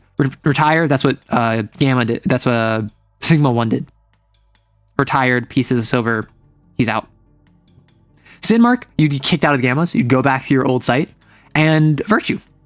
You can become a virtue. And I want to write rules on becoming a virtue. Not like a prudence or a fortitude, but like your own virtue with your own unique high blasphemy, because I think that's cool. I had faith reveal. And my player, and also all of chat when I said this, all yelled at me. Virtues have sin marks. The only two that don't have sin marks are faith, because she has no grace, and justice, because justice is so stringent about it that justice effectively excises all sin from himself after every mission, no matter what. So it's a situation where the reason Fortitude wears a helmet is because Fortitude's head is covered in sin marks. The reason why Prudence wears like big coats is because their body and their skin covered in sin marks. Hope, up in the atmosphere, up on Seraph, has sin marks despite that by using Veil. Charities have like probably the most amount of sin marks, but that's because anytime they merge with someone new, they'll take on that sin mark over time. So the charities have like a ton of sin marks. Like Fortitude probably has the most. Charity is up there. I would love it if the reason for their pick up is that smaller sites have been getting hit for their medicine. Yeah, like revolutionaries. And like, I don't know what I want to do with Canine and Clapback. I've thought of two different things. And one of them is Canine and Clapback. I might do both of these. Canine and Clapback as binders, where it's effectively like within a year, months following them leaving, maybe a couple years, where now they're like 20. Like Canine was 17, Clapback was 16. So maybe they're like 20 and 19. Maybe they're like 22 and 21.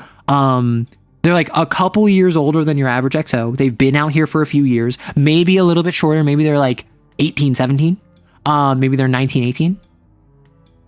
Point being, they are on the run. They are desperate, but they're willing to work with XOs. And so what you run into is that it's a pickup where rogue binders interact with the party, but they're friendly. And they explain they are from Site Epsilon. They fled, and they've been on the run since. They don't have any ill will towards other XOs, and they don't want to fight you. However, they need X, and if you get them X, they can do Y for you. And so it's almost like an NPC encounter where you're on a hunt and you run into these like two rogue binders, these two Ardence users, and you're like, oh, okay, I would love to get the help of two Cat 4 Ardence users. And so if you get them like grace suppressants, if you manage to like get it from your like driver or from a nearby stockpile or something, like if you manage to get them their medicine, they will help you fight the sin, and you will have two Cat 4 Ardence users helping you on that mission. And I think that would be a great way, particularly in a game where Under Heaven features, or where rogue binders are seen as like this, maybe like this option, this tempting option for players. This would be a great way to show not all rogue binders are evil. Not all rogue binders are like sin supremacists. Some are just Kane XOs that fled, that are on the run. The other idea I have is the full on like Toxic Het. The other idea I have is that one or both of them, I like the idea of one of them, has turned into a sin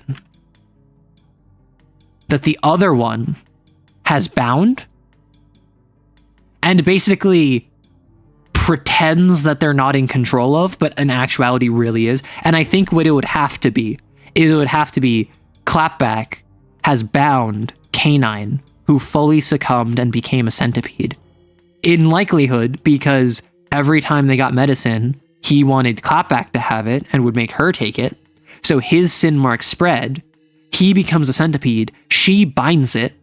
And now, like, she insists that he's still his own person, can make his own decisions, but he is ultimately forced to do whatever she says. And so it's this weird tragedy of they ran to be free, and in trying to break him free from his confines, she ended up shackling him in the future.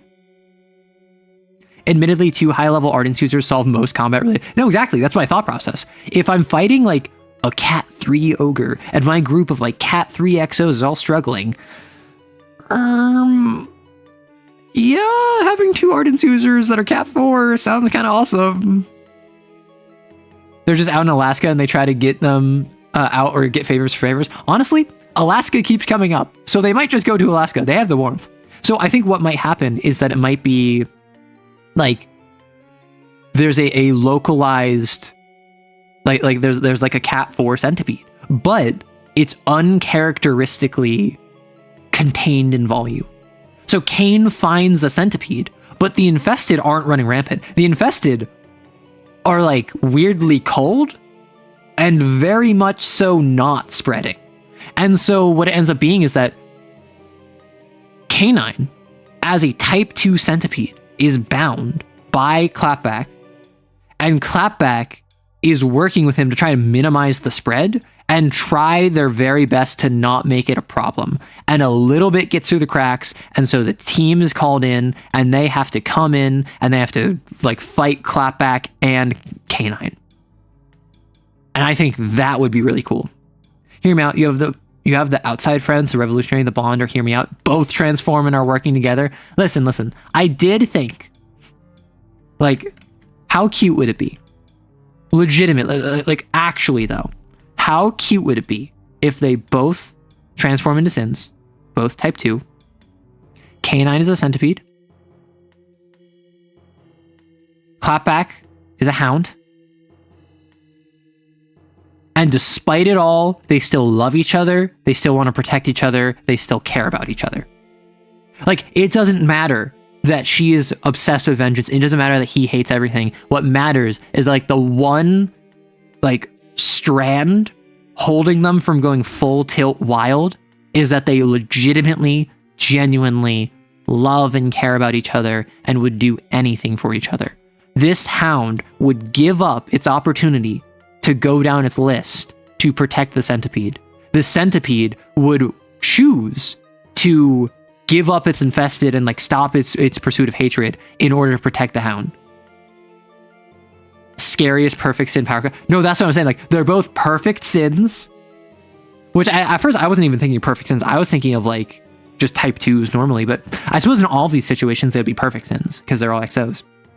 But like a hound and a centipede perfect sin duo where they are barely in control of their actions enough to prioritize one another, but it's like, it's toxic, bro. It's not healthy. It's no longer them. It is 2 like monsters of their subconscious that have come to the surface. And I think that would be very interesting if I include both of those. I think it'd be very interesting if I say like one of those is like year 2. Like, one of those is like you find Clapback and Canine as they're in year 2. And then one of them is you find them in like year 5. And year 5 is when they're both perfect sins. And I think that would be horrible. But I think, just like with the Neolithic, anytime I like cringe an idea, I'm like, that's awful. Ugh. I have to include that. When I'm writing horror, it's the same deal. When I'm writing like alien whimsy and I'm writing whimsical nature, xenofauna, if it's weird, I have to include it. If it hurts and it's horror, I have to include it. I have to kill my darlings. Like, you know, I don't see a good end happening for Clapback and Canine. I'm not for that as much, but you could have it be an option. Variety's Slice of Life. Yeah, centipedes known to never be bound by a binder, and that's the thing. I think that Canine as a centipede is like the one exception. Canine, famously, very easy to be bound. And I say that like control-wise. I don't say that physically. The handcuffs were not for him, is all I'll say. Imagine being an XO and walking into two perfect sins in the middle of a game. They're not getting intimate. They don't have any intimate bits. They're sins. Oh, you could do both. If you help them, they're your friends. If they hate Kane enough, they go revolutionary. If you don't help them, but they have meds, only one change. Like, this could be a really cool sub-story thing, right? And, like, Gage is another one where I could very easily have a sub-story thing. And I've already said, much like how with the Neolithic, I want to make it like a community-driven project. I want it to be like, y'all provide art. I want to make a supplement where it's your biomes. I want it to be a supplement where like you can make your own plains biome. You can make your own mountain biome. You can make your own volcanic biome. And then I have a big book that's like 40 biomes produced by the community. But also, I've mentioned with Kane, I would love to have y'all produce all of the various XOs of the different sites. Because ultimately, like, when I make site beta, I don't need to make 8 XOs to populate it, where I give them all a name, a blasphemy, an agenda, a cat, and like a brief sentence of who they are. Like, I could, but that's just I don't need to do that. I can outsource that. I can say, hey, community, when I make this Kane project, I'm going to ask for your XOs. Give me your OCs. However, here's a couple rules. Broadly speaking, I want most of them to be like in that like 16 to 19-year-old range, because that's kind of like typical Kane character range. Generally, I'm going to ask that they're all cat 1 to 3. I'm going to be making anyone that's cat 4 or higher, if anyone. I need a blasphemy. I need an agenda. I need a like 2-sentence descriptor of like what makes them special, what makes them unique. Do they have 2 eye patches on yet they can still see by talking to their whisper user? Are they someone who they fight exclusively with a bazooka that with tension or vector they rocket jump with? Like, tell me what makes them special, but keep it to like under 100 words, right? And then I could just go through it, and then if y'all give me again like 40 of these, I could just assign these to different sites. They can have whatever they want. Their sins and they transform while in love. The particularly hormonal love of very young adults. That is true. But I wouldn't be weird about that. Like, personally, I'm not a fan of, like, being weird like that. That is something that I run into a lot, where anytime I want to tell a story, and I want to include, like, any degree of nudity / intimacy, for instance, like the story that I'm working on, that I'm editing right now, it has brief references of, I don't even think nudity, but like, these are 2 characters who are attracted to each other. So a couple times I do describe them from one of them describing the other one, particularly their attraction to them. And I always feel weird because it feels like I'm objectifying them. Right? It feels like, despite the fact this is literally just a character who is attracted to another character, describing them in a way to reflect the fact that they are attracted to them, I feel weird because I've seen so often, particularly with women, but also with men, plenty of times with men, a character described in such a way that it's just like the clear, unbridled lust of the author. And that just makes everyone uncomfortable. That makes me uncomfortable. That makes you uncomfortable. That makes the author uncomfortable. That makes the character uncomfortable. Like, and that's something I want to avoid, right? Arrow's demonstrated that they're much more partial to being weird to other, more deniable ways. That is fair. I'm weird in other, more deniable ways. I believe that the only intimate scenes that are worth writing are about the failed ones.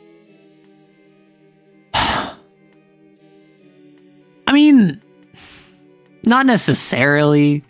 I'm of the opinion, in a vacuum, you can do, hey, character X, do you want to, like, tango with character Y? Character X says, yes. Uh-oh, character Y had a secret motive that they could only do while doing the deed. And so they do the deed, and then character Y does their thing.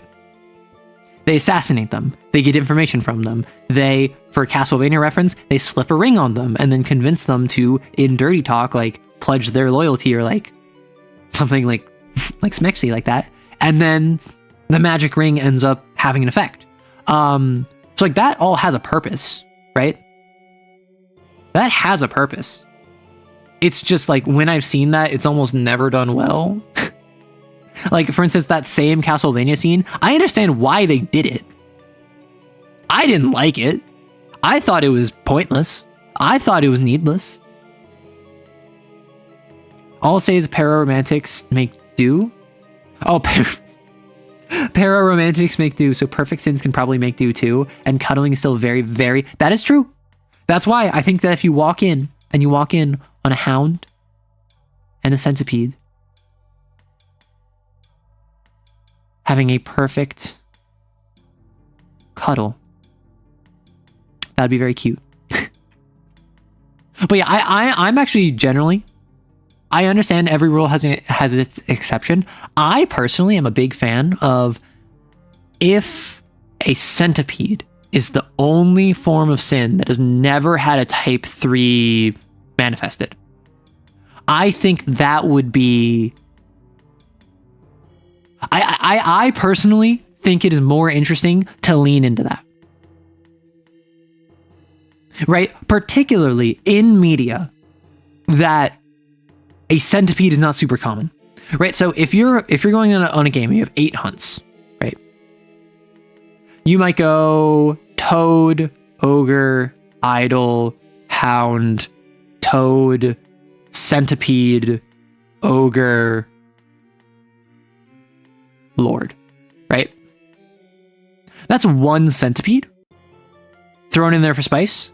So if you have your one centipede be a type 3, it no longer feels like, oh, it's incredibly rare. Like, this one-off centipede just happened to be type 3. Oh, okay, well, it's 100% of the centipedes we fought against, so I have no frame of reference for what a centipede, quote-unquote, should be. Which means, that doesn't really work. So you would need, like, toad, centipede, idol, hound, centipede, ogre, lord. And now this one is the only type 3. So if you're comparing it to 2 other centipedes, you're 33% of centipedes you fought are type 3, but it feels weirder and more different and odder and less usual because you have others to compare it to where that wasn't the case and where that was confirmed.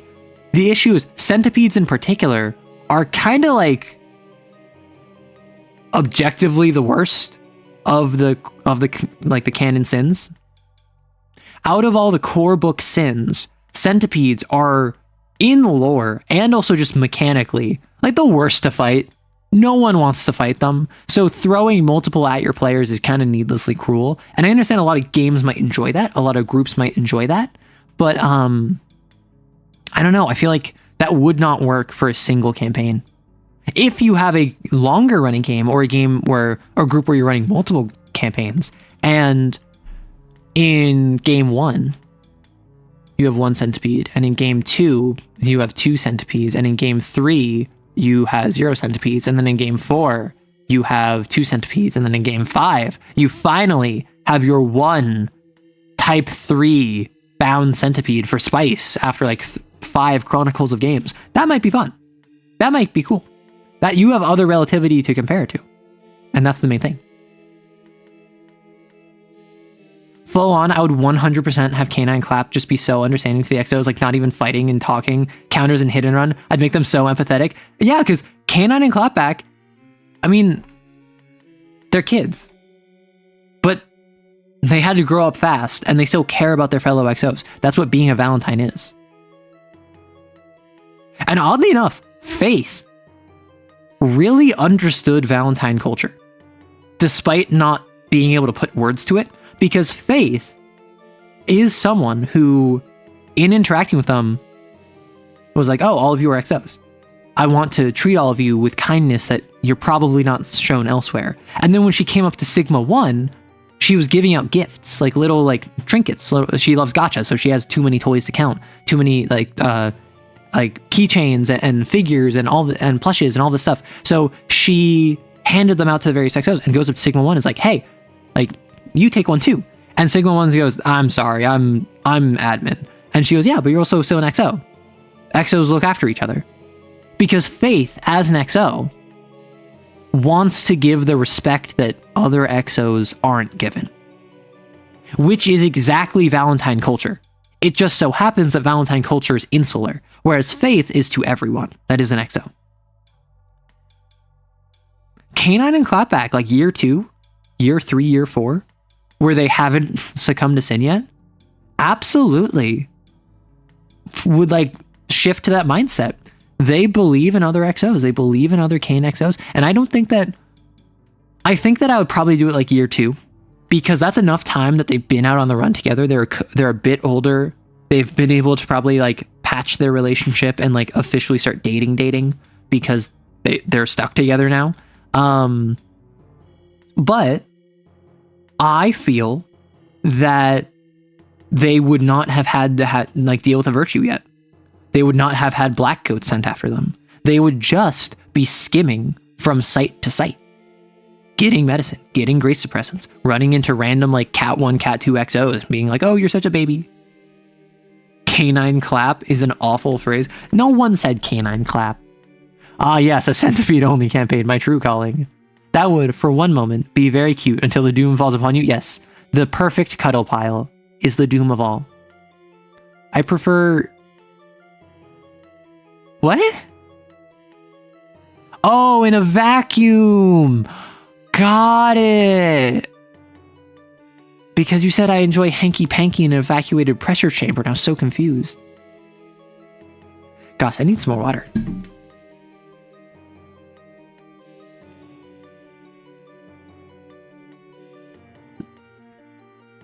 I'm thirsty after talking about all that. Woo! I'm hungry. Okay, so we're gonna make curry tonight. Curry, I'm gonna add some chicken because we need to use up the chicken. I wanted to have yogurt this morning, but I ran out of time. So I just had some mac and cheese. I should probably eat something, shouldn't I? It's been like 4.5 hours. Whoop. I'm gonna hit 5 hours and I'm gonna wrap up. So I love talking Kane. I love talking TTRPGs. It's so fun for me.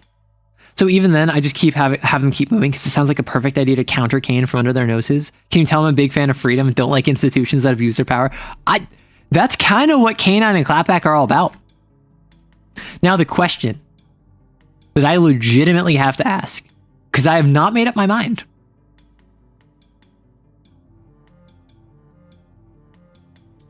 Does Bond join? Because remember, Canine and Clapback need to go back to the dorm, grab their effects. They were preparing for something like this to happen. They spent all of their script over the past like days, and they spent it on like non-perishable goods, travel supplies, backpacks, the ability to travel. And Bond is escorting them out, helping them leave. Does Bond join them? She wants to help them. She believes in sticking together with the Valentines. And I think it would be very funny if Bond joined them and immediately regretted being a third wheel. Because remember, all of them have sin marks at this point.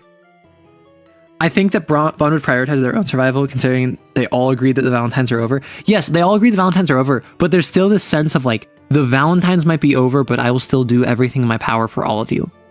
It's the idea of like the Valentines as a group might be over, but the Valentines in spirit are not over, right?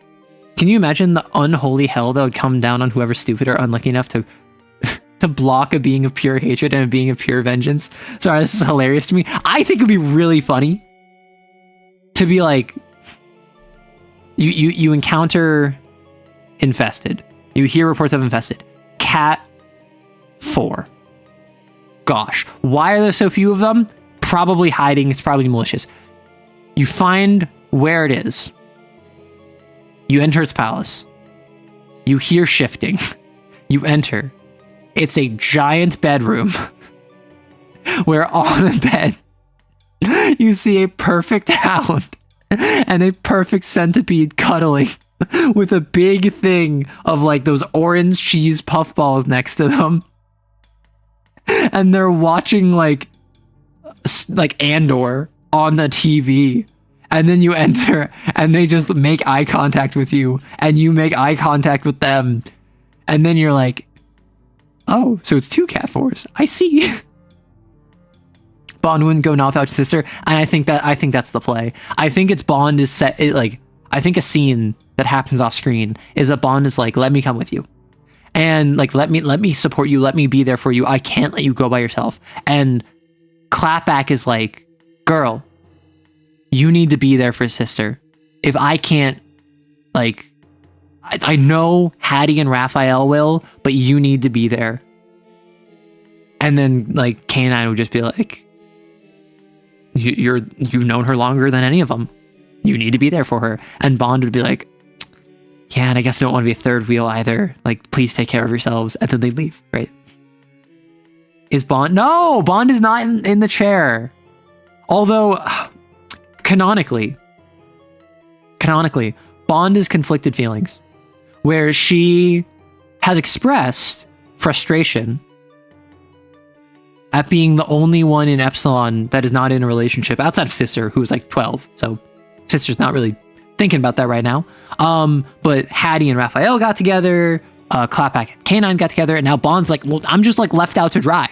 However, she also had a conversation about romance never really interested her. Like, before joining, she had people that were interested in her that she never really reciprocated interest in. After joining, she never really had any interest in anyone. And she's never really had an interest in dating. And it's basically just like FOMO. It's less that she wants to date anyone in particular. It's more like, I just don't have anyone. And it feels like I'm missing out. And I think Bond is Arrow. Not me, Arrow, but like I think Bond is aromantic to some capacity, where like just not really interested in romance.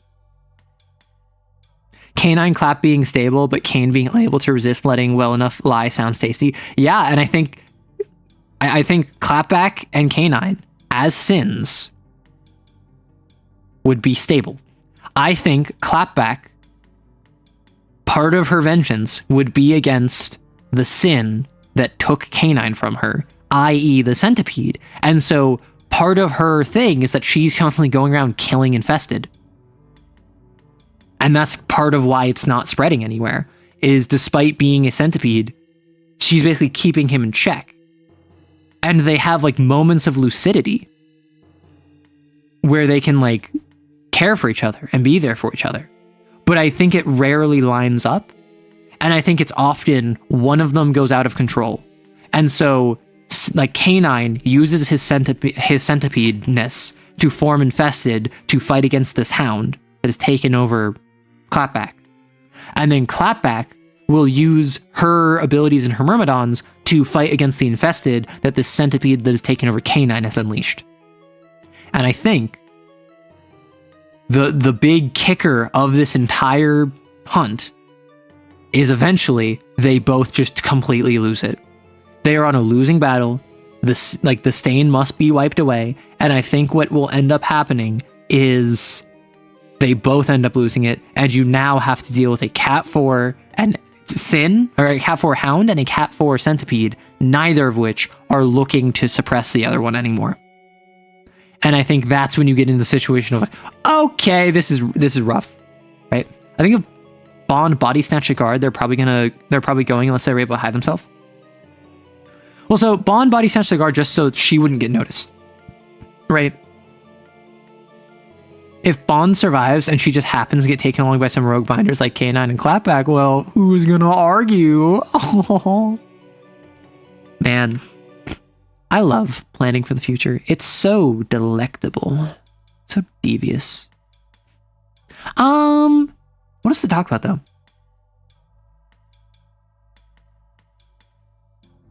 So, with questions, Trey asks, do you have any art or ideas for xenophages you can share? I assume you mean Xeneolithic.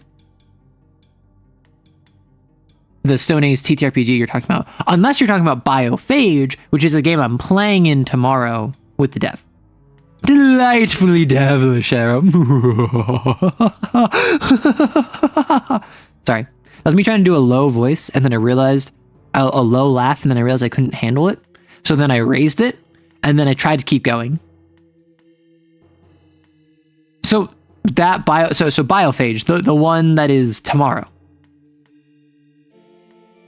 Biophage is a game that I'm playtesting that the dev came in earlier, where it's about you're a human host that has a parasite, and you both inhabit the same body, and you're basically trying to fight against one another as you're living your daily life. The parasite wants to consume more biomass, the host wants to live a normal human life. Have I watched Parasite the Maxim? I have not watched Parasite. Parasite's one where I remember hearing good things about it like 15 years ago, and I wanted to watch it, and then I didn't. And now in recent years, there's a meme about it of the, like the lock-in meme. Everyone is John, but less toxic. So everyone is John, but instead of a polycule, it's just a two-person relationship. But if Bond does survive and join them later on, and they become the Three Musketeers and their goal to screw over Kane. Listen, at present, my goal of the setting supplement, the setting doc, is going to be describe all the sites, probably have one under heaven cell corresponding to each site, revamp distortions, explain pickups, and metamorphoses. Probably include, like, the hunts I've run, right? Probably include the hunts I've run where it's just like the ogre hunt and the lord into spider hunt. Like waning recourse and resplendent echo. And then a system for virtues, right? So like this literally just lore. This mechanics. This mechanics. This mechanics. This is half mechanics, half explanation of just my thought process.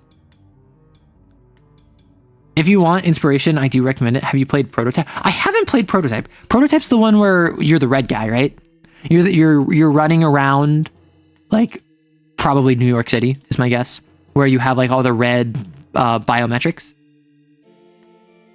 Yeah, Prototype the game series would be a good place to get you Biophage. I mean, listen. I don't have Prototype. It would be very funny if I randomly, right now, loaded up Prototype and just started playing it. And I'm like, how is this going to influence how I play Biophage tomorrow? That'd be very silly of me. But all I know about this is that it was a game that was considered like fun, but not very good, I feel. Like it's one of those games where it's not really well regarded critically, but it is considered a good game of the time. Although with Biophage, I don't know enough about it to like make an informed decision. My goal is I'm really just going to kind of like have fun with Rory, right? I'm going to try out the system that the dev is so kind to show me. I am going to have fun with my friend as we play a TTRPG together. We're probably going to get up to some nonsense. And I imagine that I'm probably going to have some silliness. The goal is going to be serious. Like, I'm a serious player. I think this catches a lot of people off guard when they play with me or when they run for me. I'm a very serious player. Even when I was playing Teddy, my XO that I played, who was a Gamma, and that was the guy who would be like,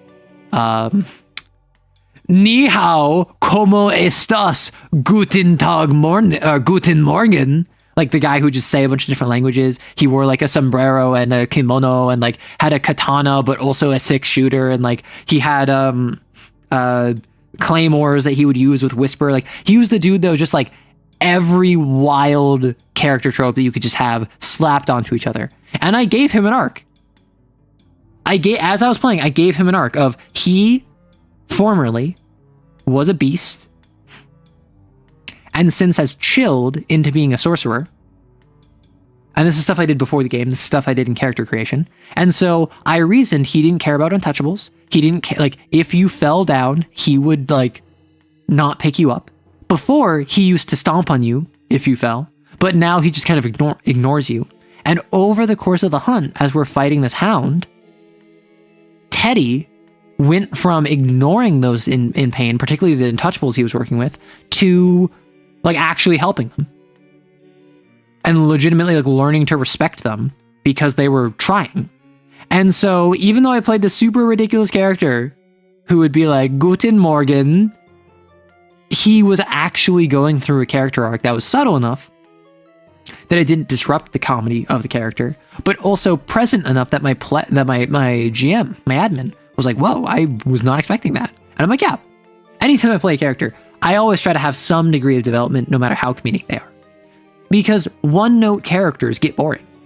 Whether they're funny, or whether they're serious, or whether they're cool, or whether they're scary. I think it's best at what it does, but it has a lot of junk. Prototype 2 is utter garbage, though. What's the game everyone compares Prototype to? There's a game that came out with, like, within a year of Prototype, either before or after, and everyone compares the two, and I'm forgetting what it is. But, like, I don't know what it is. That old school graphic style reminds me... I don't know if anyone has played this. Was it Infamous? It can't have been Infamous. I thought it might have been Infamous, but, like... those are two totally different games. When I think of... when I think of Prototype, though, I think of Hulk Ultimate Destruction. Please tell me I'm not alone in this. Because the reason I think of this is because, like, this is a screenshot of the game, right? You run around as the Hulk, and you can, like, climb on buildings, and you can flip over cars, and, like, Hulkbuster suits will come fight you. Gosh, this is a game I haven't played in years. Like, you can fight Abomination. Gosh.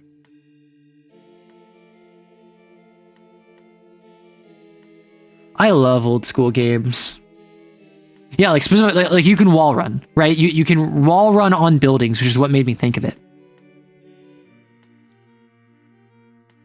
Infamous was cool as a concept. I liked Infamous. I really enjoyed Infamous.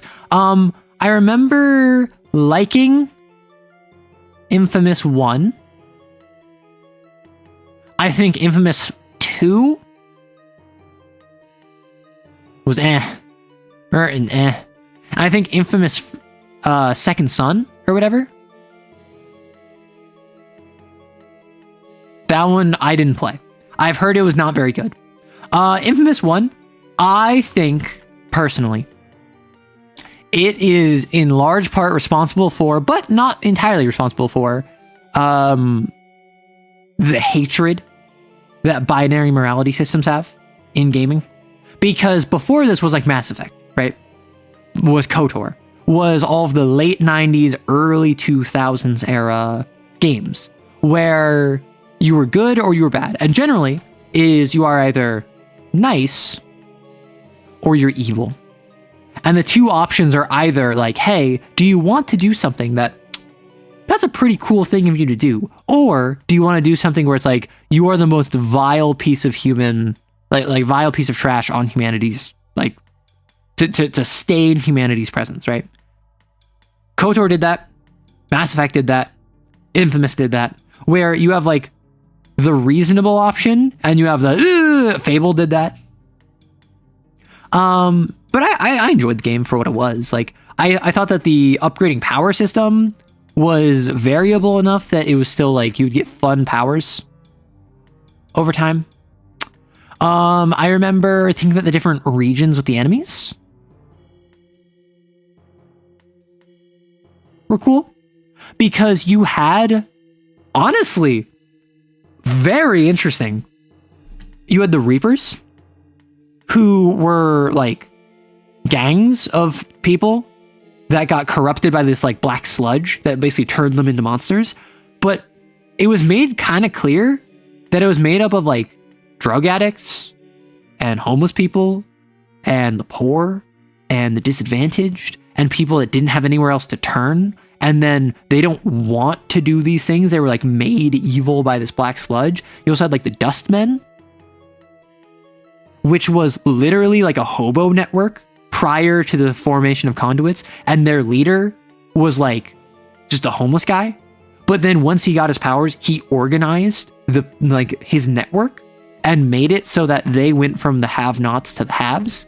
And it's this story of these people who are like ignored and disadvantaged by society, trying to reassert their authority over that society once they now have power. And then the third group, I don't remember. I think that they were like a PMC. They were like a standard military evil guy, right? They were less interesting. But Infamous went out of its way to be like, hey, the people you're fighting like are actually victims most of the time. And then in Infamous 2, the most interesting thing that Infamous 2 did is it gave you a handler who's like a contact at the FBI, who she ends up becoming a conduit and gets powers, and you come across this minor villain that has like more evil goop powers. So like your handler gets ice powers and the villain you're fighting has evil goop powers. But then even though the evil villain is constantly saying like, hey, yeah, like conduits are better than humans. Let's do like evil, like let's be evil. Let's have like freedom of the self over all the others. Your handler is the one constantly trying to get you to be a good boy and do good things. Oddly enough, in like the last couple missions, your handler goes off the rails and the villain wants revenge on her.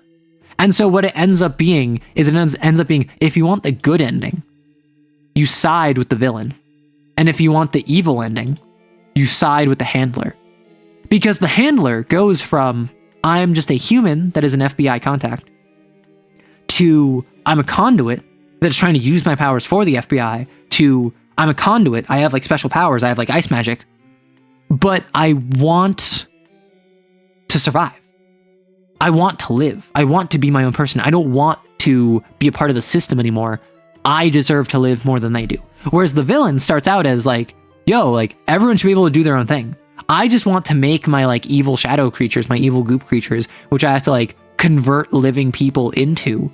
But I see them as my children and I see them as like my babies and I want to protect them. And this person killed a bunch of them. And so I want revenge on her. So I don't care what happens to me. I want revenge on the person that killed my babies. And so the good ending, you side with the bad person, and the evil ending, you side with what was formerly the good person, now a bad person. And I think that was interesting. I will say, right? In Infamous 2, you get access to more than just lightning. And I think that if you were restricted to just lightning, and I think that's like, I don't remember. I think that the ice magic that you had would like augment your lightning, and then you could call in your handler to do like a support. Whereas if you sided with the evil like goop lady, you could augment your lightning with goop, and then you could call her in for like goop support. I don't fully remember. I played this when it came out. Like, if you go full evil when you talk with Zeke, Cole looks so much worse than Zeke tells him he's dying. Like pale skin, black veins. It is cool to see the difference. Same thing happens in Infamous 1. If you're a good guy, you physically look nicer. You look cleaner. The city itself reflects that. There are actually fewer enemies. If you are a good guy, people will come forward and help you in a fight, actually. One of the cool things that happens in Infamous 1 is that if you play a hero, and like, I don't know, I'm fighting like 3 Reapers, and like, I'm shooting up lightning, a random civilian will run up and like push the Reaper, and like, they get staggered by a random civilian running up and like punching them. Because the random civilian can't beat the Reaper, but the random civilian is like inspired by you as a hero and will like knock them over. And so that makes fights easier. Whereas if you are a villain, you might not be fighting 3 Reapers, you might be fighting 5 Reapers. And also, all of the people just run away, right? Because they're scared of you. And so they do an interesting thing where like there are very subtle changes. In addition to like the big broad scale, like your lightning is red or your lightning is blue, right? There are bigger changes in the narrative changes, and that's like legitimately what I think more folks need to focus on when they make choices. When you make a choice-based system where it's choose X or choose Y, I don't care as much about if I choose X, I see cutscene Z, or if I choose Y, I see cutscene A. I care more about if I choose X, random civilians will unlock like these 3 dialogue options where they're like, yo, thanks for that back then, or like, oh, it's the guy who did X. And if I choose Y, then they say like, oh no, run away, it's him, or it's the guy that did Y. Like, I think that's cool. I think that's necessary to sell the choices. Same in Second Son, he looks ill when he goes home. But yeah, cool thing, Prototype was made out of the ashes of an Incredible Hulk game. Was it Ultimate Destruction? Like, was Prototype out of Incredible Hulk Destruction? Tokyo Ghoul, Prototype, and Parasite are referenced on the first trailer of Battlefield. Yeah. Last I heard we were on Yuri. Yeah, we stopped talking about Yuri a while ago, unfortunately. I know, it took a while. I teased you until we finally finished. Like, it's fine. Wait, Prototype and Infamous are basically the 2 genre-defying edgy superhero villain power fantasy games. They even had a death battle. I thought Prototype might have been paired with Infamous. Like, when you said it was based on, or like, I was asking like, hey, what's the game that it was like always compared to? I forgot it was Infamous. Just straight up, because like they strike me as very different games. Because Infamous is more of like I mean, they're both. You're in a city. It's a sandbox. You run around. I think there's a binary morality system in both of them, and they're both very janky, but they're pretty fun games, right? It was made out of an Incredible Hulk game that got canceled. I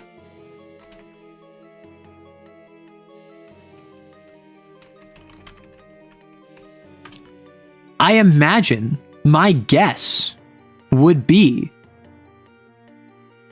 is that it was a sequel to Ultimate Destruction, the game that I was talking about earlier. Because Ultimate Destruction came out on like the PS2. I played it on the GameCube. I think Infamous Prototype was like PS3 era. Gosh, PS2 was so long ago. The PlayStation 3 and the GameCube are retro consoles. The Wii is a retro console. The passage of time is both an enigma and a frightening one at that. And it terrifies me endlessly. Does anyone else have any questions, whether about Kane Yuri or otherwise? Because otherwise, I think I'm going to wrap up in the next couple minutes. So I'm going to close question. Go to end Q&A. And I think what I'm going to do is I am going to wrap up. Thanks so much for swinging by. I would hit 5 hours, but unless anyone else has anything to say, I feel like, and I mean this nicely, that Sony and Xbox need to make more games and have more of a backlog. Or are we Boss Baby timing? We're doing Boss Baby? Listen, if you want to Boss Baby it, I can Boss Baby. I already did it earlier. Y'all have the receipts. What do you mean, oh no? Yeah, Sony and Xbox need to make more games and have a lot more backlog before moving on to the next console. So part of the issue is consoles are actually a huge waste of money. Enjoy, Gray. Consoles are actually a huge waste of money. The reason you sell a console is so that you can then sell games on that console that you make up the money for. Consoles are not efficient at scale. So, the thing with consoles is you want to minimize however many consoles you sell and maximize the amount of games you sell on it, because games often make more money than a console. However, consoles go out of date very quickly. Because when I release my Aerobox 360 on like January of 2026, My competition has announced a new console a year and a half from now. So I need to release the Aerobox 367 for January of 2028.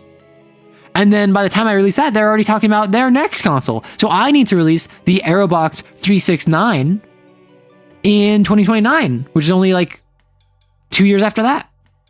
A year and a half after that. So it becomes this arms race where the more my competition narrows their scope, the more I need to narrow it to catch up with my competition, which means they narrow it further, which means I narrow it further, which means we end up with like 2-year, maybe 4-year life cycles on consoles.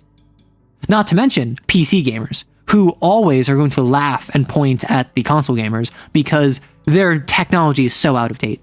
Because developing a console takes a while. They need to use the most available and the newest pieces for every console. And by the time they actually get it together and they ship it en masse, those pieces are out of date.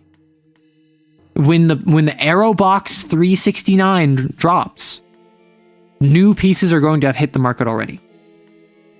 I'm aging you to dust. I know I am. It happens to all of us. It happens to the best of us. You're not special. You're not unique. You are simply old. It's okay. But like, you have this constant arms race where every 2 to 4 years, you need a new console. Why? Because the old one is competitively being pushed out the market, technologically being overshadowed. And at this point, it's a culture. We've been in the status of new releases, new is shiny, new is better. Novelty is the fundamental selling point of all of gaming for 20 years. Maybe 15. I want to say like around 2010-ish. So like closer to 15 is really when we hit it does not matter what this game is. It matters that we sell a new one of it. It does not matter what this console can do. It matters that it's different. It does not matter what the iPhone can do. What matters is that we add 1 to its digit and we add a 0 to its dollar value. And so if I'm an executive, and I've been working here 10 years. I have been working in video games as an executive for 10 years. And this culture of new is better predates even me. And I, as a tenured executive, am thinking, wow, this has always been the case. This is how I do it. This is how my successor is going to do it. This is just how video games are. Because I'm dumb and stupid and I don't play games because I'm in business. I'm a business exec. Like maybe I will casually play a little bit. And that's kind of why I got in the business sector of video games to begin with, is because I had a passing interest in gaming. But probably if I'm an executive in a gaming company, I am not a capital G gamer. And also, I'm probably also not a lower G gamer either. I'm not someone that like cares about games for really any reason. And that's why you get situations where like Wizards of the Coast mismanages and mistreats its various properties because the people in charge of making decisions don't care about D&D. They don't care about MTG. They care about the money that MTG or D&D makes, and so they want to make it profitable. And then you have devs working under them that can't do that because the profitable thing is not the thing that will actually sustain the community and be profitable long term, right? I feel like this cycle is what is driving the Playdate and Arjaboy. I don't know what either of those are, or the Pico 8. Okay, I get it, but look, the PlayStation 2 and look at the 4 and 5 now. Like, we need more games because we're going to keep having remakes and reduns. Trey, I don't even think that people are going to say it's not worth it. People have been saying new systems aren't worth it, in my memory, since at least before the PS4. Since before the Xbox One.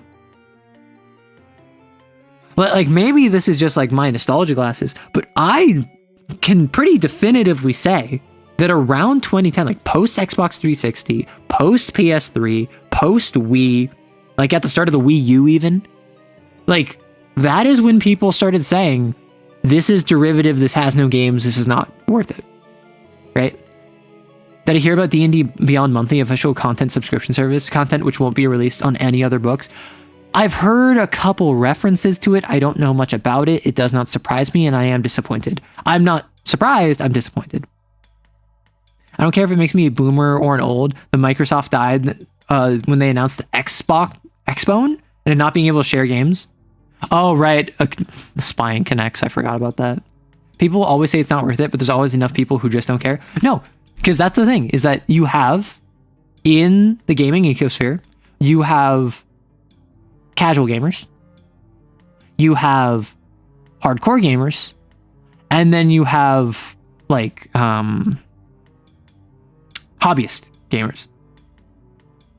Casual gamers don't care. Oh boy, I want to buy a Nintendo Switch. I want the new Tomodachi Life. This group is never going to change their mind.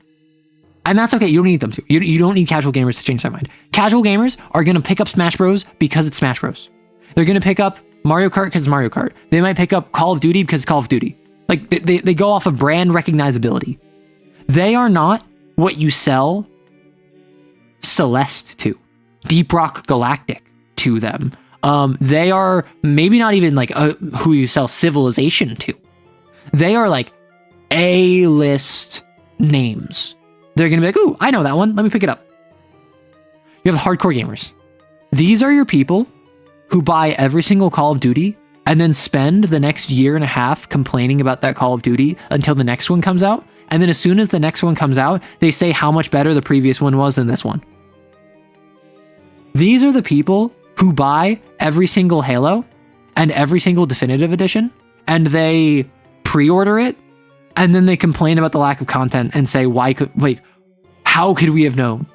These are the people who, when they see a game like Middle-earth Shadow of War, they pre-order it in the Platinum Mithril Edition, and then when the game is filled with loot boxes and has a grind at the end game, they spend money on it while complaining about spending money on it. These are the people that play Hoyoverse or Uma Musume or Gacha and then complain about how predatory the practices of Gacha are. And then you have the hobbyists over here, and the hobbyists are the ones that are like, I'm going to play Stardew Valley because I'm happy with it. I'm going to play Deep Rock Galactic because I'm happy with it. I'm going to pick up the newest Call of Duty because I want to try it. Oh, I didn't like it. I'm not going to pick up another COD. I'm going to pick up Far Far West, like a new game that came out. I'm going to try it. Okay, I enjoyed it. I'm going to support this dev more. I'm going to pick up Deadlock. Like, do you see the difference here? This is the group of people who is the problem. The quote unquote like hardcore gamers, these are the people who are loyal and spend money regularly and then complain when their loyalty is not compensated and then continue to spend more money. The hobbyists are the ones that often are like going to turn their nose up at something if they think it's not worth it. And the casuals don't care. Like the casuals are the ones who are just going to like brand recognizability. They're probably, they don't have a horse in this race. They're probably not even going to pre-order. They're just going to be like, oh, new COD game. Let me pick it up. They're not going to buy silver, gold, platinum edition. They're just going to buy base price. The hardcore gamers, who are the ones that constantly complain and the ones that are constantly causing problems and are the ones that are constantly buying all these editions, are the problem. Consoles have over time become more and more terrible at PCs at competing with one another to extinction. You're right. It's one of those things where it's just like, why wouldn't you make more games for more money? Exactly. Like PS4 versus 5 feels too similar. You're fine just shouting in the void like this, and I'm fine being wrong. It's just frustrating. It's very frustrating. And it's something where unless there's a like considerable movement, dare I say, on the level of like Gamergate, nothing is going to change. The reason we don't have loot boxes anymore is because we've shifted to gacha. The reason that we went to loot boxes to begin with is because people were so tired of like we went from like buy the base game to buy expansions to buy bits of DLC to buy loot boxes to buy gacha, right? Over the course of the last like 30 years, 25 years. Each of these shifts, we feel and we agree and we're like, oh yeah, it's because the gamers rose up. No, it's because it was more profitable. Just buying the entire base game and then moving on gave way to expansions because expansions allow the devs to add more content and charge you more money. Oftentimes, I'm a fan of expansions, personally. Then you get DLC. DLC, pretty iffy.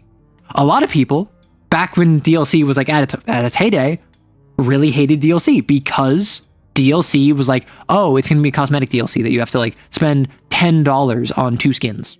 It's going to be a weapon DLC that gives you the best weapon in the game for $5. Right? That's all problematic. Loot boxes. You don't even get to choose. You just have to spend money. Gotcha. It's free. You don't have to spend money. You're just never going to get anything unless you spend money. The reason it's allowed and gambling isn't is because, one, online gambling laws have gotten looser, at least in the US, and also because gacha and loot boxes are treated as separate from gambling because they're games. So loot boxes recently in the past couple years have been legislated as gambling and like have had restrictions put on them. Gacha has not gotten to that point yet. Anyway, my throat's hurting me. It's also been 5 hours. I'm gonna hop off. Thank you all so much for swinging by. I look forward to another meme tomorrow. Look forward to me summarizing Junji Ito's Black Paradox on Friday, and probably more TTRPG yap.